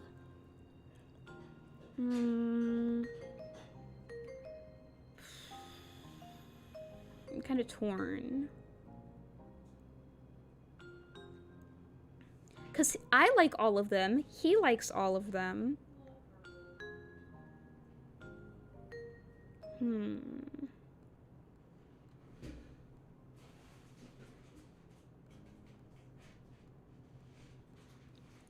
I would really like to choose the Poppy Hill, but it's just so small, you know? The beach and the Poppy Field give us more room.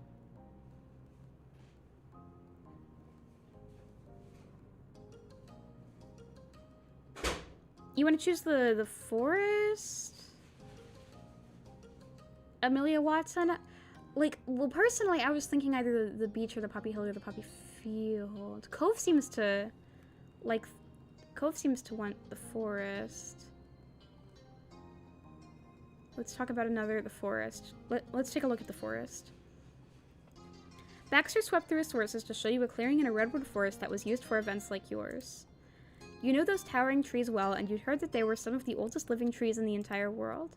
A lot of history would have happened under those boughs, and your ceremony could be another addition to that long list. Nice. Those are the best kind of trees in the world, I think. The trips we took there were always great, too. Though, if we did have it here, Elizabeth would definitely crack jokes about how she totally called us getting married right there over a decade ago. Oh yeah, it's pretty funny.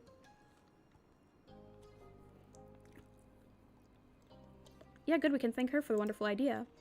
You were not going to give her the satisfaction of being annoyed. Cove's eyes sparkled with curiosity as he watched you, wondering how you felt about it. I don't know. I'm not really sold on the forest. Just because I feel like the other three outdoor locations are more sentimental. And I'm really looking for, like, sentimentality here, you know?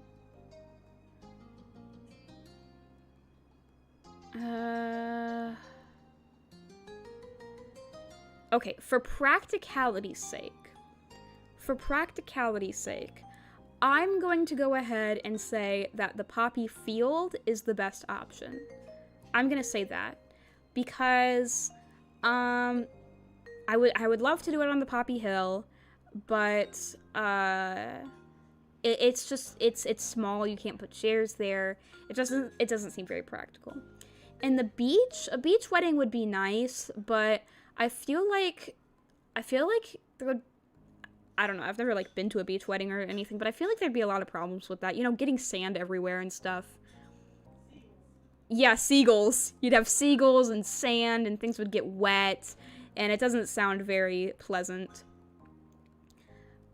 But the Poppy Field, it's a wide open space. You don't have to worry about sand or seagulls or the ocean. Or getting sand or salt water in your eyes, or in your wedding dress. So the Poppy Field, it's beautiful, it's a wide open space, no sand, and Cove really seemed to like it. He looked at it, he was, like, really impressed. He really liked it. So, I think it might be the best option. I think the Poppy Field is probably the best option. Just because of those reasons. So, I'm choosing that. I'm choosing the Poppy Field. That's what I'm going with. That's a surprisingly hard decision, though. Cove's eyebrows rose in response to your statement. What, Cove? Do you not approve? The Poppy Field? Yeah, what's wrong with that, Cove? I thought you liked the Poppy Field. His wavy eyebrows relaxed, sloping gently as he smiled softly. I would love that. It'd be perfect for the two of us. Okay, good. He likes it. Your body tried to gasp and laugh in excitement at the same time, resulting in a short breathy snort followed by an exhilarated giggle. We're going to have a Poppy Field ceremony. Ew. Exciting. He smiled indulgently, like a teacher allowing the class a moment of levity before bringing them back to their studies. Before you get fully carried away, there's still the reception location to consider. Yeah, where should we have the reception? Baxter glanced down at his phone, nodding almost imperceptibly as he clicked away to get the information he needed. There's a couple of big halls you could consider. One which is frequently used for dances, and another for more formal events. There's also a large room in a historic mansion that could host the reception, the same one that I mentioned before. A rather new option is actually the aquarium! Okay, I know where we're going. This is a much easier decision. This is a much, much easier decision than the ceremony one. Obviously, the reception's going to be at the aquarium. No, you can shut up now, Baxter. I have no more questions. We are choosing the aquarium. Obviously, 100% the aquarium. Cove's jaw dropped. His jaw dropped. And he uttered a single word. Really? Really? It'd be in the main display room with the floor-to-ceiling tanks. His mouth continued to hang open, his face frozen. It was certainly a rare opportunity, and you couldn't think of anyone who'd be as excited by the option as Cove. As such, the news had temporarily stunned him. There is no question about where we're having the reception. Wouldn't that be so funny if I was just like, nah, we're not having it there. It's so obvious, such the obvious choice. All at once, he blinked rapidly, closing his mouth in a hurry. Your attention returned to Baxter. The aquarium was certainly an option to keep in mind, but there were many other appealing choices to consider. No, that is not true. We are choosing the aquarium. I don't care where else you name. The aquarium is the best option out of anything that you could possibly say. It's like a peacock farm. A peacock farm? What if we bring the peacocks to the aquarium? There you go. Yeah, and they can all hang out together. They'd be like really loud. Like, Yeah, I'm imagining the peacocks like getting on the cake, like Or if you wanted something outdoors, there's always the beach, of course. Yeah, I was thinking of having the reception at the beach, but the aquarium option is so much better! And even though you didn't want to use the redwood forest for your ceremony, it could also work for a reception, so you're welcome to keep it in mind as an option. Like before, if there's anything you want to bring up yourself, that's perfectly fine. In fact, I recommend it. Why are we discussing anything besides the aquarium? He pursed his lips as he dug around in his mind, pondering the possibilities. As a thought struck him, he shifted to face you. What about that country club your moms are a part of? Are you kidding me? You want to have it at a country club rather than the aquarium? You'd rather have it at the country club rather than the aquarium. Yeah. He said, what about that country club your moms are a part of? Cove, obviously the aquarium's a better option. Obviously. He snapped his fingers over and over, trying to dredge the name back up to his tongue. They had their anniversary dinner there, you know the one. Yeah, I know what you're talking about, but it's a bad idea because the aquarium is better. He closed his eyes, brow furrowed deeply as he tried to recall it. You were torn on whether or not to bail him out. Before you'd come to a decision, Baxter caught on and filled in the blanks. Ah, yes, the cypress, I believe. You nodded. Baxter returned the gesture as Cove opened his eyes again, looking both relieved and like victory had been swiped from under him. It's doable. They would absolutely be able to host your reception, especially since your family are already members. Cove beamed. It's cool if we go with one of the other things. I just thought it was an idea. I agree. It was a smart suggestion. I have no doubt that they'd do an excellent job if you chose them, but it's really what feels comfortable for you. Baxter leaned in, perching his chin on the knuckles of his left hand. He was still holding his pen and his phone, ready to leap into action. What do you think? What's holding the most interest for you right now? We can talk it over. Aquarium. Aquarium. Aquarium. The aquarium. Baxter held up a finger to indicate that he would be a moment. That was very nearly all it took, as he was able to locate pictures of the aquarium's large display room with ease. Yeah, he showed a screen to you and Cove.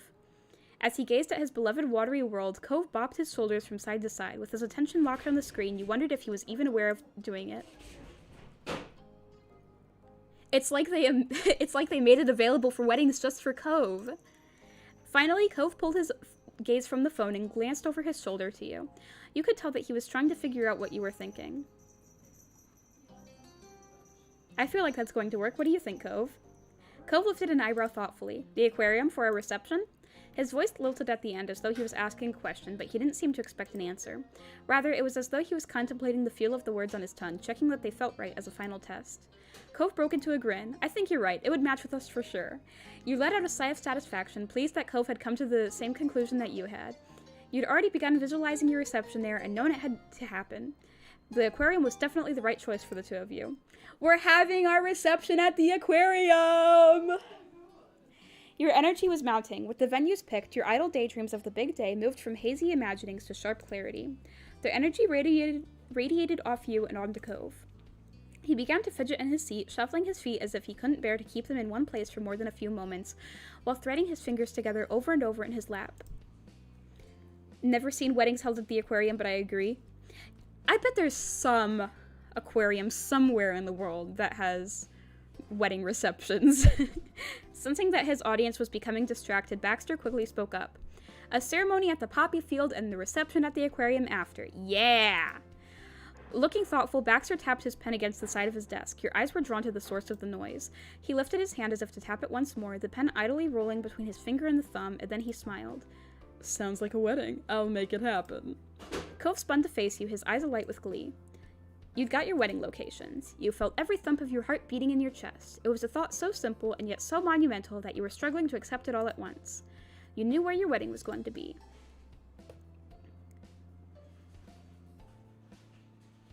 I'm gonna kiss Cove on the cheek. Your lips lingered on his skin only for a moment, yet Cove was still flushed when you pulled away. The sudden display of affection had caught him by surprise. We're getting married, you cheered. With one of the most critical elements sorted, the big occasion was really coming together. Cove chuckled at your words. Gazing into his eyes, you knew that all he could think about was the day that you'd just taken another step towards planning. Reviewing the venue options had taken up the bulk of your allotted time with Baxter. You would now need to reach out to the location managers and make arrangements, so you came to the mutual agreement that you'd end it here and let him take care of matters right away. Goodbyes followed, then you and Cove giddily left the office and spilled out onto the street together. It was a great day to end the day's work. I'll be back, guys. I need another gamer juice. Because I've been talking so much for almost 4 hours. Hi, T.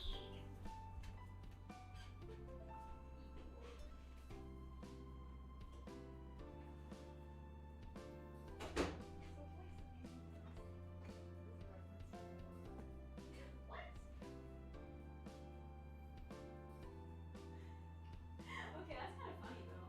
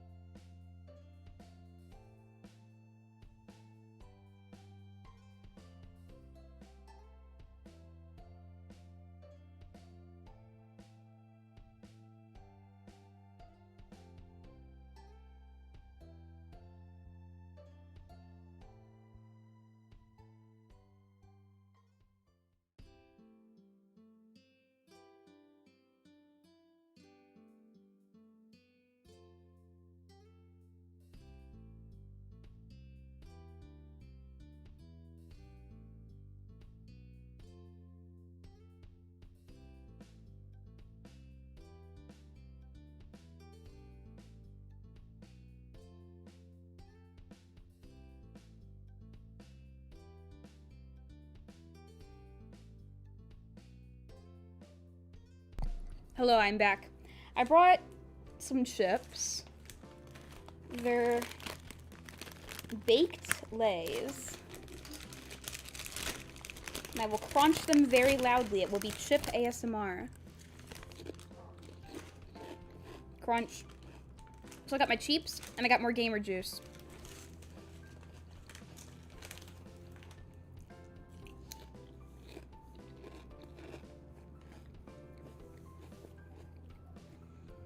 Alright.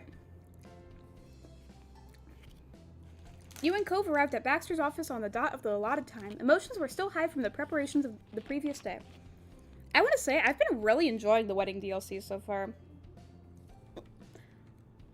Being able to, like, planning the wedding is really fun. After having settled down as the process had gone on, Cove's nerves had shot back to their initial appointment levels. Greetings were exchanged, and Baxter didn't leave a space open for Cove to get lost in. Your planner went right to the point. What shall we be doing today?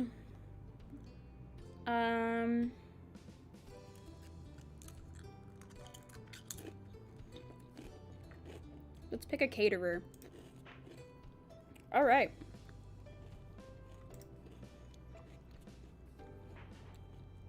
Cove Cove's brightening enthusiasm was no surprise to you. Food always excited him. Baxter placed his hands on the arms of his chair and lightly tapped it with the tips of his fingers. In that case, that should be a nice time. I'll make sure you find the proper service to meet your needs. But don't worry, I won't get in the way of deciding any of the details for the menu. Thanks. I appreciate that.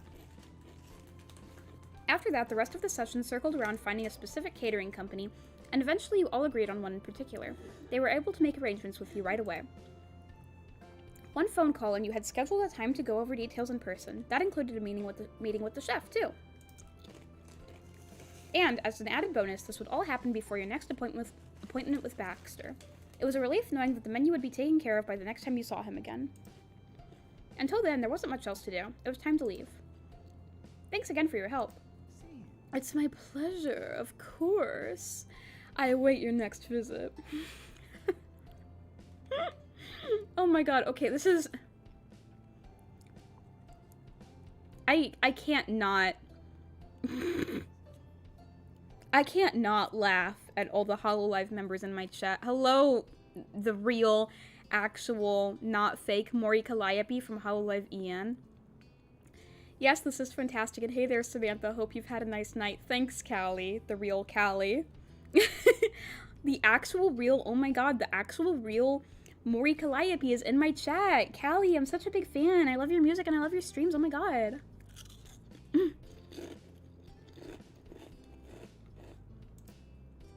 We'll be back soon. Bye. Baxter nodded with a genuine smile as he watched you head out the door. Once you were outside the offices, you noticed the little pep in Cove's step. You were both in good spirits. Chipping away at the wedding planning had a special way of doing that. On the scheduled appointment with the caterer, you and Cove eagerly arrived at the location specified over the phone. You were led inside the building past the seating room and directly into the commercial kitchen. It was sleek silver and so clean that it sparkled. That observation alleviated some worries right away. Next to you, Cove's eyes wandered the space with intrigue. Wow, it looks like Ratatouille. Along the back wall, you spotted a woman at a sink large enough to be an arm's length deep. She looked over her shoulder and grinned broadly. Rhonda. Look, a Rhonda, these... No, hold on. Let me figure it out. You want to Rhonda these nuts? Heh, that's a good one. Hold on, I'll be right there. She finished washing up and swiftly crossed the room, drying her hands on her apron. When she reached you and Cove, she gave a little bow. Hi, I'm the head chef and your caterer. I hear that you're getting married and are in need of sustenance for your friends and family. In need of sustenance for your friends and family? Why is she talking like that? Yeah, we are.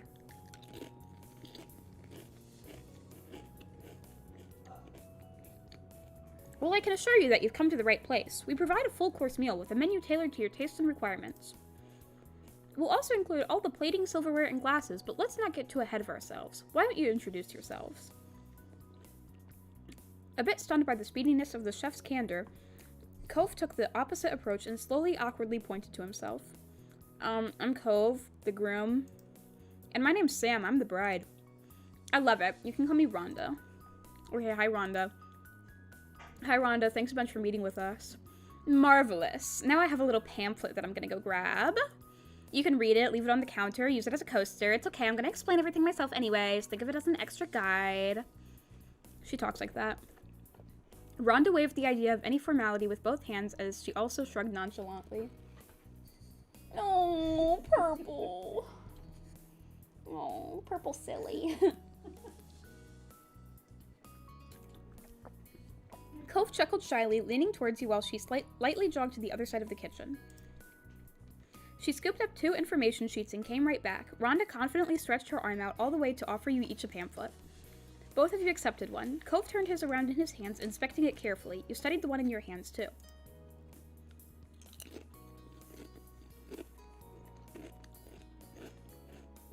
Well, now that I've remembered that, we can get into the nitty-gritty. Let's shop talk the menu.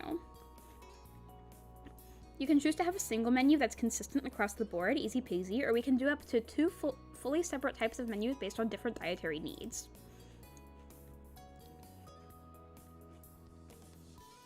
Hold on, I'm trying to remember. Is Liz vegetarian? I can't remember. Guests could choose between them and we'll prepare as much as both as needed.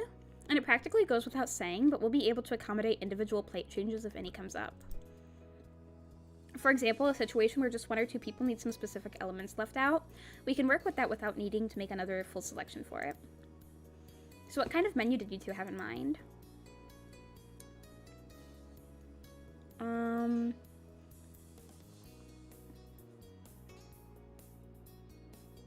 One with no special requirements, vegetarian, lacto-vegetarian. What's lacto-vegetarian? Proletarian, pescatarian, vegan, halal, kosher. You left it all up to Cove. One with full-scale exclusions for taste and allergies. I don't know what kosher means. What is halal?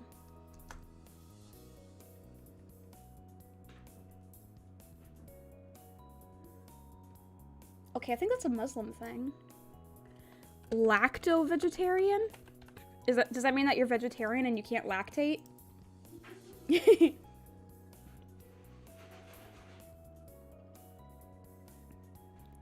Lacto-vegetarian diets exclude meat, fish, poultry, and eggs, as well as foods that contain them. Dairy products such as milk, cheese, yogurt, and butter are included. What? So... What? Okay, I got it. So, it's like... Okay, so... It excludes meat and eggs. So dairy products are okay, but eggs are not. Proletarian... Doesn't that mean that you're okay with eating chicken? Yeah. Someone who eats poultry, but not red meat or pork products. I was right about that one. I know most of these. Well, okay, I'm gonna say one with no special requirements. There wasn't anything in particular that you felt like you needed to restrict or make specific arrangements for. Your group of friends and family could work with whatever. Yeah, I don't think that any of them are, like, in need of any of that.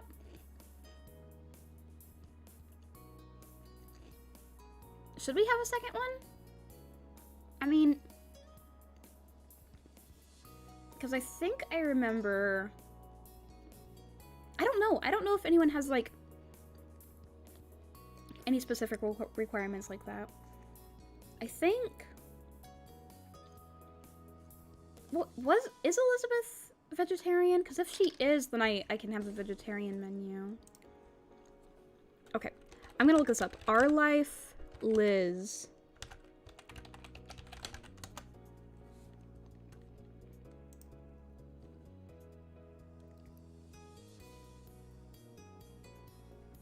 Okay, yeah, alright, I was right. It says here on the Our Life wiki, underneath Elizabeth's article, somewhere between step 2 and 3, Elizabeth becomes vegetarian. So she does become vegetarian. So, if she's vegetarian, then I'll have a vegetarian menu.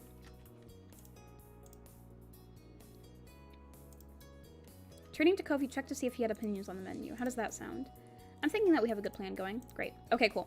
Doing that for Liz. That's the biggie already done then. Let's keep that ball rolling. Alright, what's next on the agenda? At the minimum, there's going to be a main entree on our service, so that's one course automatically. And if you're having cake or another dessert, that'll technically be another course for your guests.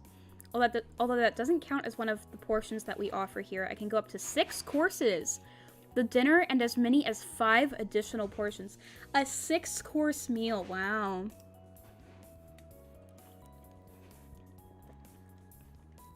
So we're looking at salad, soup, a hot appetizer, a cold appetizer, and or a palate cleanser. Do you know how big you want the service to be? I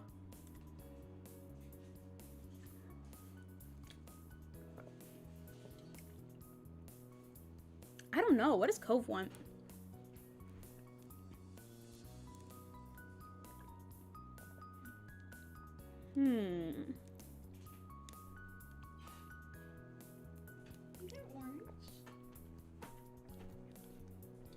Let's go with 3 courses. That sounds really good. Cove brightened, contemplating the possible combinations with 3 courses. He picked up the pamphlet again. I really did want at least one of those other options. 3 courses then, eh? Sounds like it. Do you know what you'd like for it? I want one of them to be a soup. Okay. That's a yummy choice. I'm sold. Okay, we have an entree and a soup agreed on. Yep. The chef glanced up from her notepad. She twirled the pen with her fingertips in anticipation. It's coming along nicely so far. What else were you thinking? What even is a palate cleanser? What do they even mean by that?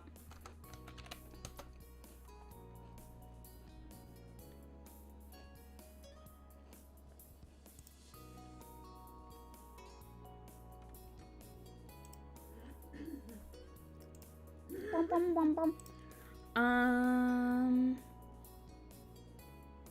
Okay, how about a salad course? We'll have salad. Salad. We'll have some salad. Salad. Is salad allowed? Is it allowed? Is the salad allowed? A salad course. Perfection. This will be tasty. Oh, and how much heat are you expecting for the dishes? Too tasty. We can keep it all very mild, or we can easily push the spice levels up. Oh, I don't like spicy stuff, so...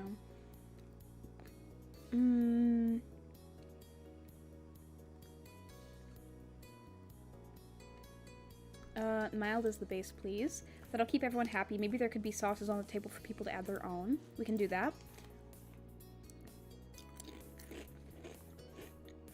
Your lips pulled into a happy smile. Not that you were surprised, but still you were grateful to have Cove's full support here.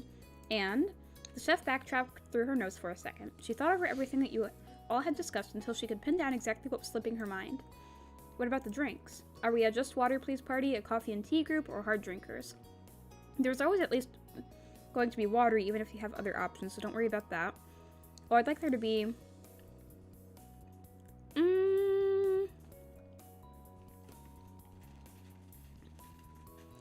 Well,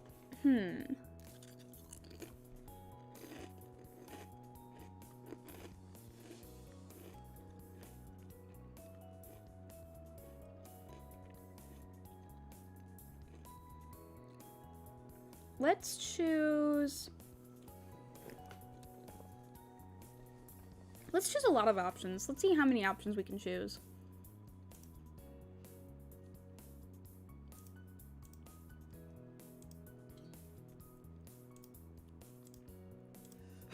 Yeah. Then Cove offered his suggestion. Could we have some fruit juices there too? Yep, we can't forget some juice for Cove. He eats his juicy woosies. He likes his fruit juice. Yeah. Nodding in agreement, the chef wrote down this latest addition to the menu. I think we covered it. There's nothing else I'd want to add. We'll make it happen. So that's the menu type, meal scale, spice level, and beverage basics. Pleased, Rhonda rolled her sleeves up. Her gaze fell on you and Cove with a new determined gleam. Let's go deeper. Cove smiled nervously at the chef's intensity, but he didn't wilt completely. You had a sneaking suspicion his remaining strength came from the topic still being about food. The conversation continued from there. It dug into the specifics such as the main protein and side ingredients, the style of cuisine the foods would be based on, and so on and so on. It took a fair bit of time, but eventually a finalized selection was arranged. You couldn't get over how delicious everything sounded the longer the conversation went. By the end, Cove appeared just as relieved and excited as you were about the food, but most of all, you were so grateful to have a set menu planned for the wedding. Rhonda, however, hadn't slowed down at all. I see that you're both settling down for a rest, but just hang on and stay with me a little longer. We're not done yet. Oh, there's something else? Yes, and it's called presentation. We can do all levels of flair for your meal. Were you picturing a plain Jane approach or something more hoity-toity? The stuff just needs to be on a plate. That's funny. Yeah, I like that.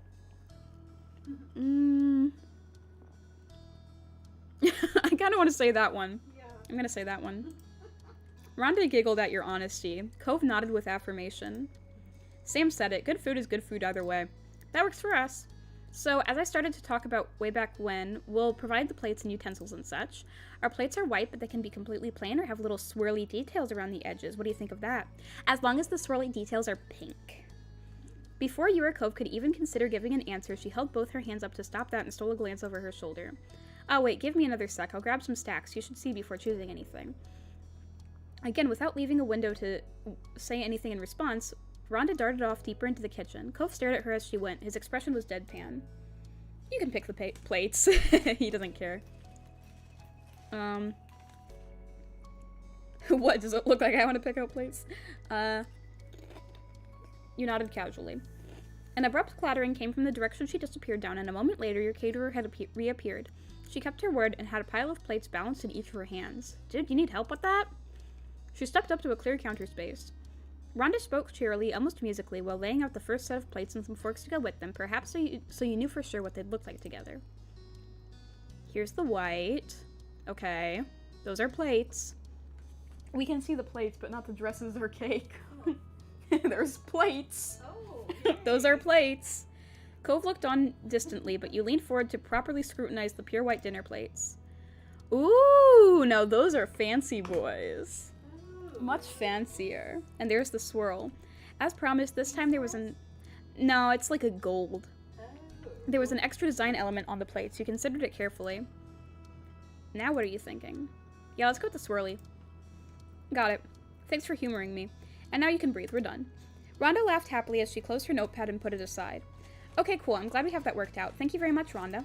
That's great. Thanks for all the help. It's my pleasure. We're looking forward to knocking your socks off. It'll be a 3-course double menu, mild meal that your guests will be talking about for years to come, I promise.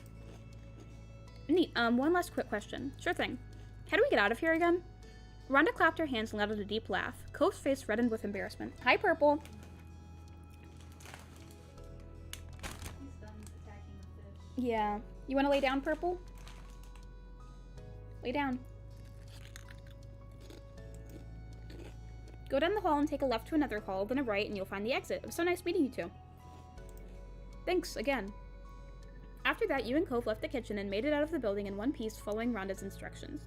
You both returned to the car with a vigor in your strides. It was amazing to get such a nice meal arranged in exactly the way that you both wanted it to be. The food was definitely something you were going to be daydreaming about from now until the big day. When you arrived at the office again, Baxter was already comfortably sitting and scanning over his notebook. He glanced up from it at the sound of the door opening. Welcome back. What's on the menu? Baxter smirked, but Cove answered with complete earnestness. A lot of things. Delicious. What shall we be doing today?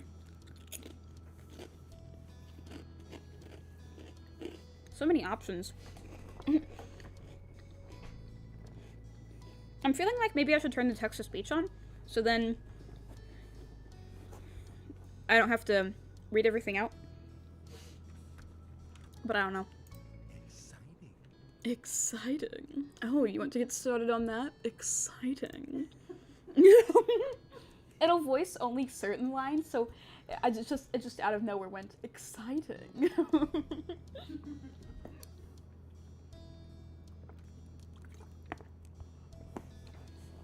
Baxter gestured down to the other door in the space, rolling his wrist to point with his whole hand in an extravagant gesture.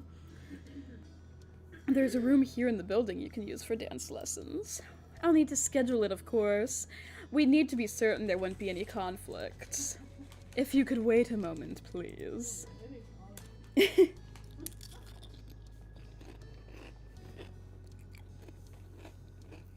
pulled out his phone and swiped his finger a few times, his brow furrowed as he checked some sort of calendar. He tapped something with a flourish and looked up with a grin. Cove watched with open antsiness. Cove and I can do it in the afternoon. It's likely we can get in as early as tomorrow for the first lesson. I can get everything arranged today if that works for you. Cove nodded seriously. There was no hesitation coming from his corner, despite his jitteriness. Let's do it. Yeah, I'm excited. You're gonna have some fancy footwork, Cove. Baxter placed the phone down to clasp his hands together. His enthusiasm was hard to miss. Excellent. I'll make it happen. And he did. Baxter made the necessary arrangements right afterwards. He asked for your input occasionally and finalized the times. He planned each detail out exactly. Any specific idea that Cove or you had was jotted down and added to the considerations. What kind of music are you thinking of? Would you rather go with something fast or something slow? It doesn't have to be ballroom staples. I'm more varied than that.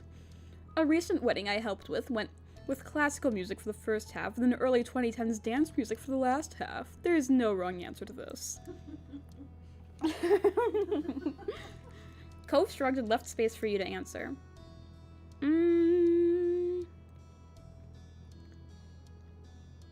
Video game soundtracks. That's one of the options. Oh my god.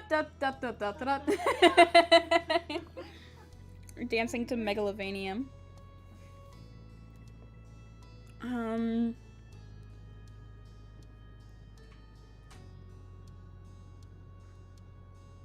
don't know, man. I'm gonna say, could we keep to traditional wedding music? I don't want to go with the Undertale soundtrack. You felt that it would be nice to use the standard arrangements. Baxter nodded approvingly. Cove was even more supportive of your recommendation. Cool, I think I can guess some of the songs you're hoping for. Absolutely. Of course. And speaking of, let's chat about particular tracks. After continuing to discuss music selections for a while, your office time with Baxter finished and it was time to leave for the day.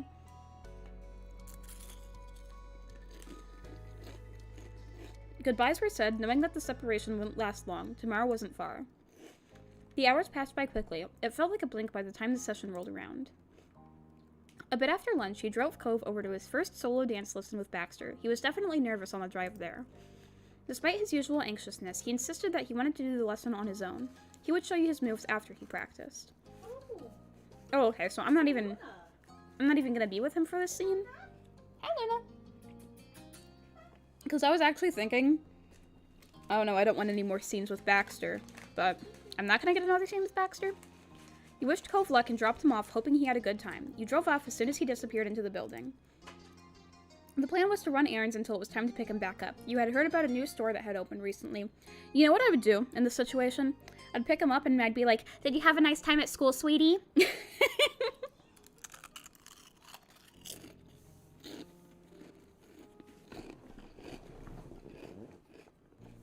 It was close enough that you decided to check it out and see if they had anything worth getting.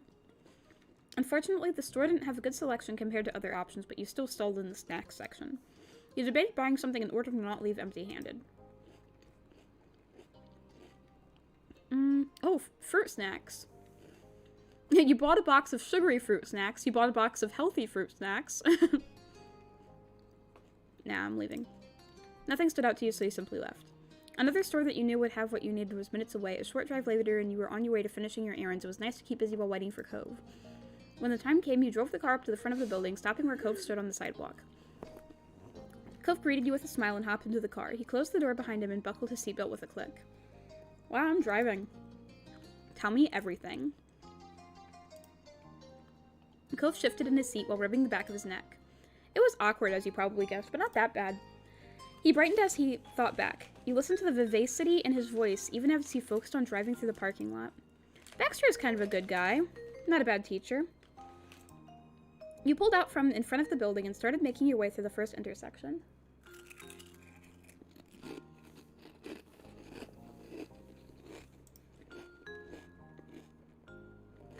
What did you talk about with all your time together?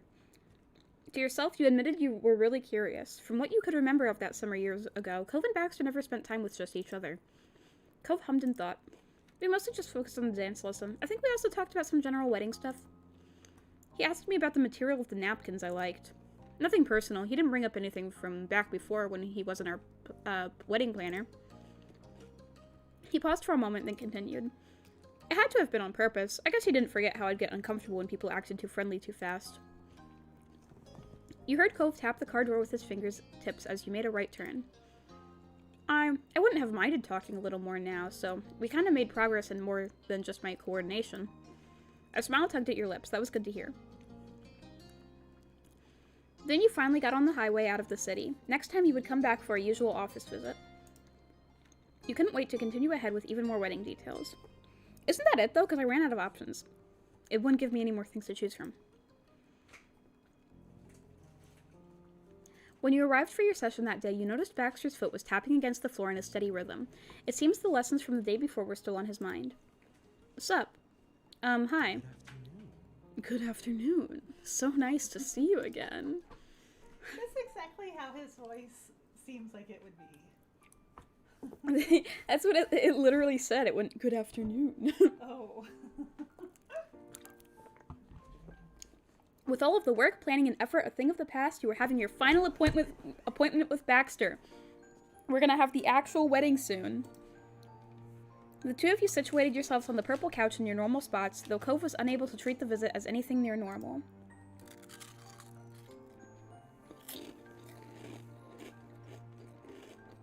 His legs had stiffened from nervousness so badly the bend in his knees was like the snap of two branches. He nearly fell onto the cushion.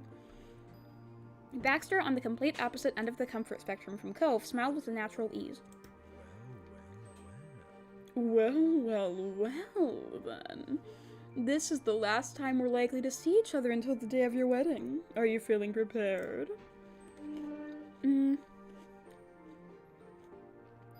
Yes. Cove didn't react whatsoever, not to Baxter or you. He was frozen solid. Baxter ran his hands along the inside of his edge of his jacket and placed his most encouraging smile on his face. To be honest, in all honesty, you've both done beautifully. Your wedding will be an event to be proud of, and I'll be there to make certain it flows smoothly. All you need to do now is enjoy yourselves.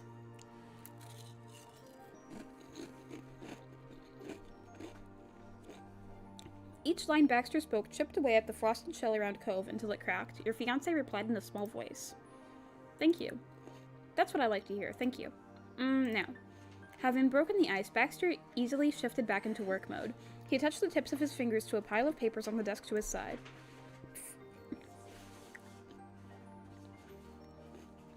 I've got the details for your hotel for you here. I was able to book 2 standard single bedrooms for you and your parties to use to get ready in.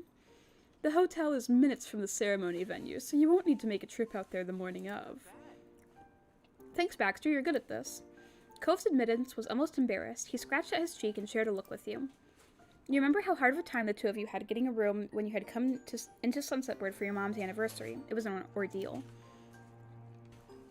Cove chuckled, knowing you were reminiscing over the same experience. Baxter accepted the compliment earnestly without prying. He leaned an elbow against his chair's armrest and propped his head up against his hand. Glad to hear it. I do strive to be. He continued to relax, following up his prior motion with the cross of his legs. And I very much appreciate your great patience with the series of questions throughout this experience. I do still have yet one more topic I'd like to discuss. I wonder what it is.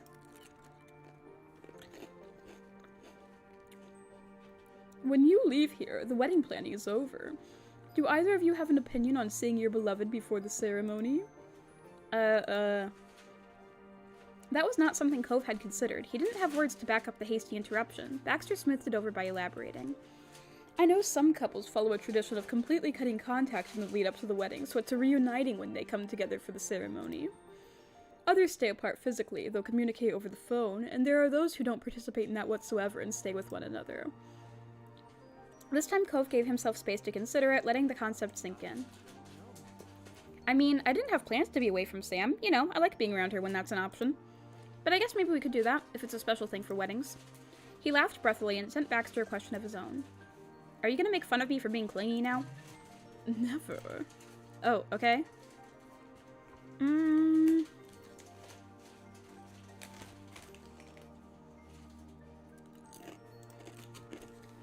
In disbelief, Cove's eyes bounced back and forth between you and your planner. He was able to express his want to always be around you, and no one in the room had given him a hard time for it. Cove absolutely beamed at that revelation. It was a pre-wedding miracle. You were charmed by both his overt affection for you and by how cute he genuinely was. But you made an effort to not be entirely distracted, and you gave an answer to the question at hand.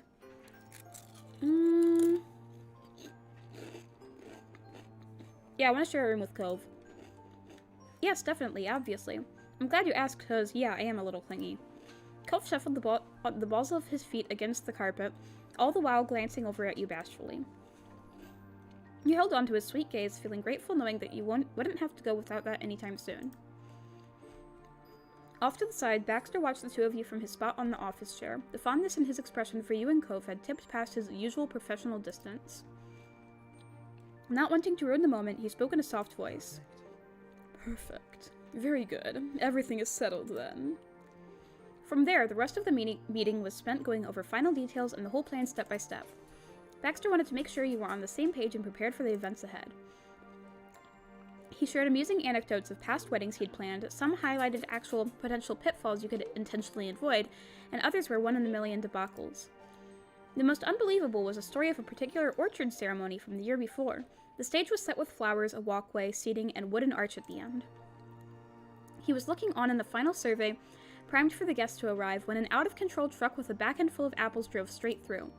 The driver was unharmed when he got the truck to stop, and the couple were still married, albeit in a much simpler arrangement, but Baxter distantly remembers the almost comedic surrealness of it. Seeing a completed wedding and then having it flattened back to the ground in a blink of an eye was something he never expected or hoped to experience. While the planner chuckled in recollection, Cove leaned over to ask if he thought there'd be any reason a fruit truck might have to be at your venue. You were pretty sure there wasn't. The stories and laughter continued until the end of the appointment. It reminded you of the final day of class before summer vacation. Technically, you were still in school, but everyone was eager for the fun to begin.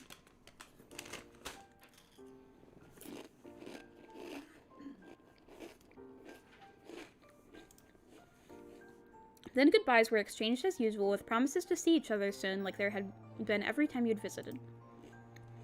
However, when you left the office, you had to wonder if you would ever go back there again.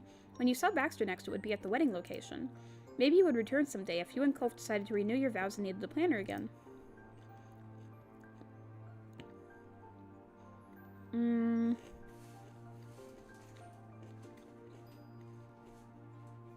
No game. I do not want to be friends with Baxter.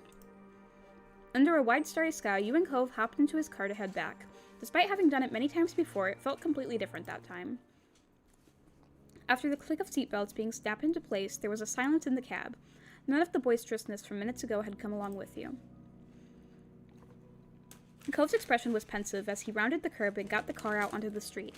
A gentle rumbling resonated over you from wheels rolling across tarmac. That was the only word he managed to articulate before his mouth clamped up tight again. He had an internal struggle made visible, and ultimately he made enough peace with it to finally smile. Right now I have a lot going on in my head. You probably guessed that. There's so much I want to say to you about us and what's happened, all of this.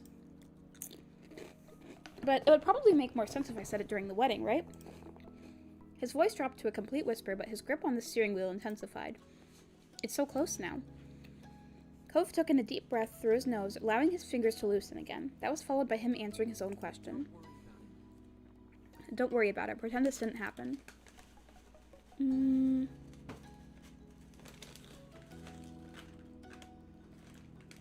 simply nodded. He had snuck a peek at you to check your reaction, so he caught the gesture. Thanks, you're always nice to me.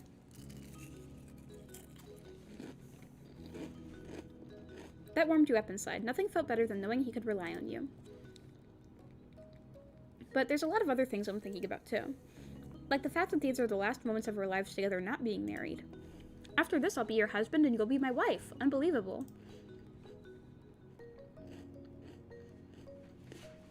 Yeah. Twisting in your seat, you let the side of your face rest against the back of the chair. You rested there at the end of such a long project, watching your almost husband as he continued to drive ahead. The two of you were moving forward, full of hope and anticipation for the very near future.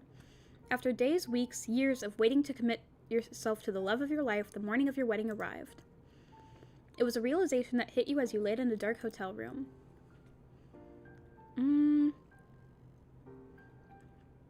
You were fully awake and full of excitement. You weren't able to tell exactly how long you'd been up at that point. There'd been a lot going through your mind, and being cuddled up next to Cove hadn't helped. His shining aquamarine eyes were open. You wondered when he had woken up too. It could have just been then, or he might have been lost in his own imaginations for a while himself. But when your gazes met, you became everything he was immersed with.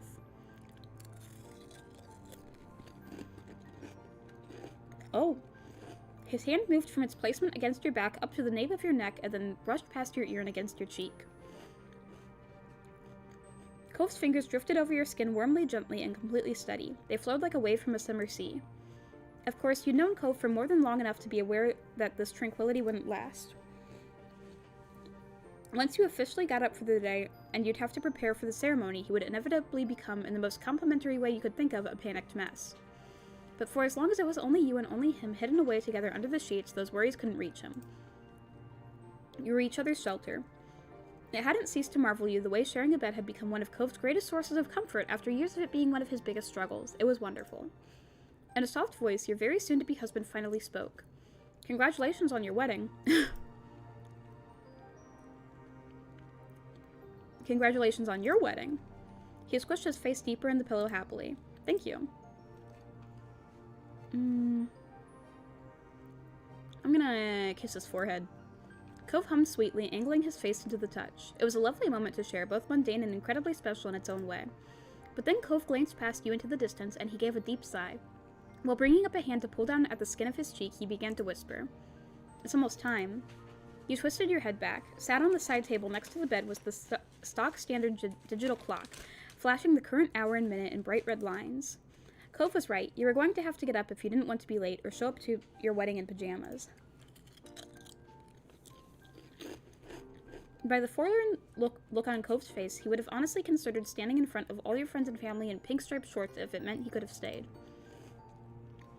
Eventually, his eyes let go of the clock and his attention came back to you. Watching you watch him had let Cove basically read your thoughts. He developed a bent smile before speaking again. Would it be wrong to save 5 more minutes today of all days? You lovingly but firmly nudged him towards the edge of the bed. Cove gave an obligatory pout before switching back to a smile. He flipped the covers up and pushed himself into a sitting position. Cove then dropped his legs down off the mattress so his bare feet were against the floor. My party's gonna meet me in the other room. You and your party can get ready in this one.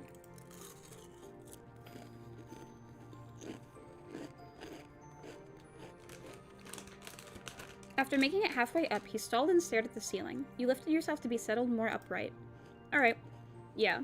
Cove's yeah wasn't directed at anything in particular. He was grasping to fill space to buy time while he sorted his thoughts.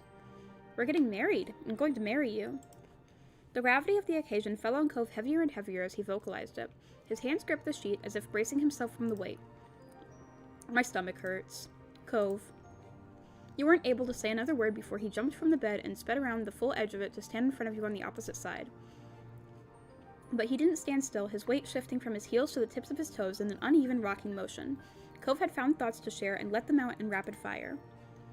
I have to go, right now. I'm getting nervous, it's gonna get worse, but I want to do this more than anything else. While you had been prepared for this to happen, your heart still felt squeezed seeing it. Driven equally from fear and determination, Cove abandoned the bed completely and piled whatever he thought he might need into his hands to make a single trip across the hall. His phone charger, water bottle, suitcase, overnight bag, a pair of shoes, all of it was pressed against his chest or thrown over his shoulders. It was an impressive feat. Bye, I love you. Can I ask a question? Mm-hmm. Does he have social anxiety or? Probably.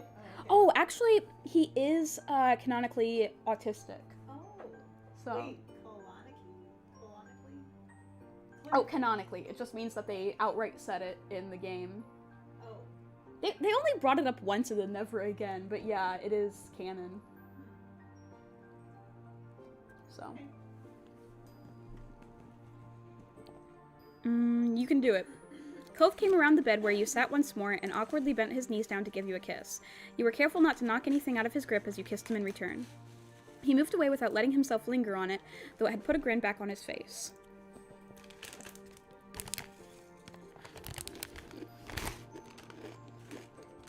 Thanks, you too. Then your fiancé strode briskly over to the door, yanked it open, and exited the room, managing to hold everything in arms and himself together.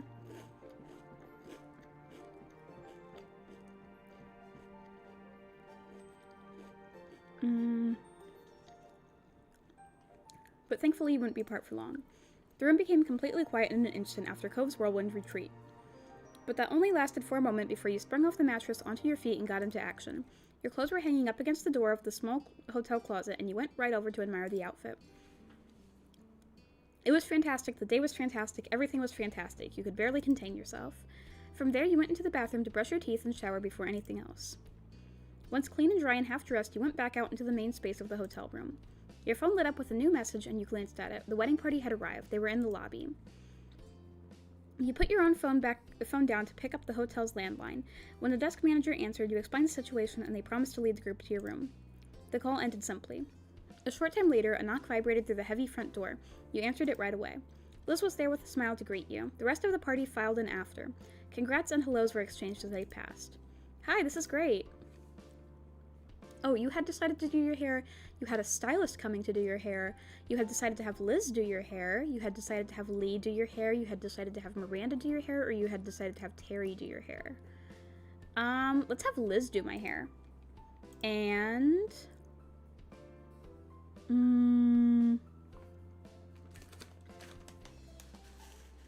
I don't want makeup. Liz knew the arrangement and would make sure it stayed on track. You and your party got right to work, changing, primping, and polishing up for the occasion. You got yourself tucked, zipped, and buttoned into your fanciful dress when a series of rapid but not especially loud knocks struck the door. Only a few people could come to the room without approval, and the sound was not Cove. There wasn't any of his usual notable pauses between knocks. That left one other main option, you thought, as your maid of honor went over to answer the door. Wait, what? Who was at the door? Let me think. Who could it be? I don't know. No! No! What's he doing? I don't know. Being a creep, probably.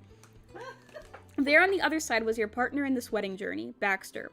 His outfit looked as though he'd reverted back to his teenage self. It was all black.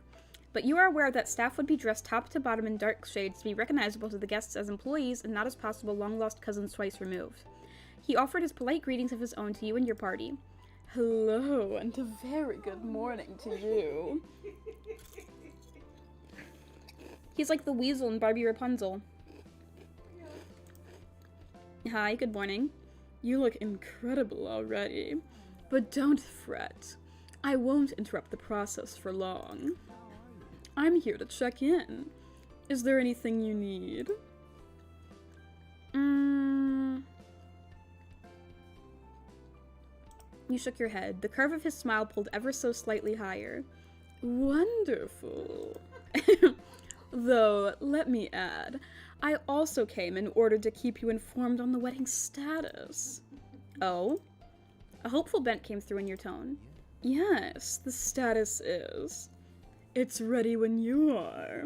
It should go off without a hitch. Thank you for letting me know. Yeah, thanks, Baxter. Can you leave now? That was music to your ears. You worked so hard in the planning for so long. With absolute earnestness, Baxter wished you well. Take care, Sam. I'll let you return to your preparation now. See you very soon. The frenzied mood of wedding work swept back in with no further distractions. You cleaned up your nails. Your nails were short. Your party was there to get you through the whole morning of preparation. There were laughs and a few tears, all happy. There was a time investment, however. The look did eventually come together. The clothes and your hair were all set to what had been planned for the day. You glanced down at yourself, fully dressed to get married.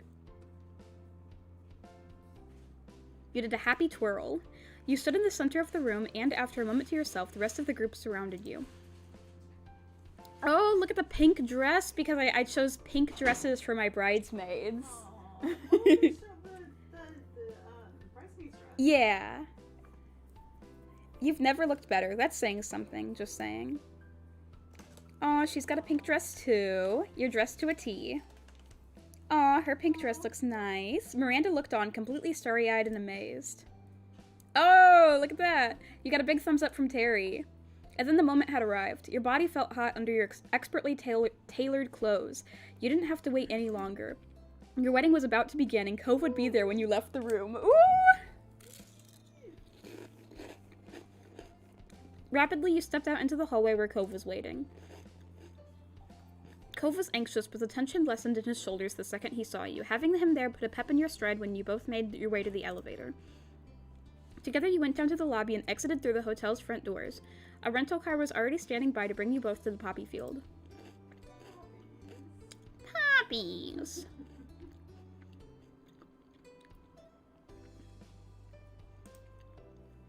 Exhaling through your nose, you tried to get comfortable. Unfortunately, there was a significant lack of room in the back of the car. Yeah, I can imagine, because I chose a puffy dress. So I imagine that it's like in Enchanted, where she's got the huge white dress. Yeah, that's probably what it's like.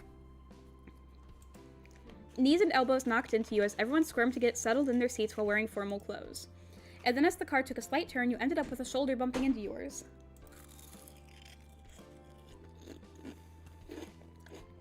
It was a wild ride equivalent to Kyra rolling down all the windows with you and Cove stuck in the back. Glancing out the window, your eyebrows raised in surprise because you recognized just how far you were from the poppy field.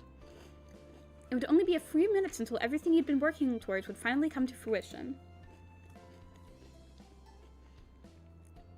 You were somehow even more thrilled now that it was truly happening. Your excitement was replaced with a building nervousness, all your frantic energy was gone and you were purely content. Nothing felt real at all. Now that you were minutes away from the venue, your excitement was starting to change. Rubbing the palms of your hands down your thighs, you were starting to feel disconnected. Whoop. Your breath caught in your throat. The wedding felt like a vivid dream. Lost in thought, Liz smoothed out a few wrinkles in her outfit before glancing around the back seat. She then turned her attention to you and cracked a small, satisfied smile.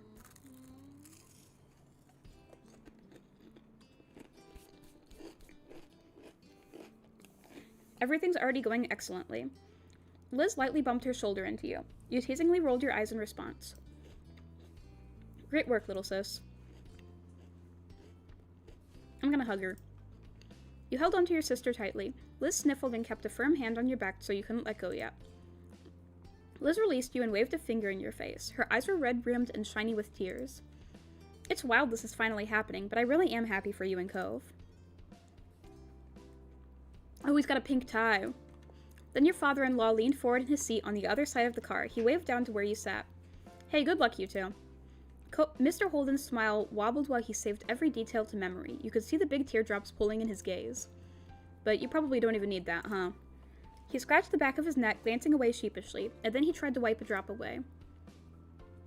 Thanks, I'm happy you came. I should be thanking you, Sam. I've only ever wanted what was best for my son, and no one has made him as happy as you. Aww, that's so cute. Oh, hi, Iago. Mr. Holden struggled to stop sniffling, but you had a hunch that the smile on his face was going to be permanent.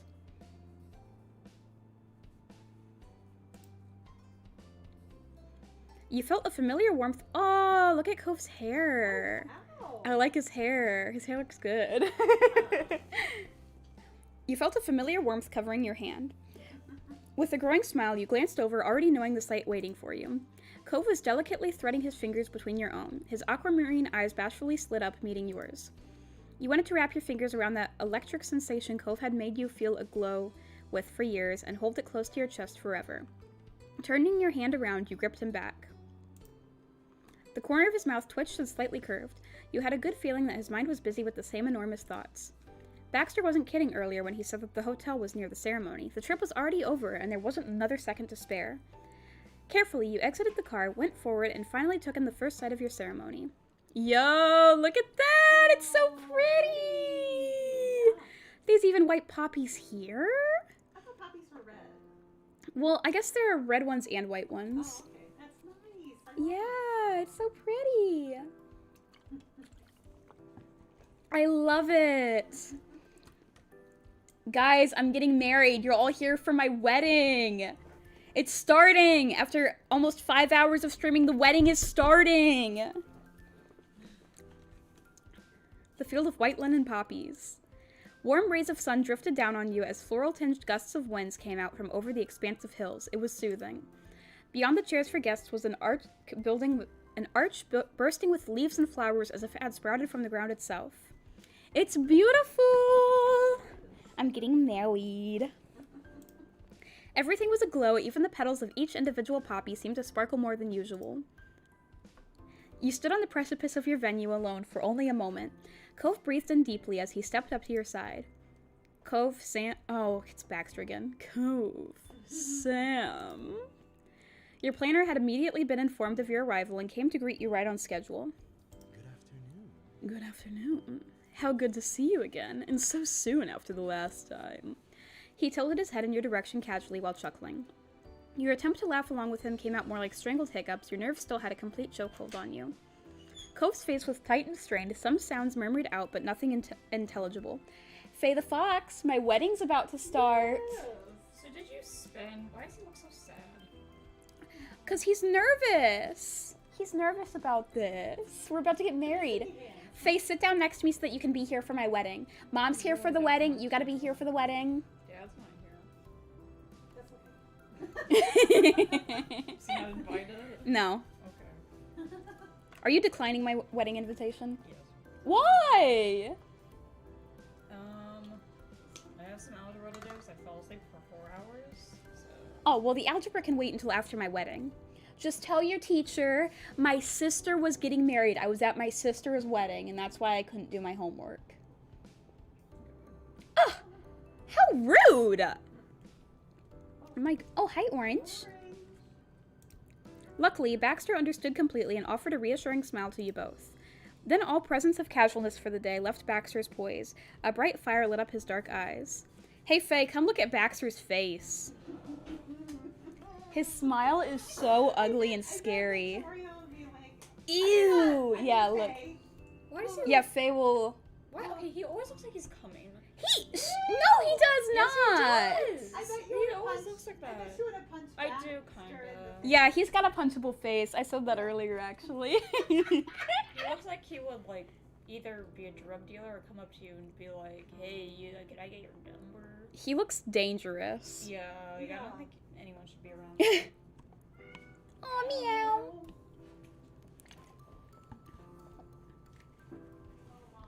Yes. You know, we got ice cream. Oh, yeah, we have caramel ice Yes. cream. Yeah, caramel delight. I guess I'll have a little spoonful. I ate a lot of it. It's showtime. Let's get into our proper positions. The wedding parties are being led up to the front, where they'll stand by, while guests are getting directed to open chairs in the audience area. Sam, please go back further with me so you can be ready for the aisle walk. Cove. He flinched at being directly referenced, so Baxter continued placatingly. You'll need to go wait right at the end for your beloved now. Your party will be there to make sure everything is all right. Baxter trusted Cove enough to handle the rest and began to lead you away. Your fiancé's gaze followed you for as long as it could. He still couldn't say a full word. Your heart would have gone out to him if he hadn't already held it for so much of your life already. Aww. And you knew you'd be together again soon, and that it would for the rest of your lives. You and the planner went back down the bend, and there was an eager hastiness to your paces. A corner was turned, separating you off from the main scene. Wait here for the music cue, then you can walk. Okay. Alright, it's gonna be the best walk any one of these people have ever seen. Good luck, Sam. I'll congratulate you when it's over. He grinned coyly before leaving you there. He had to handle more of the arrangements behind the scenes so that you and Cove could have your spotlights. An assistant joined you only briefly to hand you the delicately crafted white poppy and splint. And what? I forgot I did that! I forgot I did that. It asked me what kind of flowers I want, and it let me put in my own custom answer. So now I have a bouquet of white poppies and splint sticks. Oh. I did that hours ago, and I completely forgot until this very moment. Oh my god. It's a bouquet of poppies and splint sticks. The delicately crafted white poppy and splint stick bouquet you had designed with Cove. My god. I forgot about that. Oh my god. Okay. You gratefully accepted it, taking hold of the base with both hands and gripping tight. Yeah, you gotta grip your splint stick tight. They made their exit while you tried to relax by breathing in the gentle perfume of the bouquet. Oh yeah, that, perfume, that scent of the splint sticks. Ew. It was sweet and beautiful, reminding you of Cove. Yeah, splint sticks remind me of Cove. While standing alone, footsteps, the distant chatter of a crowd, and your own heartbeat pattered in your ears. Your eyes closed as you strained to hear the cue above the rest of the noise. But there was no need. You knew the moment had arrived when everything in the distance went silent. It even felt as though your heart froze in place, not wanting to be the one thing to interrupt. The first note was struck, and that was all you needed to move forward. You began to walk to where you knew he would be. Dude, everyone, I'm walking towards Cove. Here we go. I'm walking down the aisle. They show you though. Yeah, well, yeah, they don't. No. Yeah.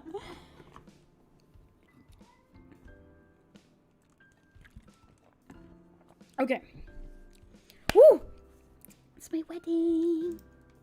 I'm walking. Woo.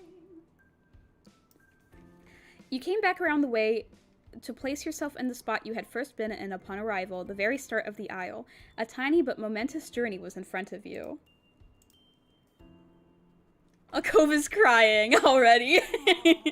You lifted your gaze to the end of it all, past the flowers, the guests, and everything else that was between you and your destination. And despite being together only moments before, seeing him then, completely ready to marry you, was breathtaking. Cove Holden. The last name rung especially strongly in your mind because soon it would be yours, too. He was breathtaking. He was right there with shaking legs and crystal clear blue eyes dripping with heavy tears. The tears are running down his face. You'd never beamed brighter. You were an absolute sobbing mess of emotions. You smiled softly with tears gathering in the corner of your eyes. You were stone stiff from nerves. You were unsteady on your feet, afraid you might faint before even Cove had the chance. You had to resist the urge to run down the aisle. You'd never beamed brighter. You watched as his mouth opened and closed as if he was speaking directly to you, though he was much too far away for you to know what the words were. The crowd was full of joyous smiles and loving glances, but no one made a move to distract you or Cove away from each other. You wouldn't have noticed if they had tried. All you were aware of in the entire world was the fact that every step brought you nearer to him. Step by airlight step, you fluttered along. Nothing could have prevented you from relishing your crossing. With each frolicking footfall, Cove shivered anew. He was excited to be there with you, but patiently remained where he was supposed to. You didn't keep him waiting. When you arrived at the end of the aisle, you immediately came to stand face to face in front of Cove. Softly, Cove's lips parted again, and finally, that time you knew what it was. Your name. Sam. He lifted one hand to caress your cheek. He brought his head lower to be closer to yours, his fingers advancing further to touch the edge of your ears. Tears of joy began to fall from your eyes. You felt overjoyed. Tears of joy began to fall, and you pressed your forehead against his. You felt overjoyed, and you pressed your forehead against his. Tears of joy began to fall from your eyes. It couldn't be helped. The delicate way he held you had made your emotions swell more. A hush came over the crowd as the justice of the peace began to speak. It was time. The ceremony speech flowed over you. You listened to each word, but sentences faded out of focus the second they had passed. It was like being in a comfortable dream. There was a safe sense of distance from the world as your consciousness drifted around within it. What did break through to you were Cove's bashful gestures, shuffling feet, quivering eyes, a palatable nervous energy that was barely swallowed down. Not one single movement went by unnoticed. Before you could completely lose yourself in Cove's gaze, your attention crystallized in an instant. The justice of the peace had said vows. It struck Cove as well because his knees visibly locked from underneath him. In slow motion, he began to tip backwards. Oh no! Oh no! You instinctually grabbed onto his wrists, pulling on his sleeves in an attempt to keep your beloved from leaning further. Numerous sets of arms rose from all around as both of your wedding parties poised themselves to catch Cove if he fell their way. Derek took it an extra step further by actually stepping forward. He made certain he could get hold of his friend if he came down. Cove regained control of his legs and caught himself by anchoring back on the ball of his right foot. He kept that firmly planted. Good job, Cove. He was still so absorbed in the moment that the notion to be embarrassed by his near faint didn't take up any space in his mind. It was as if it hadn't happened, at least for Cove. The justice of the peace, however, lifted a brow, assessing if your groom was physically capable of completing the ceremony. For all his trembling, Cove stood stiffly, a pillar that could not be moved. It was enough to appease your justice of the peace into continuing. The couple has chosen to prepare their own vows, and they will share them now. Cove Holden, please begin. Ooh, what's he gonna say? He took in a long breath through his nose. After so much build-up to the wedding and all the effort that it took to create it, this was the final hurdle for him, articulating his deepest feelings about you out loud. Cove looked into your blue eyes, searching for the words he needed. You waited, and pressing as much encouragement as you could into your gaze. Finally, Cove began his vows. Sam, we met when we were 8 years old, and, well, I wanted to run away to Nevada somehow that first summer I moved into the neighborhood. Truthfully, I planned to do it before my dad and I had even made it to Sunset Bird. It didn't matter what it was going to be like. How could it ever be okay? But I saw you the first day I was there, and nothing went the way I thought. You changed everything in my life. He sunk lower into himself sheepishly and offered a goofy grin. I did still make an attempt in my child mind genius, but it was just going to be for a visit.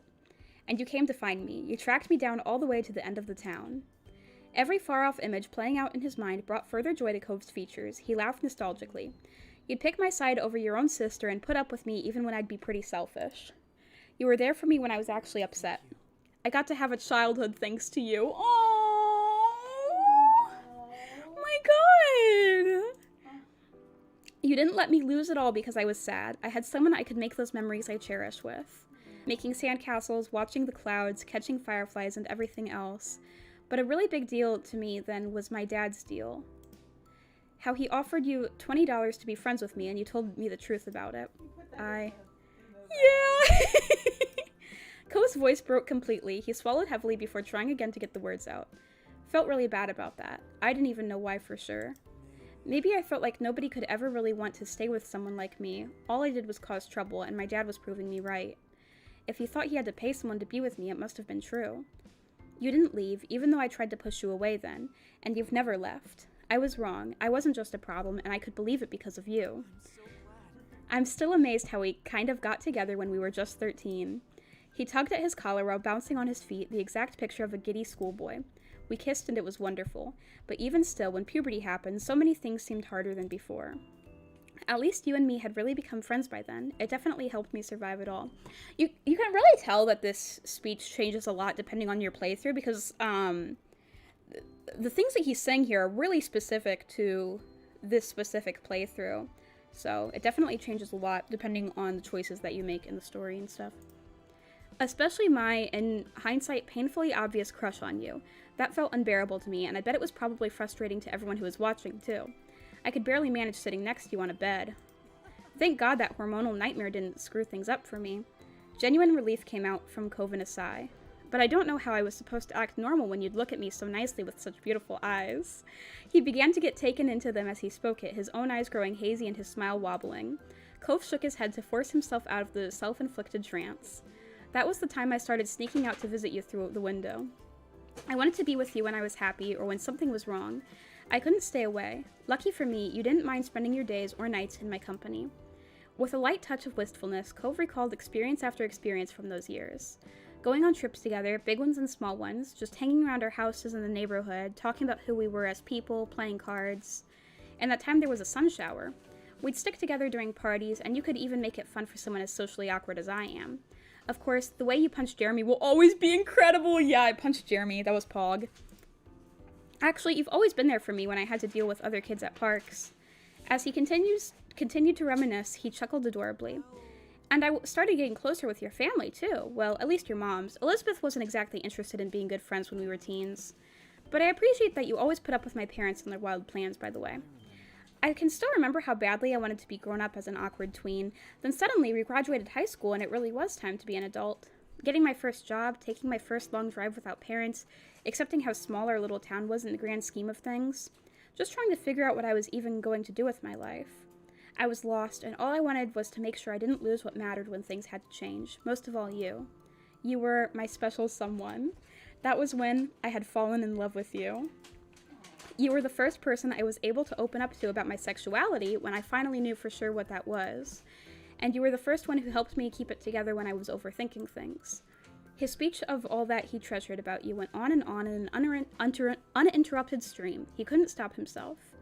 I could talk to you about anything, like the accident when I got my scar. I knew you would understand. And as mundane and drudging adult stuff could be, I had a source of relief from it because you had been around. You'd let me have tastes of your food, and you always gave the best gifts. You'd love me even though I'm...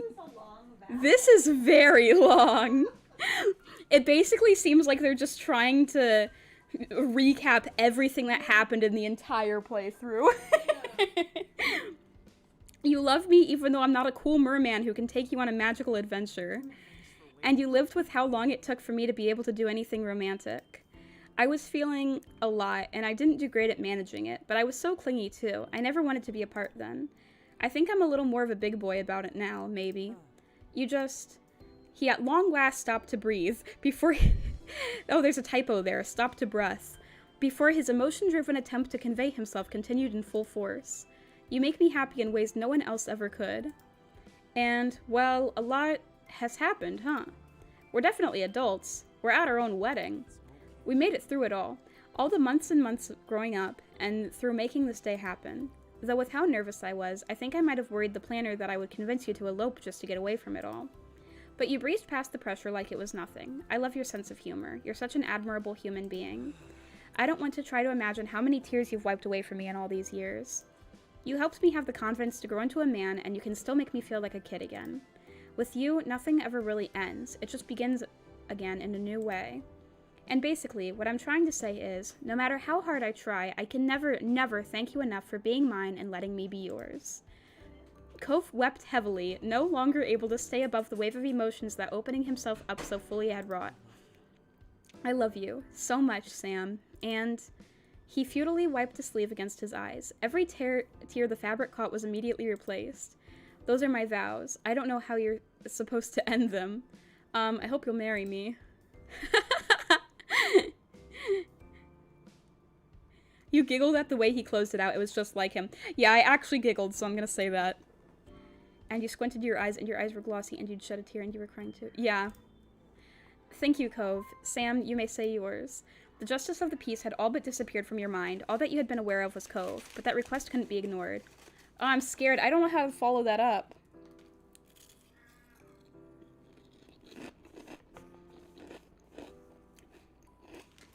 How do I follow up with that? I should have said mine first. Because now I don't... because his are better.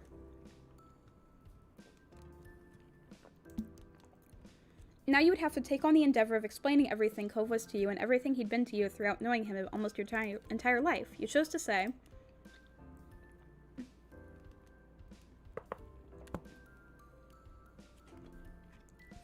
Whoop. Okay. Here we go.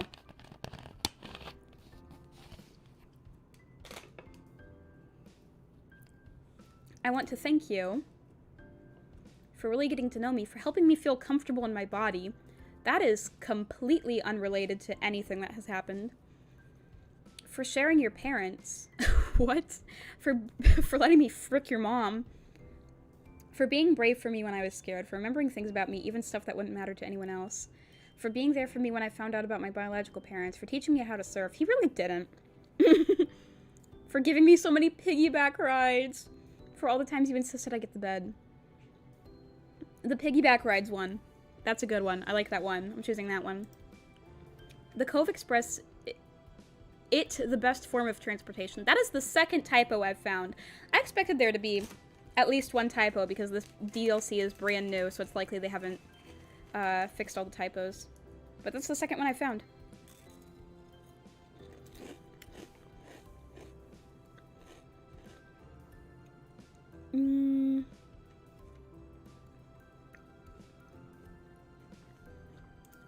And besides that, I promise to never stop trying to make you happy. To cherish everything you've given me. To let you have joint ownership of my shell collection. To always leave a window open for you. To continue letting you have taste of my food. To comfort you when your anxieties make you scared. To love you even as we both continue to grow and change. To wait as long as you need for everything. To wipe your tears when they fall. To get you a house directly on the beach someday. That's a good one. To wear an anklet on request whenever you want. Hell yeah. To sit on your chest again. To go along with your spontaneous dawn adventures. Yeah, I said every single one. And along with that, I adore your wavy eyebrows, your laugh and your smile, how easy you are to fluster, how clingy you are, the awkward way you try flirting, that you're so open with your emotions,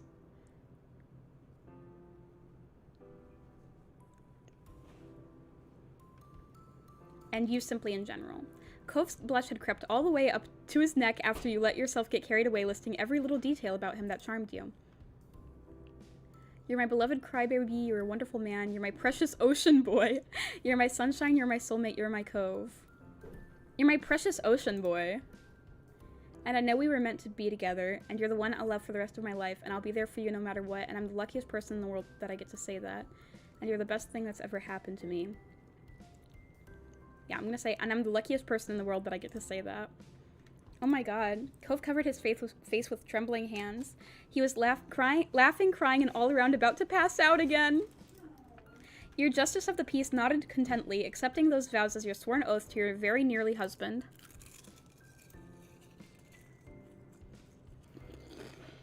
Oh, here we go. Cove Holden, do you take Sam Anthony B to be your lawful wedded wife? He let his hands fall, ready to face you directly. Cove's shaking, dripping wet eyes stayed locked to yours. And, with the confidence of a man who'd been waiting for this moment for years, he answered with complete surety. I do. It was absolutely heart-stopping, but your turn to respond had come. And do you, Sam Anthony B, take Cove Holden to be your lawful wedded husband?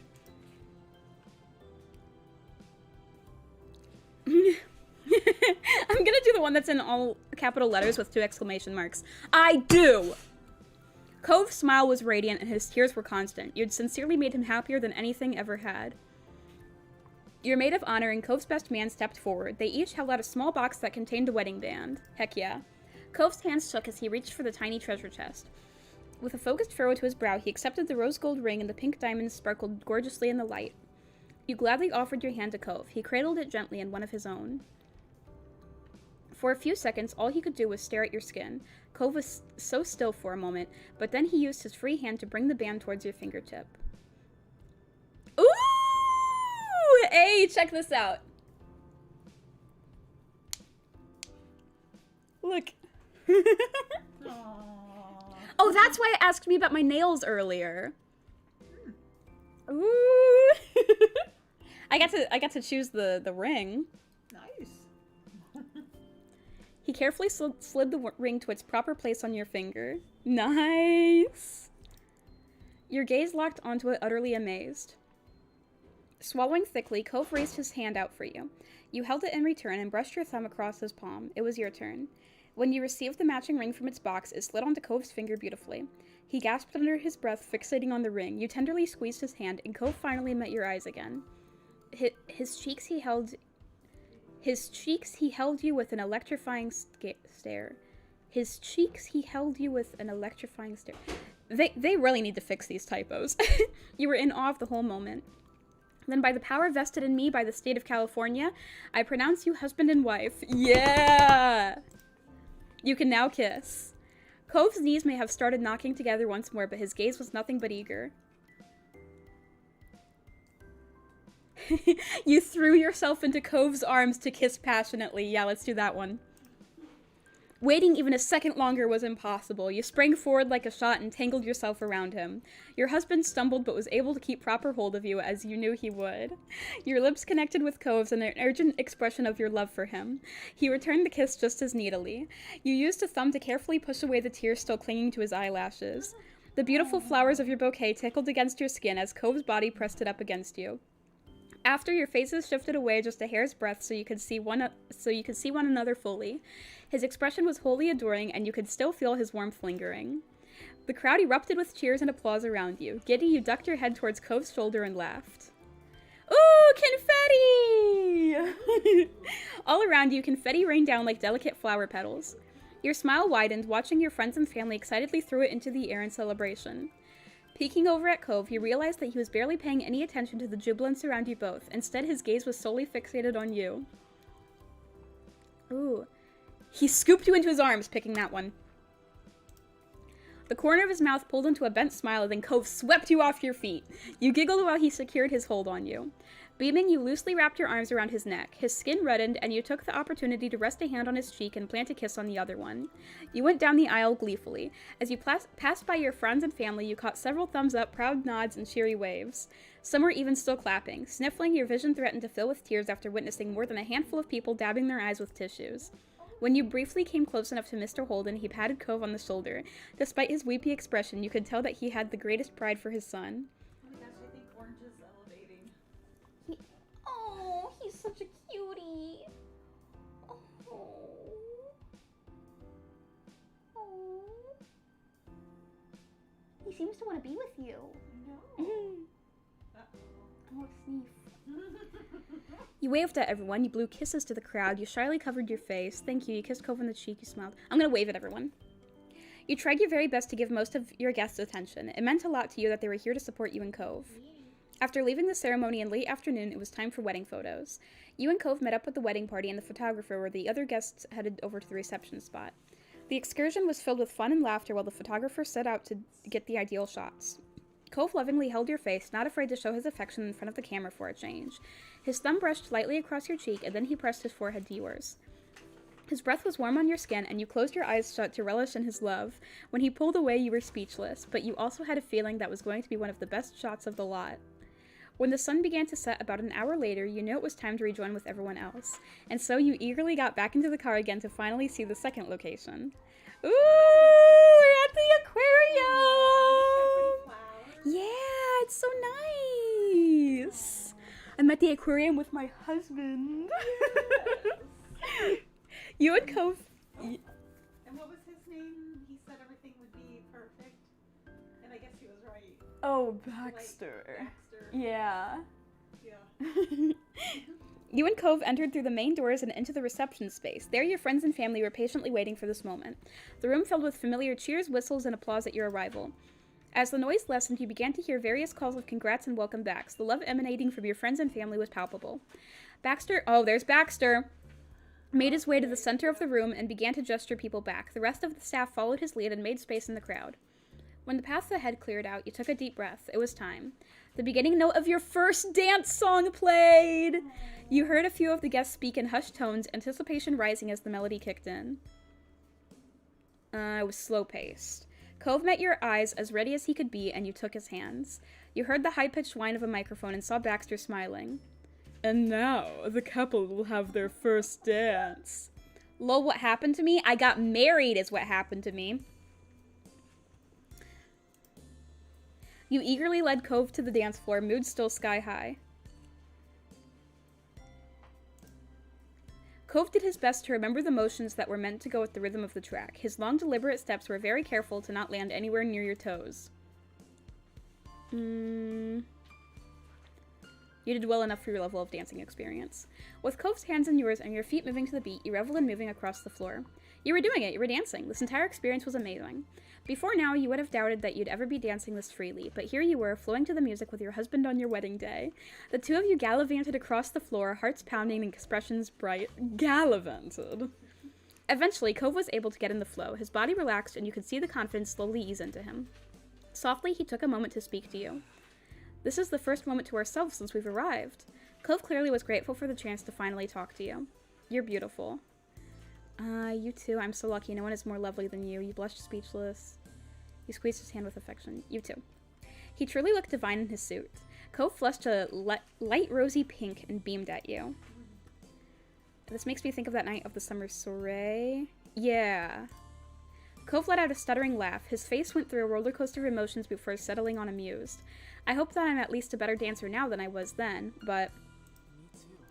Honestly, I was thinking about that too. I remember exactly how it felt dancing with you years ago. I had a lot of hopes then. I wanted it to last forever, but I also desperately wanted to skip ahead so that I'd know what things would be like for us in the future. And now, actually, we're here. We made it. Cove sighed dreamily as he looked into your eyes. Thank God the ceremony's over and we can just be married now. Not that the wedding's bad. He winced as soon as he realized how his words sounded. He shook his head. I just kept thinking that I'd ruined something or something terrible would happen. He's so cute. At this point, a truck full of apples could come through and destroy dinner and I wouldn't care. Here it comes. I feel the same way. I'm touched that you wouldn't get depressed over missing out on a meal. Please no, you're so adorable. Now that would be something to remember. You shook your head affectionately. Yeah, you shook your head affectionately. Your silly husband, he was cute. Then the music reached a bridge of the song with complex choreography. Both of you had to focus more on the dance. That stopped your conversation in its tracks. The two of you became absorbed into dancing once more as the song's end grew closer and closer. The final note was struck and... the dance ended in a spinning flourish. The dance ended with you dipping Cove. The dance ended with Cove dipping you. The dance ended with you both landing the final step. The dance ended with a bit of stumbling, but you kept each other up. Cove dipping me. Cove's dip was slightly awkward due to the height difference between you two. He had to arch his back to get you down lower than you already were compared to him. Oh my god! The freaking game keeps roasting me. because I'm short. Oh, in the game too? Yeah. And also Cove is really tall. Oh. He made it work, though. Cove's lips brushed over your ear. You're a really good partner. Your face felt hot, and it wasn't only from the dancing. You heard a clap that steadily transformed into wild applause. Turning to face the crowd, you looked over your friends and family cheering. You curtsied. You gracefully curtsied to your audience, keeping your back straight and knees low. The clapping got louder. Tilting your head back to your husband, you caught his proud smile. Cove continued to watch you rather than switching his attention to the guests. He twisted his wedding band bashfully around his finger. With the first dance done, you both left the open floor to join the others and properly greet your seated guests. Cove offered you his arm to take once more. You took hold of his arm. Your arm wrapped around his, fitting as snugly together as matching pieces of a puzzle. It was a hold that could not easily be broken. Physically and legally linked to the other, you and Cove went forward as one. After only a few strides, you had arrived at the nearest table in the arrangement. It had a close family all the way around, including your mom and ma. The two had scooted their chairs closer and were eagerly whispering to one another, trading words of excitement back and forth. Feeling awkward about having to interrupt, though realizing there's no reason to feel that way, Cove cleared his throat to announce your and his presence. Hi. Oh, see, they're both wearing pink. Snapping out of their private fervor, your parents turned the enthusiasm straight towards the two of you.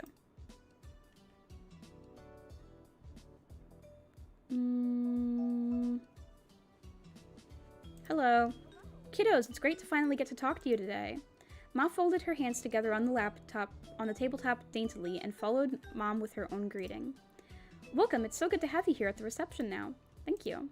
Yeah, thank you. Of course. The ceremony was a memorable one. Those vows, huh? You also nailed the theming with that venue. It was truly unforgettable. It's nice you noticed. I really put my heart into this. Hearing people actually discuss the wedding as a real event, Cove became tongue-tied. Your ma watched over the both of you, as doting as it was knowing. Have fun greeting everyone else. We'll be here if you need us. Lonnie's right. We can entertain ourselves while you're busy with your big day. I love you, moms. Thanks again, moms. Ma's fingers squeezed together even more tightly, a visual representation of the restraint she was exerting not to cheer inappropriately loudly. While Ma attempted to not spook Cove after his tepid attempt to use the new title, Mom had no qualms saying something embarrassing. Woohoo, we got upgraded. It's about time. Pam. Cove's gaze immediately dropped to his feet and his near-constant flush from the day reappeared. You gave your husband a reassuring pat on the arm, proud and pleased at his braveness. Okay, bye. Cove scuttled off, needing an escape, and you gave your parents a wave as you stuck by him. Goodbye. Good luck out there. You and Cove's moms took their glasses of wine in hand and clinked them together celebratorily. To Sam and Cove. To Sam and Cove. As matching images of each other, they slipped the drink in good cheer. They slipped the drink? Is that supposed to say sipped? I found so many typos.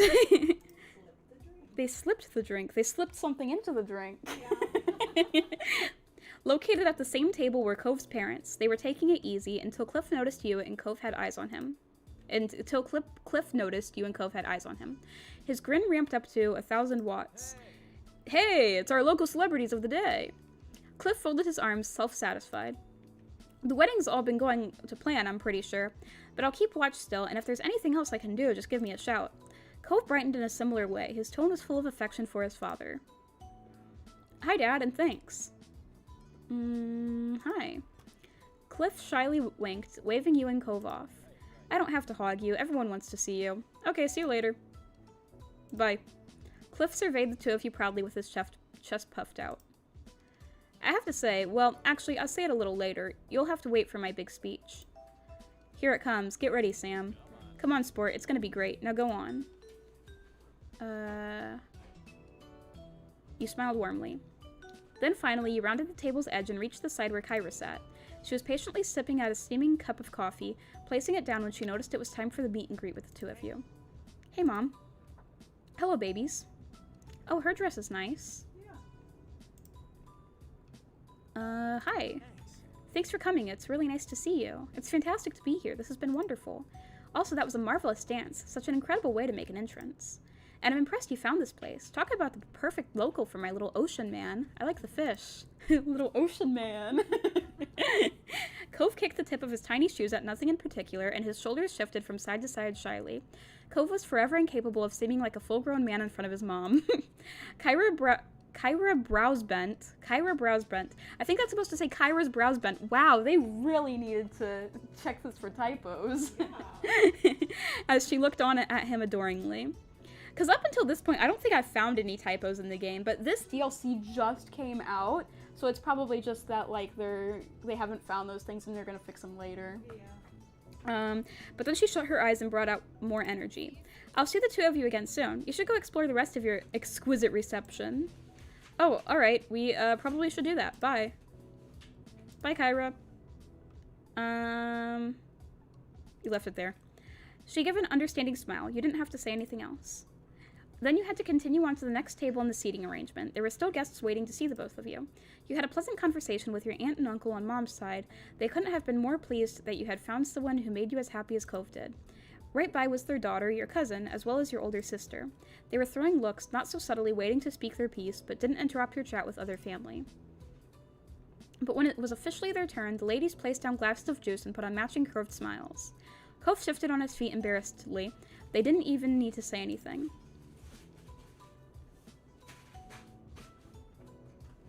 You grinned at the two of them. The two of them were always good for a laugh. We did good work, didn't we? It's nice to be able to relax after all the preparations. Totally, everything went incredibly. You're both beautiful, and it was just touching and amazing and perfect. Cove laughed airily. Lee's energy levels were as high as ever. Hello to you, too. You must be relieved there were no accidental drownings with those waterworks going off during the ceremony. That's funny. Lee couldn't suppress a snicker. Cove, on the other hand, pouted indignantly. To be serious for a moment, you sensitive souls did very well with those vows. Thanks for all that and everything. It was nice to see you. Oh, you're welcome. Yes, you are welcome, and thanks for coming to see us on your wedding tour. Wedding tour? And that's what she just said. For coming to see us on your wedding tour. Bye.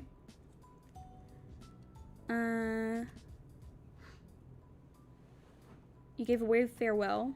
With everyone at that spot properly greeted, you and your husband began to stroll along to the next one. One of the more boisterous tables had Derek, Terry, and Miranda huddled together. They were celebrating wholeheartedly. Hi, everybody. That pleasant greeting was paired with a little wave. Your friends turned in unison after realizing you were there. Then the trio of buddies lifted cups full of beer and cheers to you and Cove. For a second, I forgot they were all old enough to drink.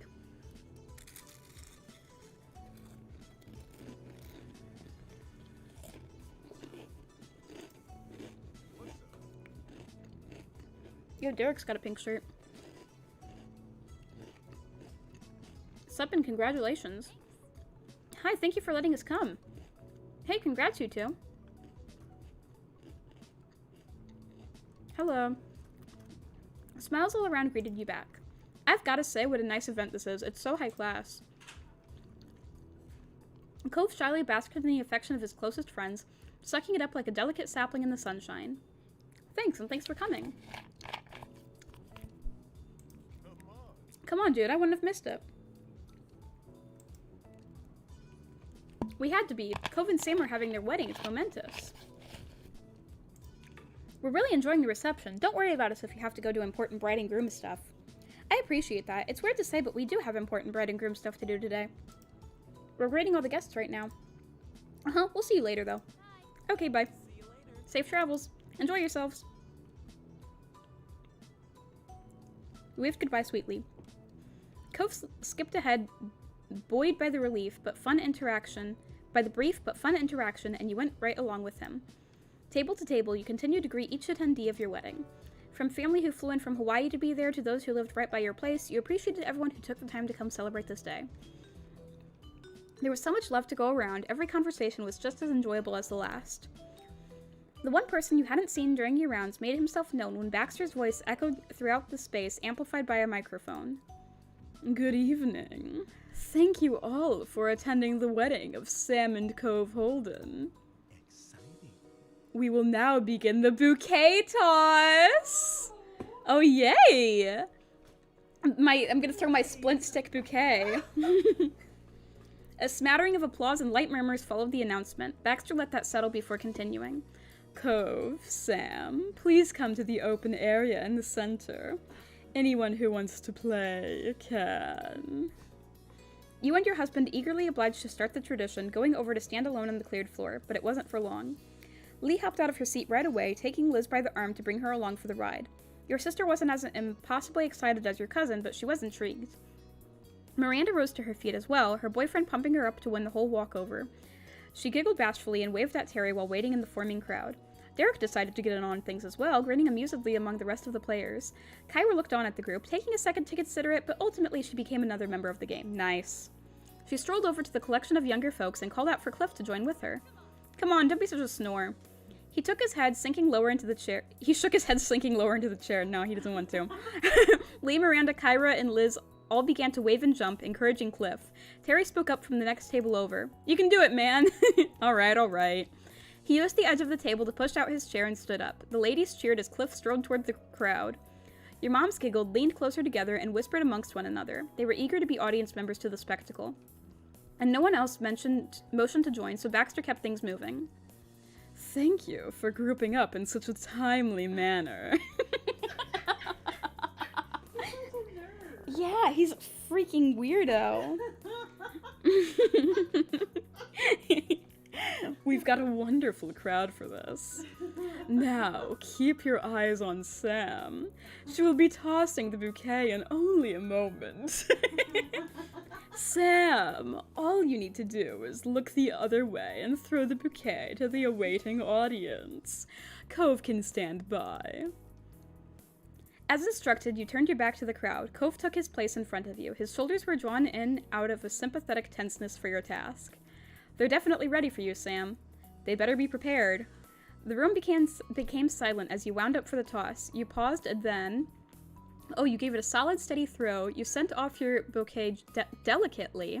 You did a tricky side shot, keeping the players on their toes. You attempted a good throw, but it awkwardly flailed over your shoulders. You tossed it as high as you could. You hurled it back as fast as you could. Okay, I'm just gonna do a regular throw.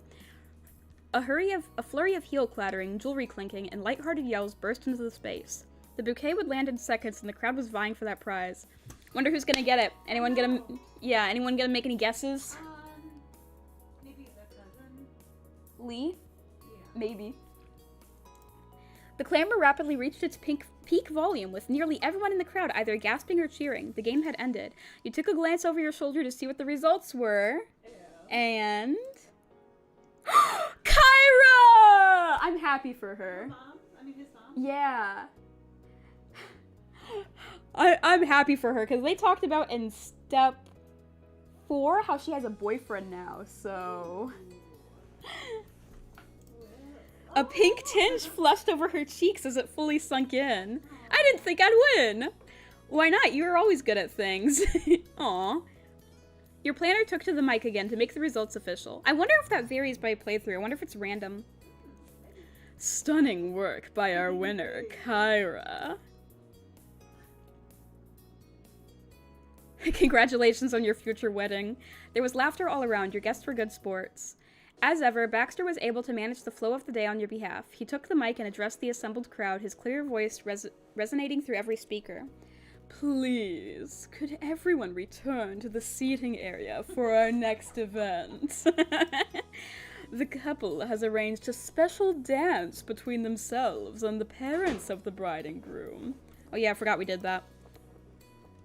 Your eyes met Cove's aquamarine ones as you instinctively glanced towards each other. Your expressions brightened before you stepped apart, ready for the event. Your moms radiated joy as they approached. They each took one of your arms and entwined it with their own. The three of you made your way over to an open spot in the dance space at the front of the reception area. Close up like this, you could see not only the pride evident in their faces, but the telltale shine of teary eyes. As the music began, Mom broke away to allow you and Ma to dance together first. While you flowed and swayed in time with the tune, Ma took the opportunity to speak to you. Her voice was soft and low, preventing her words from carrying outside your little bubble. It means so much to me to see you like this. All we've ever wanted for you and your sister is for you to have a good life. I hope you'll always be as happy as you've been today. Touched, you felt a pricking of emotion in your own eyes. Ma spun you around and handed you over to Mom. She picked up the rhythm instantly, and you got into the swing of things just as you had with Ma. You're doing great, Sam. She squeezed your shoulder, where she was holding you as you bopped to the music. She always had been very physical in her affection, though not always conveniently so. You were somewhat relieved that she'd not chosen to pinch your nose in front of people on your wedding day. She gripped your shoulder again. You really are. You smiled back at her, lost for words. You loved both your moms so fiercely. You were overwhelmingly grateful that they could be here with you for this day. During a turn in your dance, you caught sight of Cove happily twirling around with his own parents, hand in hand, on the other side of the floor. Even glimpsed from a distance, you could make out the huge smiles on Cliff and Kyra's faces. It made you giggle as you drew back towards your moms. Mom made to break away and let Ma have a turn dancing with you, but Ma snatched her hand and yours and drew you into a dance together as a group. Laughing even stronger, you danced with both of them until Ma released Mom's hand. You let Mom go with a wave and danced with Ma one-on-one. Before long, you'd swapped back to dancing with Mom. You took turns dancing with them both individually as well as dancing as a group, changing it up often so that no one was left out in the cold for long. But eventually, the song came to an end, bringing your dance to a close. Your moms enveloped you in a hug, sandwiching you from the front and back. That was such a lovely time. You really know how to put on a party. You shifted so that you could put an arm around both of them at once and pulled them in tight. Thanks. Cove and his parents rejoined you, their spirits as high as your little groups. That was wonderful. Bravo. Baxter's voice rang out through the speakers once more. We're now opening up the dance floor. You are all warmly invited to come up and join the family for dancing. With that announcement, the traditional wedding music got turned up, enticing people to come forward and enjoy themselves. The dance floor bustled with more and more attendees, and over in the seating area, family and friends were catching up over animated conversations. Satisfied that people were having a good time, you decided to dance with everyone, dance more with just Cove, go sit down and away from the thick of it, stand by to watch the dancing. Dance with everyone. You happily shimmied into the crowd, ready to make the most of the occasion. It wasn't often that you got to gather up the people most important to you like this, and even rarer for it to come with good music and the opportunity to dance. Rotating partners for each dance meant that you could spend time with various guests one-on-one. You danced with Derek and with Liz, gliding around on the floor along to the music. You continued to spend time with the whole bunch for song after song, but of course you made sure to save some dances for your new husband, too. The merrymaking continued right up until it was time for dinner to be served. All the action must have helped them work up an appetite, as the guests complied readily. They quickly filed back to their tables, ready for a delicious meal as soon as it was announced. You settled right into your seat at the head table. Cove sat up in his own chair excitedly, reaching over for the napkin-wrapped silverware in preparation. He was ready for dinner. A waitress clad in black from top to bottom came to stand across from you. She had a frosty pitcher of water in her hands. While sitting that down at a spot on the tabletop between you and Cove, she spoke out in a friendly tone. Can I get you anything else to drink? Could I have some orange juice, please? He needs his juicy woosies. Is that his favorite juice? Orange juice? I guess so. Any kind of juice. Juicy woosies. Apple juice, grape juice. I don't even remember if they ever talked about that before.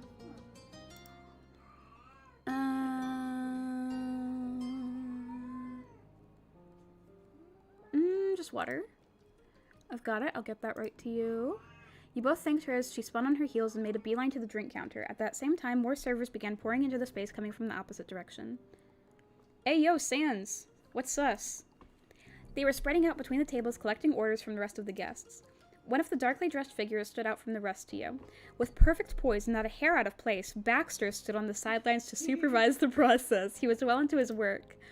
Servers ebbed and flowed between the tables as drinks were provided to each individual who requested one. That wasn't where it stopped. Soups and salads were then carted out before the main course. Cove took in a satisfied inhalation of the steam coming off the soup. You could catch a whiff of the scent yourself. It was savory and rich. He scooped a spoonful out and dug right in. The rest of the guests followed, taking first tastes of what you had to offer them. Spirited discussions were had between bites. There were plenty of compliments. Your mom, Miranda, and Liz sounded especially pleased with how it came out. They were chatting to the others at their tables about the subtle flavors. And many of your attendees made use of the extra spice that had been made available. Cliff, Kyra, Ma, Terry, Derek, and your own lovely husband each added their own levels of added heat. For your meal, you kept it as is. It was delicious and exactly the way you had wanted it. Mom's jovial tone carried itself above the rest of the voices. So how much are we getting here? There's all this already, and the meal hasn't even shown up. I'm gonna lose track keeping count. Oh, I asked. It's a 3-course meal, not counting dessert. Nice. When the bowls were polished clean, the servers began to reappear, clearing the dishes away to make room for more. The main course was ready, and the guests were ready for it.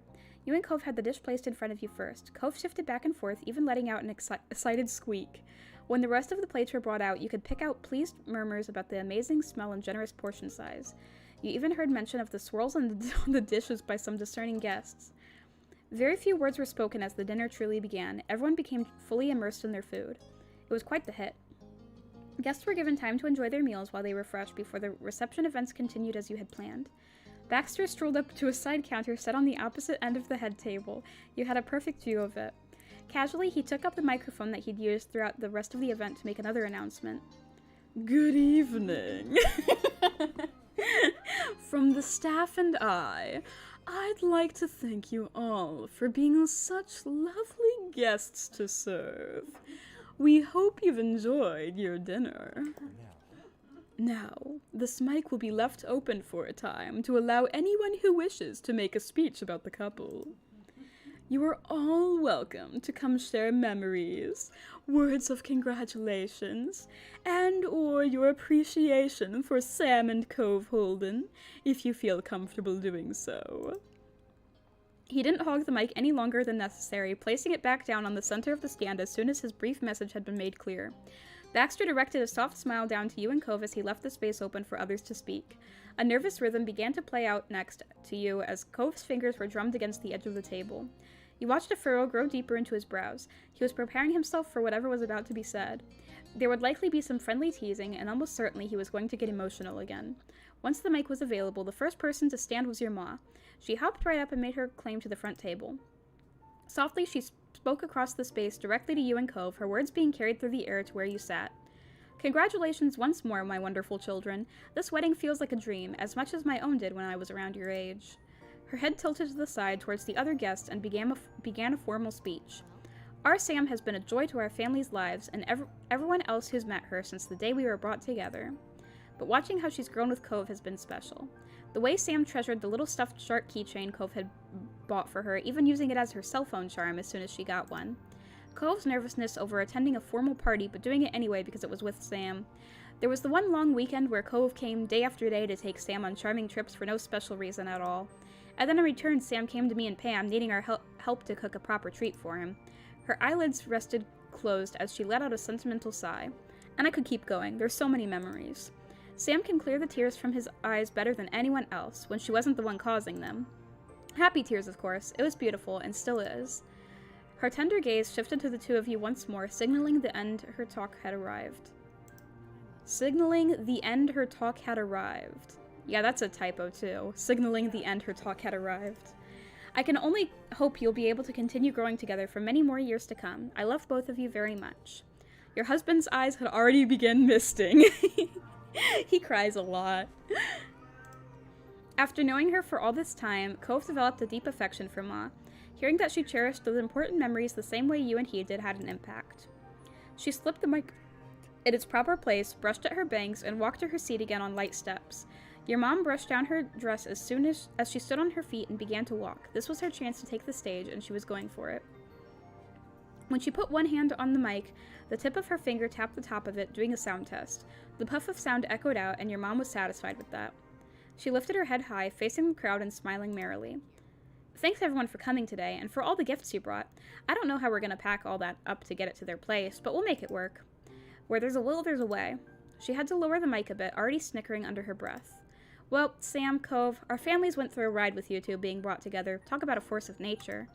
You took some time to feel things out, but after those rockier years, it was time to watch out. You even ran away together the very first summer you met. You were only 8. And Cliff almost had a heart attack when we all took that RV out and Cove had disappeared from his sleeping bag in the morning and it turned out he snuck into the loft with Sam. Grinning ear to ear, lost in those old memories, she shook her head.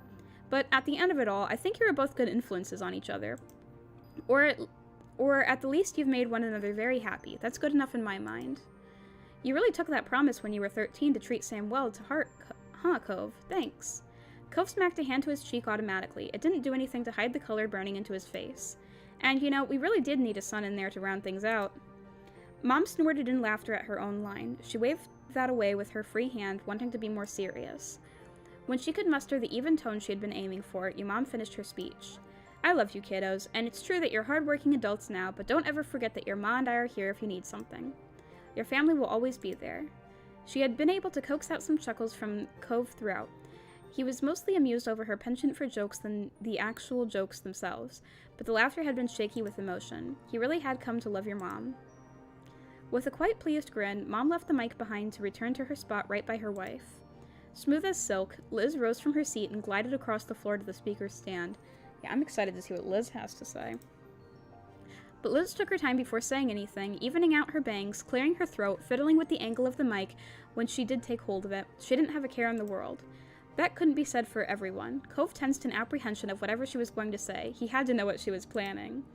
Luckily for him, she did eventually begin her speech and end his suspense. As I'm sure many of you know, I'm Sam's older sister, so one of the very few people who have been around her for longer than her husband. She was smirking already, 2 sentences in. We're pretty close is the thing. She flicked the hand without the mic into a non-committal... They spelled non-committal wrong. There's so many typos! A non-committal half shrug. But honestly, Sam, if I realized you'd be marrying that new kid back when I was 10, I might have had to disown you. A scrawny, grumpy boy who didn't even know how to play pretend right? Certainly not, even if I did joke about it happening. Hey. Cove gasped indignantly that she would say such things, but things being said continued on regardless of his objection. And yet here we are at your wedding to that very crybaby. Unbelievable. Exasperated at Liz's angle for her congratulations speech, Cove slunk lower in his seat, took his drink in both hands, and sipped at the juice like a furious elementary school kid. Her head slowly shook, the ends of eyebrows bent, and a less crooked smile came to her face. The tone wasn't silly anymore. But with all that out of the way, what I actually want to say now is, you made the right choice. He's the one for you. Day after day, week after week, year after year, Cove was there, even more than I was a lot of the time. Don't get your hopes about this meaning I'm done teasing you about it, but for today I want to thank you, Cove. Those big watery eyes of yours have never lost sight of Sam since she caught them. It brings peace to my heart to know that there's another person out there who cares for her as deeply as she deserves to be. Aww. That's such a good speech. That's so cute. I love that. That was great. Oh. He didn't have another comment then. Liz's grin widened, as if she knew exactly the reactions she'd been getting. Congratulations to my good old baby sister and her special boy. Love you. With that, she tilted the mic towards the two of you as though she was toasting a glass. At the last moment, Liz had made Cove smile, and his wide eyes were as damp as she had described. Aw, that was cute. That was a good one. Liz daintily left the microphone where it belonged and returned to her chair fully satisfied. Someone here named question mark? I'm stuck. I fell over and I'm just stuck in this position. What? my model, it's been stuck lying down for a while. I was thinking it would fix itself, but I think I'm just like this now. Yeah. Seepy time. Time go seep. Oh, this wedding. Yeah. Wedding make me tired. There was a clattering of silverware and dishes as Lee sprang out from her table. She skipped away, not paying any mind to that. She was too impatient for the chance to talk.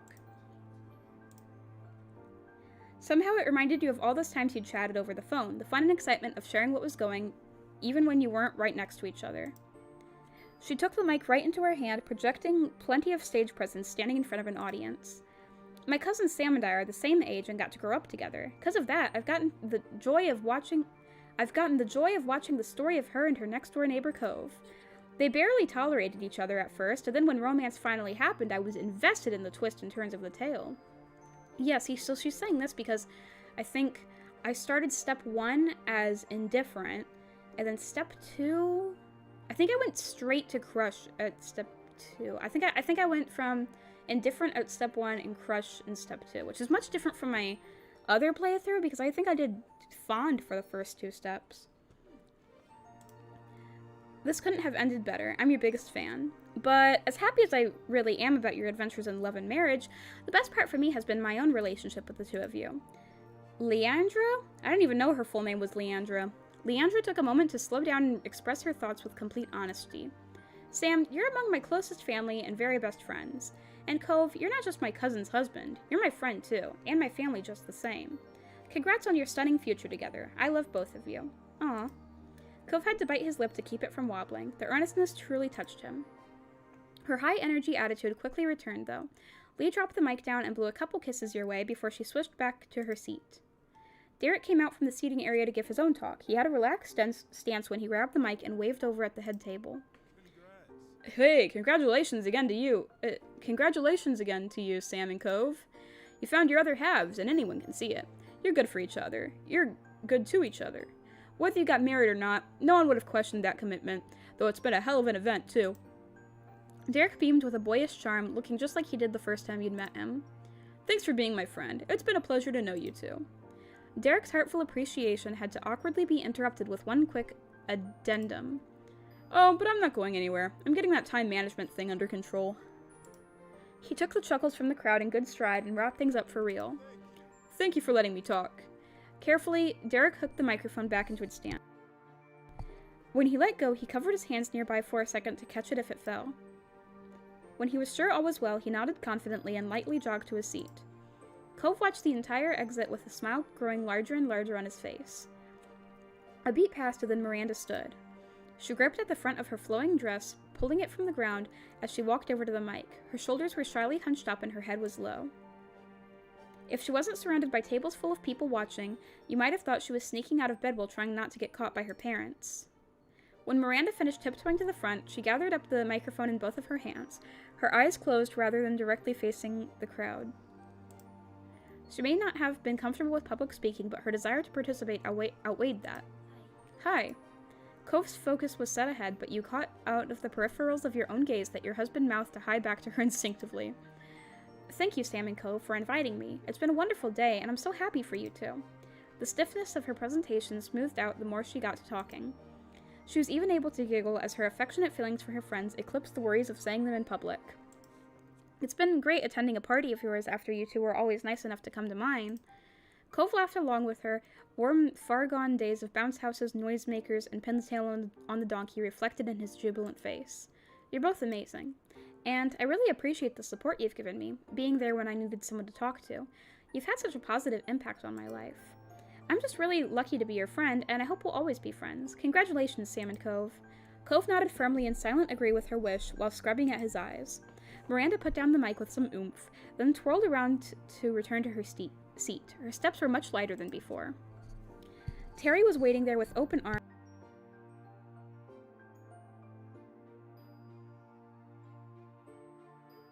To give her a squeeze, clearly proud of his girlfriend for doing so good. Her smile stayed bright even from a distance. Terry jumped onto his feet with a grin, strolling right over to the counter. He scooped up the mic in one hand and gestured ahead of him with the other. I met Cove and Sam in high school. I didn't know them the longest out of everybody, but I could tell they were some cool people right away. Them and Randy were my best group of buddies back then, and we've kept that friendship train going despite all the stuff that's happened. He tapped a finger against the tabletop in time with every specific he mentioned. Graduating school, moving to different places, me and Miranda dating, the two of them getting married, and things about us not being what other people thought they were. Also, we lived through that one summer when it wasn't just the four of us. Sometimes it was the five of us, right, my pal Baxter? He brought the mic even closer to his grinning mouth for emphasis and dramatically pointed off to the side. Now we're all here again. You probably hadn't planned for that. And he was right. Having been quietly discussing next steps with the server, Baxter's mouth hung open mid-word. Suddenly being brought into focus outside of his expertly laid schedule knocked him completely off rhythm. Cove barked a gratified laugh, equally as shocked but far more amused. Baxter's head turned in the direction of the sound, his mouth finally closed into a wry smile. It seemed Terry brought the gift of teasing someone other than you or Cove, and it was more than a welcome offer as far as Cove was concerned, especially since it was taken in good spirits. Terry nodded knowingly, then casually transitioned into his main point. And I guarantee our friendship is going to stay on track. No matter what, there's no one who could take your places. From me to you, and from you two to each other. Good work tying the knot. Your catches. Terry left his speech and the mic there. He paused to applaud your union graciously before flipping his hand out into a wave as he walked off. Cove gave a big friendly wave in return. His eyes were glossy. Soon as Terry hit his chair again, Miranda took his arm and happily began whispering to him about the speech. Kyra pushed herself up from her seat and went right to the front without hesitation. Eagerly, she lifted the mic to her lips and said, I can't believe my babies are having a wedding right now! The unexpected declaration sent chuckles rumbling throughout the crowd. Any whoosies. Kyra continued with a wink and a smile. It was a treat getting to meet Sam in person for the first time, though I already felt like I knew her thanks to all the stories Cove loved to recount about her. In a pouting whisper, Cove spoke out about that description of events. Mom. Whenever I got to visit Sunset Bird, or you visited me, I came to see firsthand more and more what marvelous individuals you were growing into. You bloomed right before my eyes, like perfect white poppies on the hill in your childhood neighborhood. Every moment I've been able to spend with each of you has been a gift. We had some pretty wild times over the years. I count my lucky stars that I got to be the mom to such an amazing boy, and Sam? The buoyant tone of Kyra's words faded into something softer, sweeter. I'd like to thank you personally for helping my baby make himself a home again. I'm truly grateful for that. There was a sniffing at your side after that. Cove tugged at the tablecloth in front of him unconsciously, needing to do something. Mom, congratulations, both of you. I love you. I love you too. It didn't matter that she couldn't hear, she knew. Kyra used the bottom of her palm to wipe her eye, placing the mic on its stand with the other hand. She took an additional moment to look up at you and Cove gently, and then Kyra strode back to her table. Mr. Holden leaned over towards her and gave 2 thumbs up for that speech. His zealousness made Kyra cover her mouth in amusement and embarrassment. And then Mr. Holden raised from out of his seat. The most contentious figure in your husband's early life who grew to become his best man. Cliff took large strides to reach the speaker's stand, but his fingers froze in place before they could grasp the mic. He stared down at it, collecting his thoughts, or his emotions, or both. When he was ready, his hand locked around the base of it, and he lifted the mic up higher. A grin pulled across his face. There was a crinkle around the corner of his eyes. Hey, sport. Hi, Sam. Hi, Dad. Cove's reply was barely audible. He might not have realized he'd done it. Cove's irises were shaking as he looked ahead intently. Well... Cliff's expression turned distant. He was facing the crowd, but his gaze had drifted even further away to something in the past that was long gone. I remember the first day Cove and I moved to Sunset Bird, when I met Sam. I didn't know where my boy was then, or what I was doing, or anything at all, really, as you'll soon be able to tell. He chuckled weakly over the self-derisive comment. It didn't do much to lighten anyone's mood, including his own. He remained wistful. I was sitting around on a curb when Sam strolled up the road, heading home. I knew her, or I knew of her. I'd met Pamela and Nolani already. Talking to them is how Cove got away from me. Cliff shook his head, trying not to get too lost in his complicated mess of thoughts on those times. But that's not the point. What matters is that I heard Sam was their 8-year-old, the same age as my Cove, and that Sam was the only one that age in the neighborhood. In my infinite wisdom, I'd picked out a place that wasn't exactly a family-friendly community. It was mostly a bunch of retired vacationers. He gritted his teeth and placed a hand to his forehead, feeling the sting of that day as if it was fresh. And speaking of, did I mention it was the start of summer break when we moved? What was my little boy going to do now that I dragged him out there? I wanted him to have someone to play with, someone he could talk to. I wanted him to be happy. There was a heart-wrenching crack in Cliff's voice as he spoke about what his feelings had truly been. At that moment, everything was going wrong. It felt like a dead end no matter which way I went, and I was so sure that there wouldn't be anyone for Cove if it wasn't Sam. In one more valiant effort to try to not make the mood of your wedding too heavy, Cliff gave a goofy shrug. So I offered Sam $20 to be his friend. It's just funny to me. The straight line of his shoulders lowered on each side like a roof sagging after years of having to stay solid. Maybe that's not the word. What I'm saying is that all my worries and regrets were at their peak. I was acting crazy. I know it now.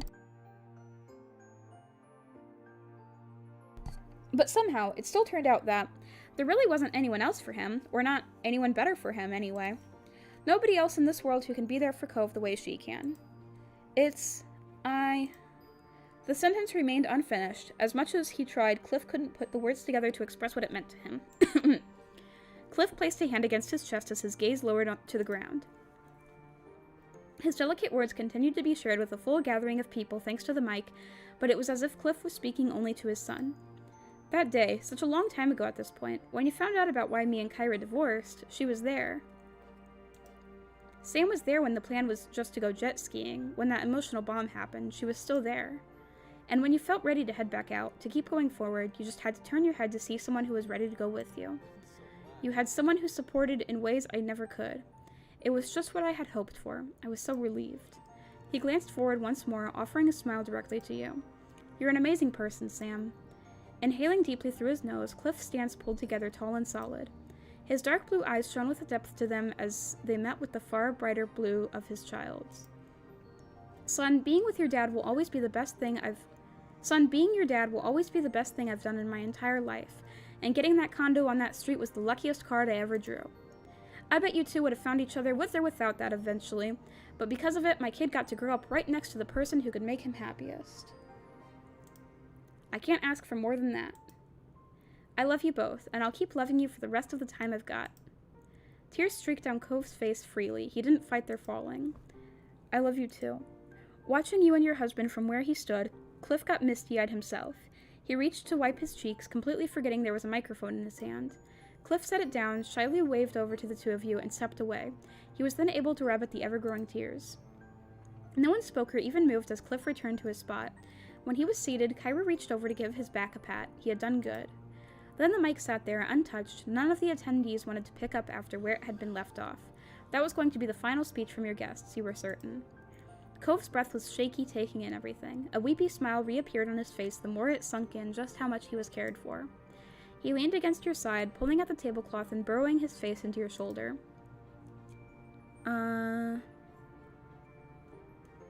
Your eyes were glossy.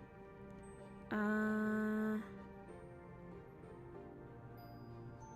you brushed Cove's hair back soothingly. Slowly, deliberately, you stroked the smooth green strands of hair without disrupting Cove's positioning against your body.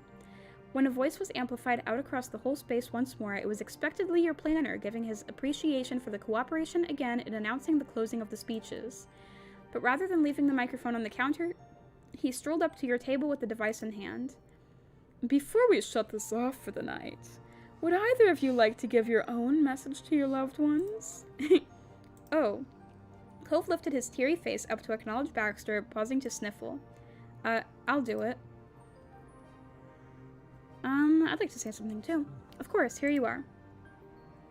Cove used one hand to scrub his eyes and the other to accept the mic, drawing it in close.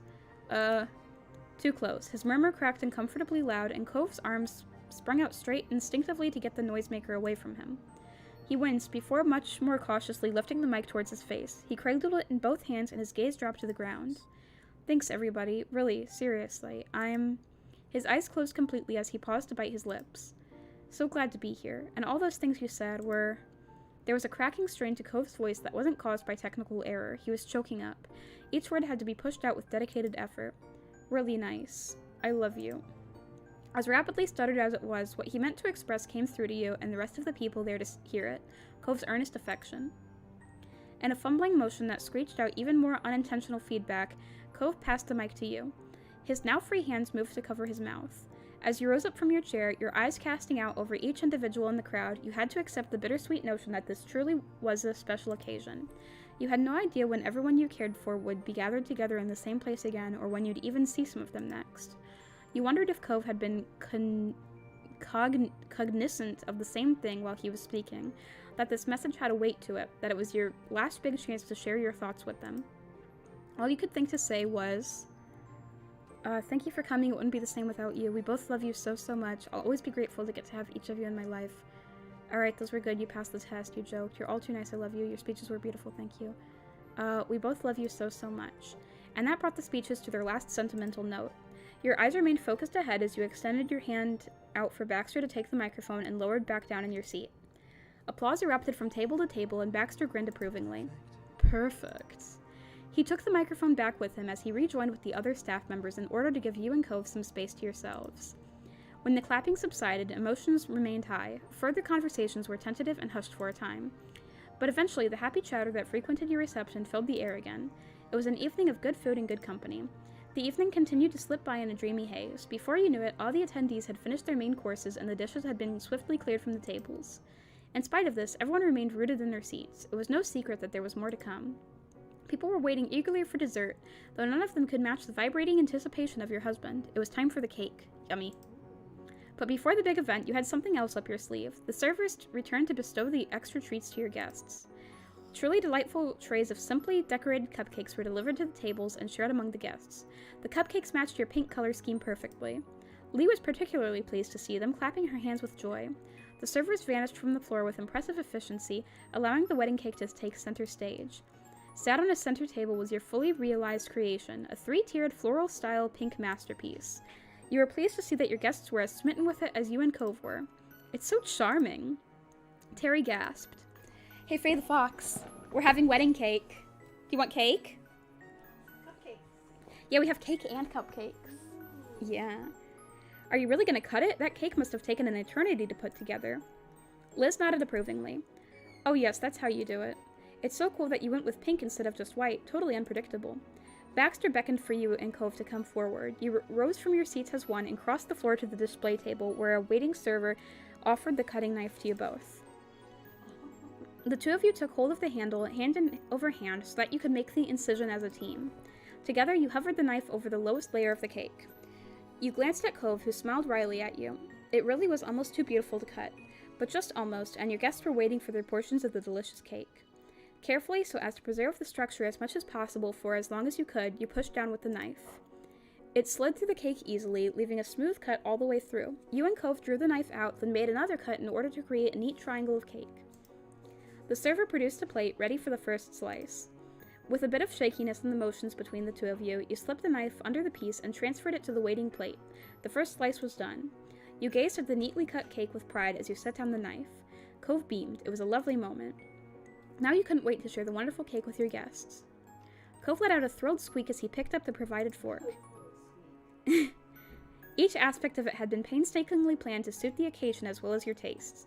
Now, at last, it was finally there for the eating. You were just as eager to eat it, you weren't going to hold back, you were looking forward to having a slice, you would have a taste, but were mostly happy for Cove. You were happy for Cove, though you weren't going to eat the cake yourself. No, I'm just as eager to eat it. And, in short order, servings of cake were set down at each table, a neat triangular slice in front of every guest. As the crowd dug in, along came discussion on the dessert. Thank you, Sam, for doing the right thing and having chocolate in this cake. Derek was less blunt, but equally appreciative of your choice, rubbing his hands together with eagerness as a slice was set down in front of him. You can never go wrong with chocolate cake. It's honestly the best option. Cove stopped shoveling fondant into his mouth long enough to give his own praises. You know, I've had a lot of chocolatey cakes over the years, but none of them have even compared to this one. It's actually amazing. You were hooked within one bite. It was just as wonderful as you'd hoped and more. The bakery had outdone themselves. You and Cove wolfed down the delicious cake with gusto, polishing off your slices easily. You couldn't believe how quickly it was gone. Your plate scraped clean, but it had been much too good to resist. Luckily, there was no shortage of cake. Both you and Cove flagged down a waiter for more. By the time the meal was officially over, Cove had not only devoured 3 full-sized pieces of cake, but he double-checked with Baxter about what would happen to any leftovers. Baxter had needed to reassure him that any remaining sections of the cake would be wrapped up to go home with the two of you.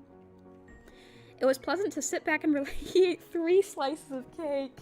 That's after eating, a meal. Yeah. And I don't even know, did he have any of the cupcakes?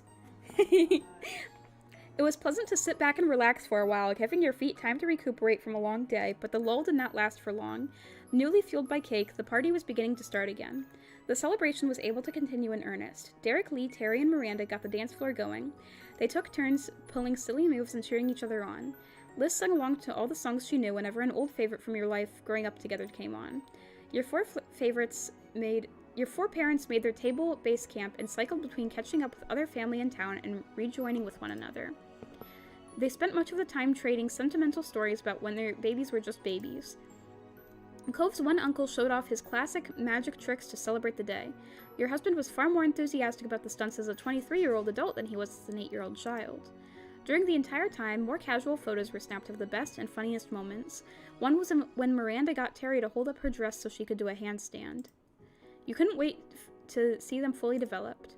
And many guests had been generous enough to bring presents that you and Cove might need. You'd finished opening each one and offering your thanks. Seafoam green towels, dishes, a water purifier, a framed picture of the sea with the words "Life's a Beach" were just some of your takeaways for the day. The most common gift, however, was the safe bet of simply giving cash. You'd never seen so many $20 bills in one place. Your families had a sense of humor. That's funny. Of course, the relationship that began with someone offering money would reach its head with that repeating. Your husband caught a glimpse of the silent amusement in your face. His mouth curved into a smirk as he watched you. You'd bet money that he knew exactly what was on your mind.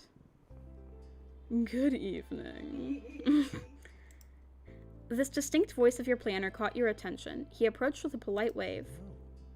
The people you know are as welcome as you are. They've treated the staff, including myself, well throughout the reception. Cove puffed right up in hearing Baxter compliment the people he's close to. He could easily have been mistaken for a proud parent. As pleasant as he kept the pleasantries, Baxter was certain to get to the point of the conversation quickly. Well, I'm here to say that you've got the space for a few more hours, but there are no more planned events or responsibilities on your shoulders. The day went off exactly as intended. He pressed his hands against the bottom of his spine and leaded his torso back against them to stretch.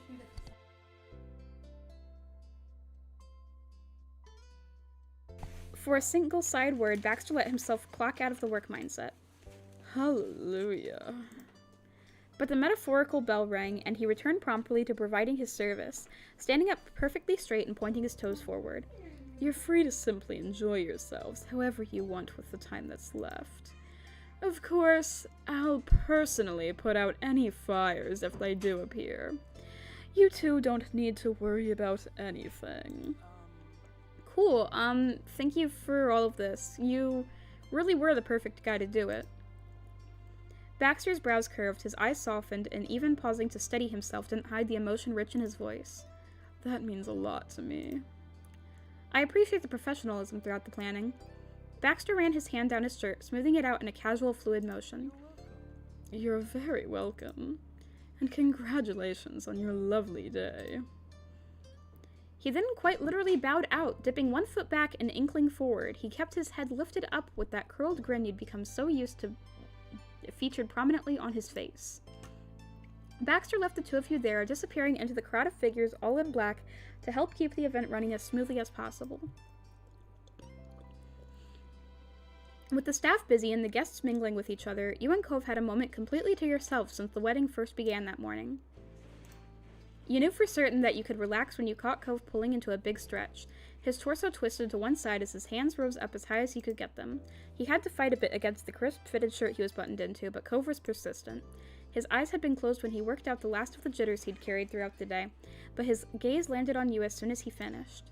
There was a radiant warmth in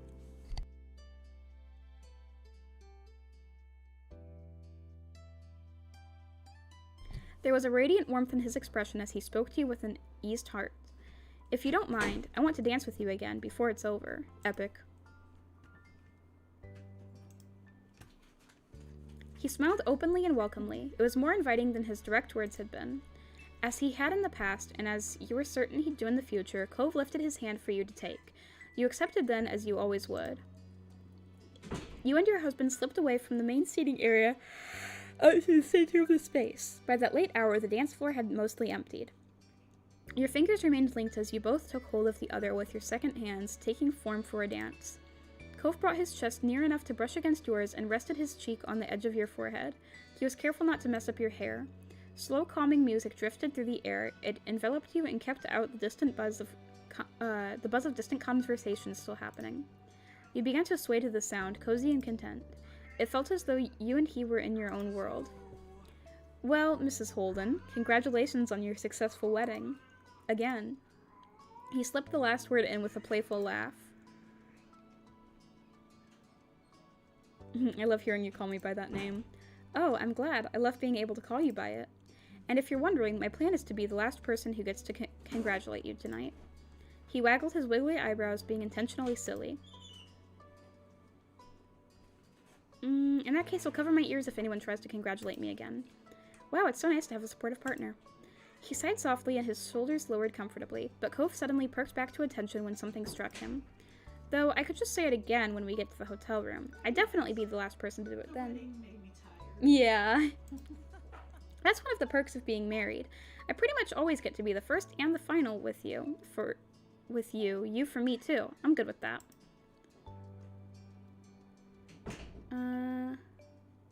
There's no one else I'd want to be my first and last for everything. Thank you. In his glistening eyes, you could see how treasured you really were. Cove whispered heartfelt words. Oh, and I also get to say this for sure. See you tomorrow, Sam. I'll see you tomorrow, too. Cove pressed himself into you even more snugly and letting out a tiny thrilled squeak.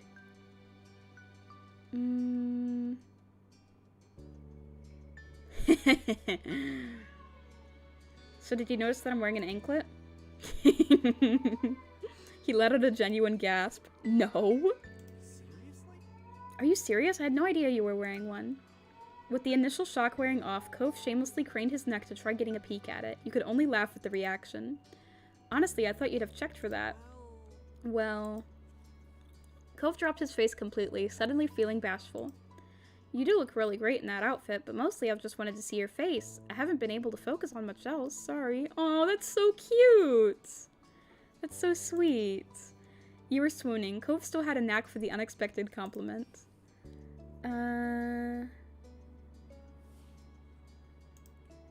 He chewed on the inside of his cheeks as the silence grew longer. He remained patient, communicating your willingness to listening through your eager eyes. Sam, there's something I want to say. The sentence faded out as his lips clammed up in a trembling line. He had to force it back open. I wanted to say it without crying, but your vows were so nice to hear, and I love them, and thank you for doing that. Aww. Simply remembering the scene had gotten the tears flowing again. He couldn't help it. I meant every word. He sniffled once, then twice, and then he grinned back at you. We've got our place, our pets, each other. That makes me really happy, but is there anything you want to talk about? I want to listen. Well, I was wondering if we could talk about starting a family? Well, I'm thinking we could use some company, and I don't mean more fish. I want a family with you. Want to get another pet? No, if you have what you need, then I do too.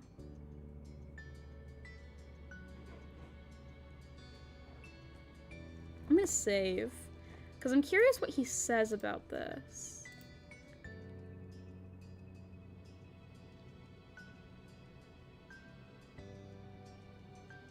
I'm curious what he says. You felt a pounding in your ears and your breathing became more rapid.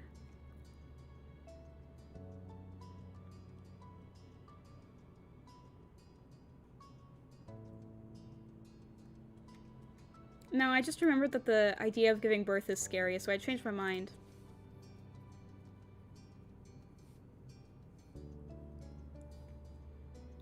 Now, if you have what you need, then I do too. The feeling was mutual. A life with Cove was more than you could have asked for. He was truly the perfect man to spend your life with.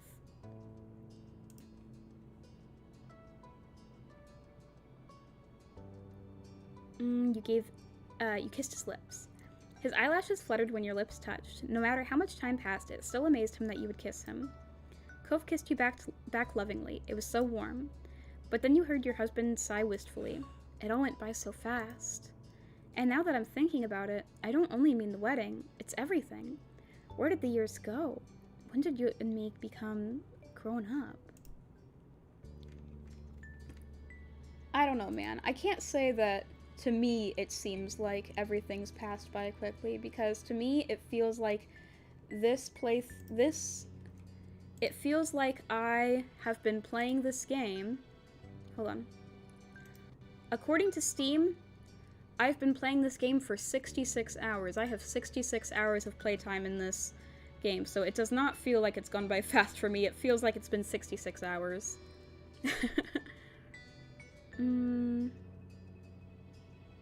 I don't feel grown up. I don't know if I do either. Though, his spirits carefully rose again as he spoke more lightly.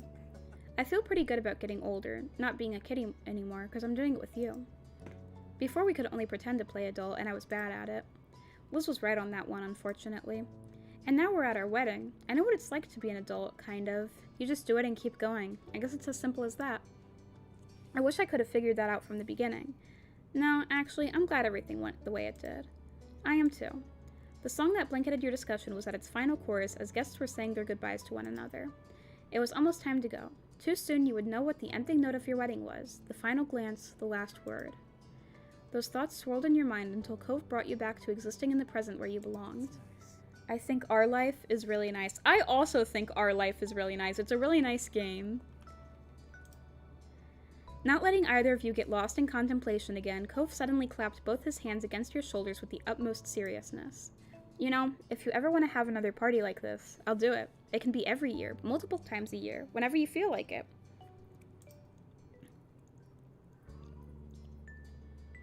I love you, Cove, so much. Tiny, delicate water drops pooled in the corner of his eyes. He's gonna get dehydrated. Cove let his hands travel from his shoulders up to touch your face. He cradled you tenderly, never wanting to let go. What did I do to get to be with someone who's there for me? Someone who honestly cares about me? Well, I don't need an answer, really. I'm just grateful. I love you too, Sam. Always. Oh! Look at that! I didn't expect that. That was cute. Aww.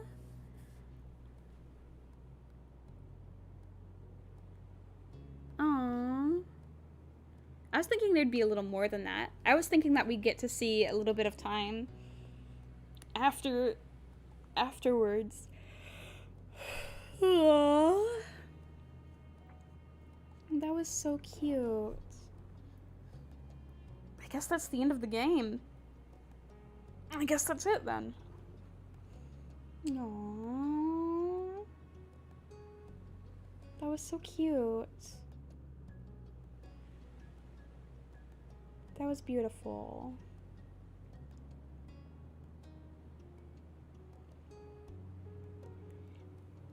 I'm married to Cove.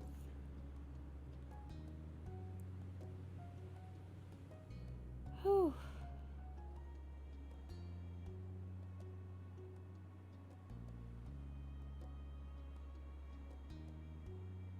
Wow.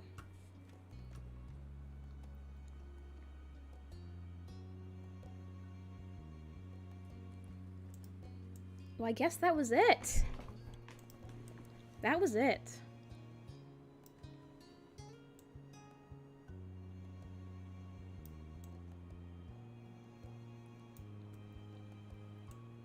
That was my wedding. Whew.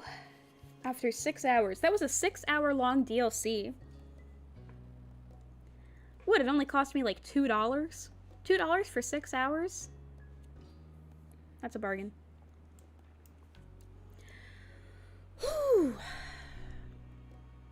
That was a beautiful wedding. That was a very beautiful wedding.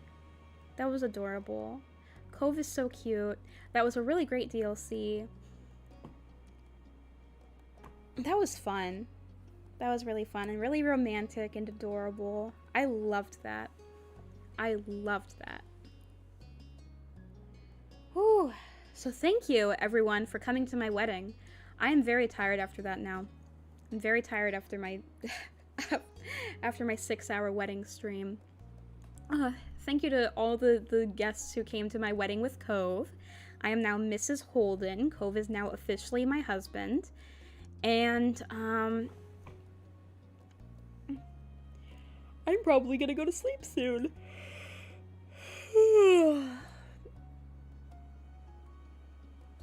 Yeah. Thank you all very, very much for celebrating my marriage with me.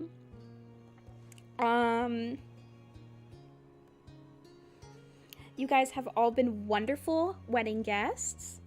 And I'm gonna go and give my husband Cove lots and lots of kisses. So I will splint you guys later. I'll splint you all later. Next stream will be Typing Tuesday, so look forward to that. And I'm sleepy. I go night night. I go night night. I sleepy. So good night. I will splint you later.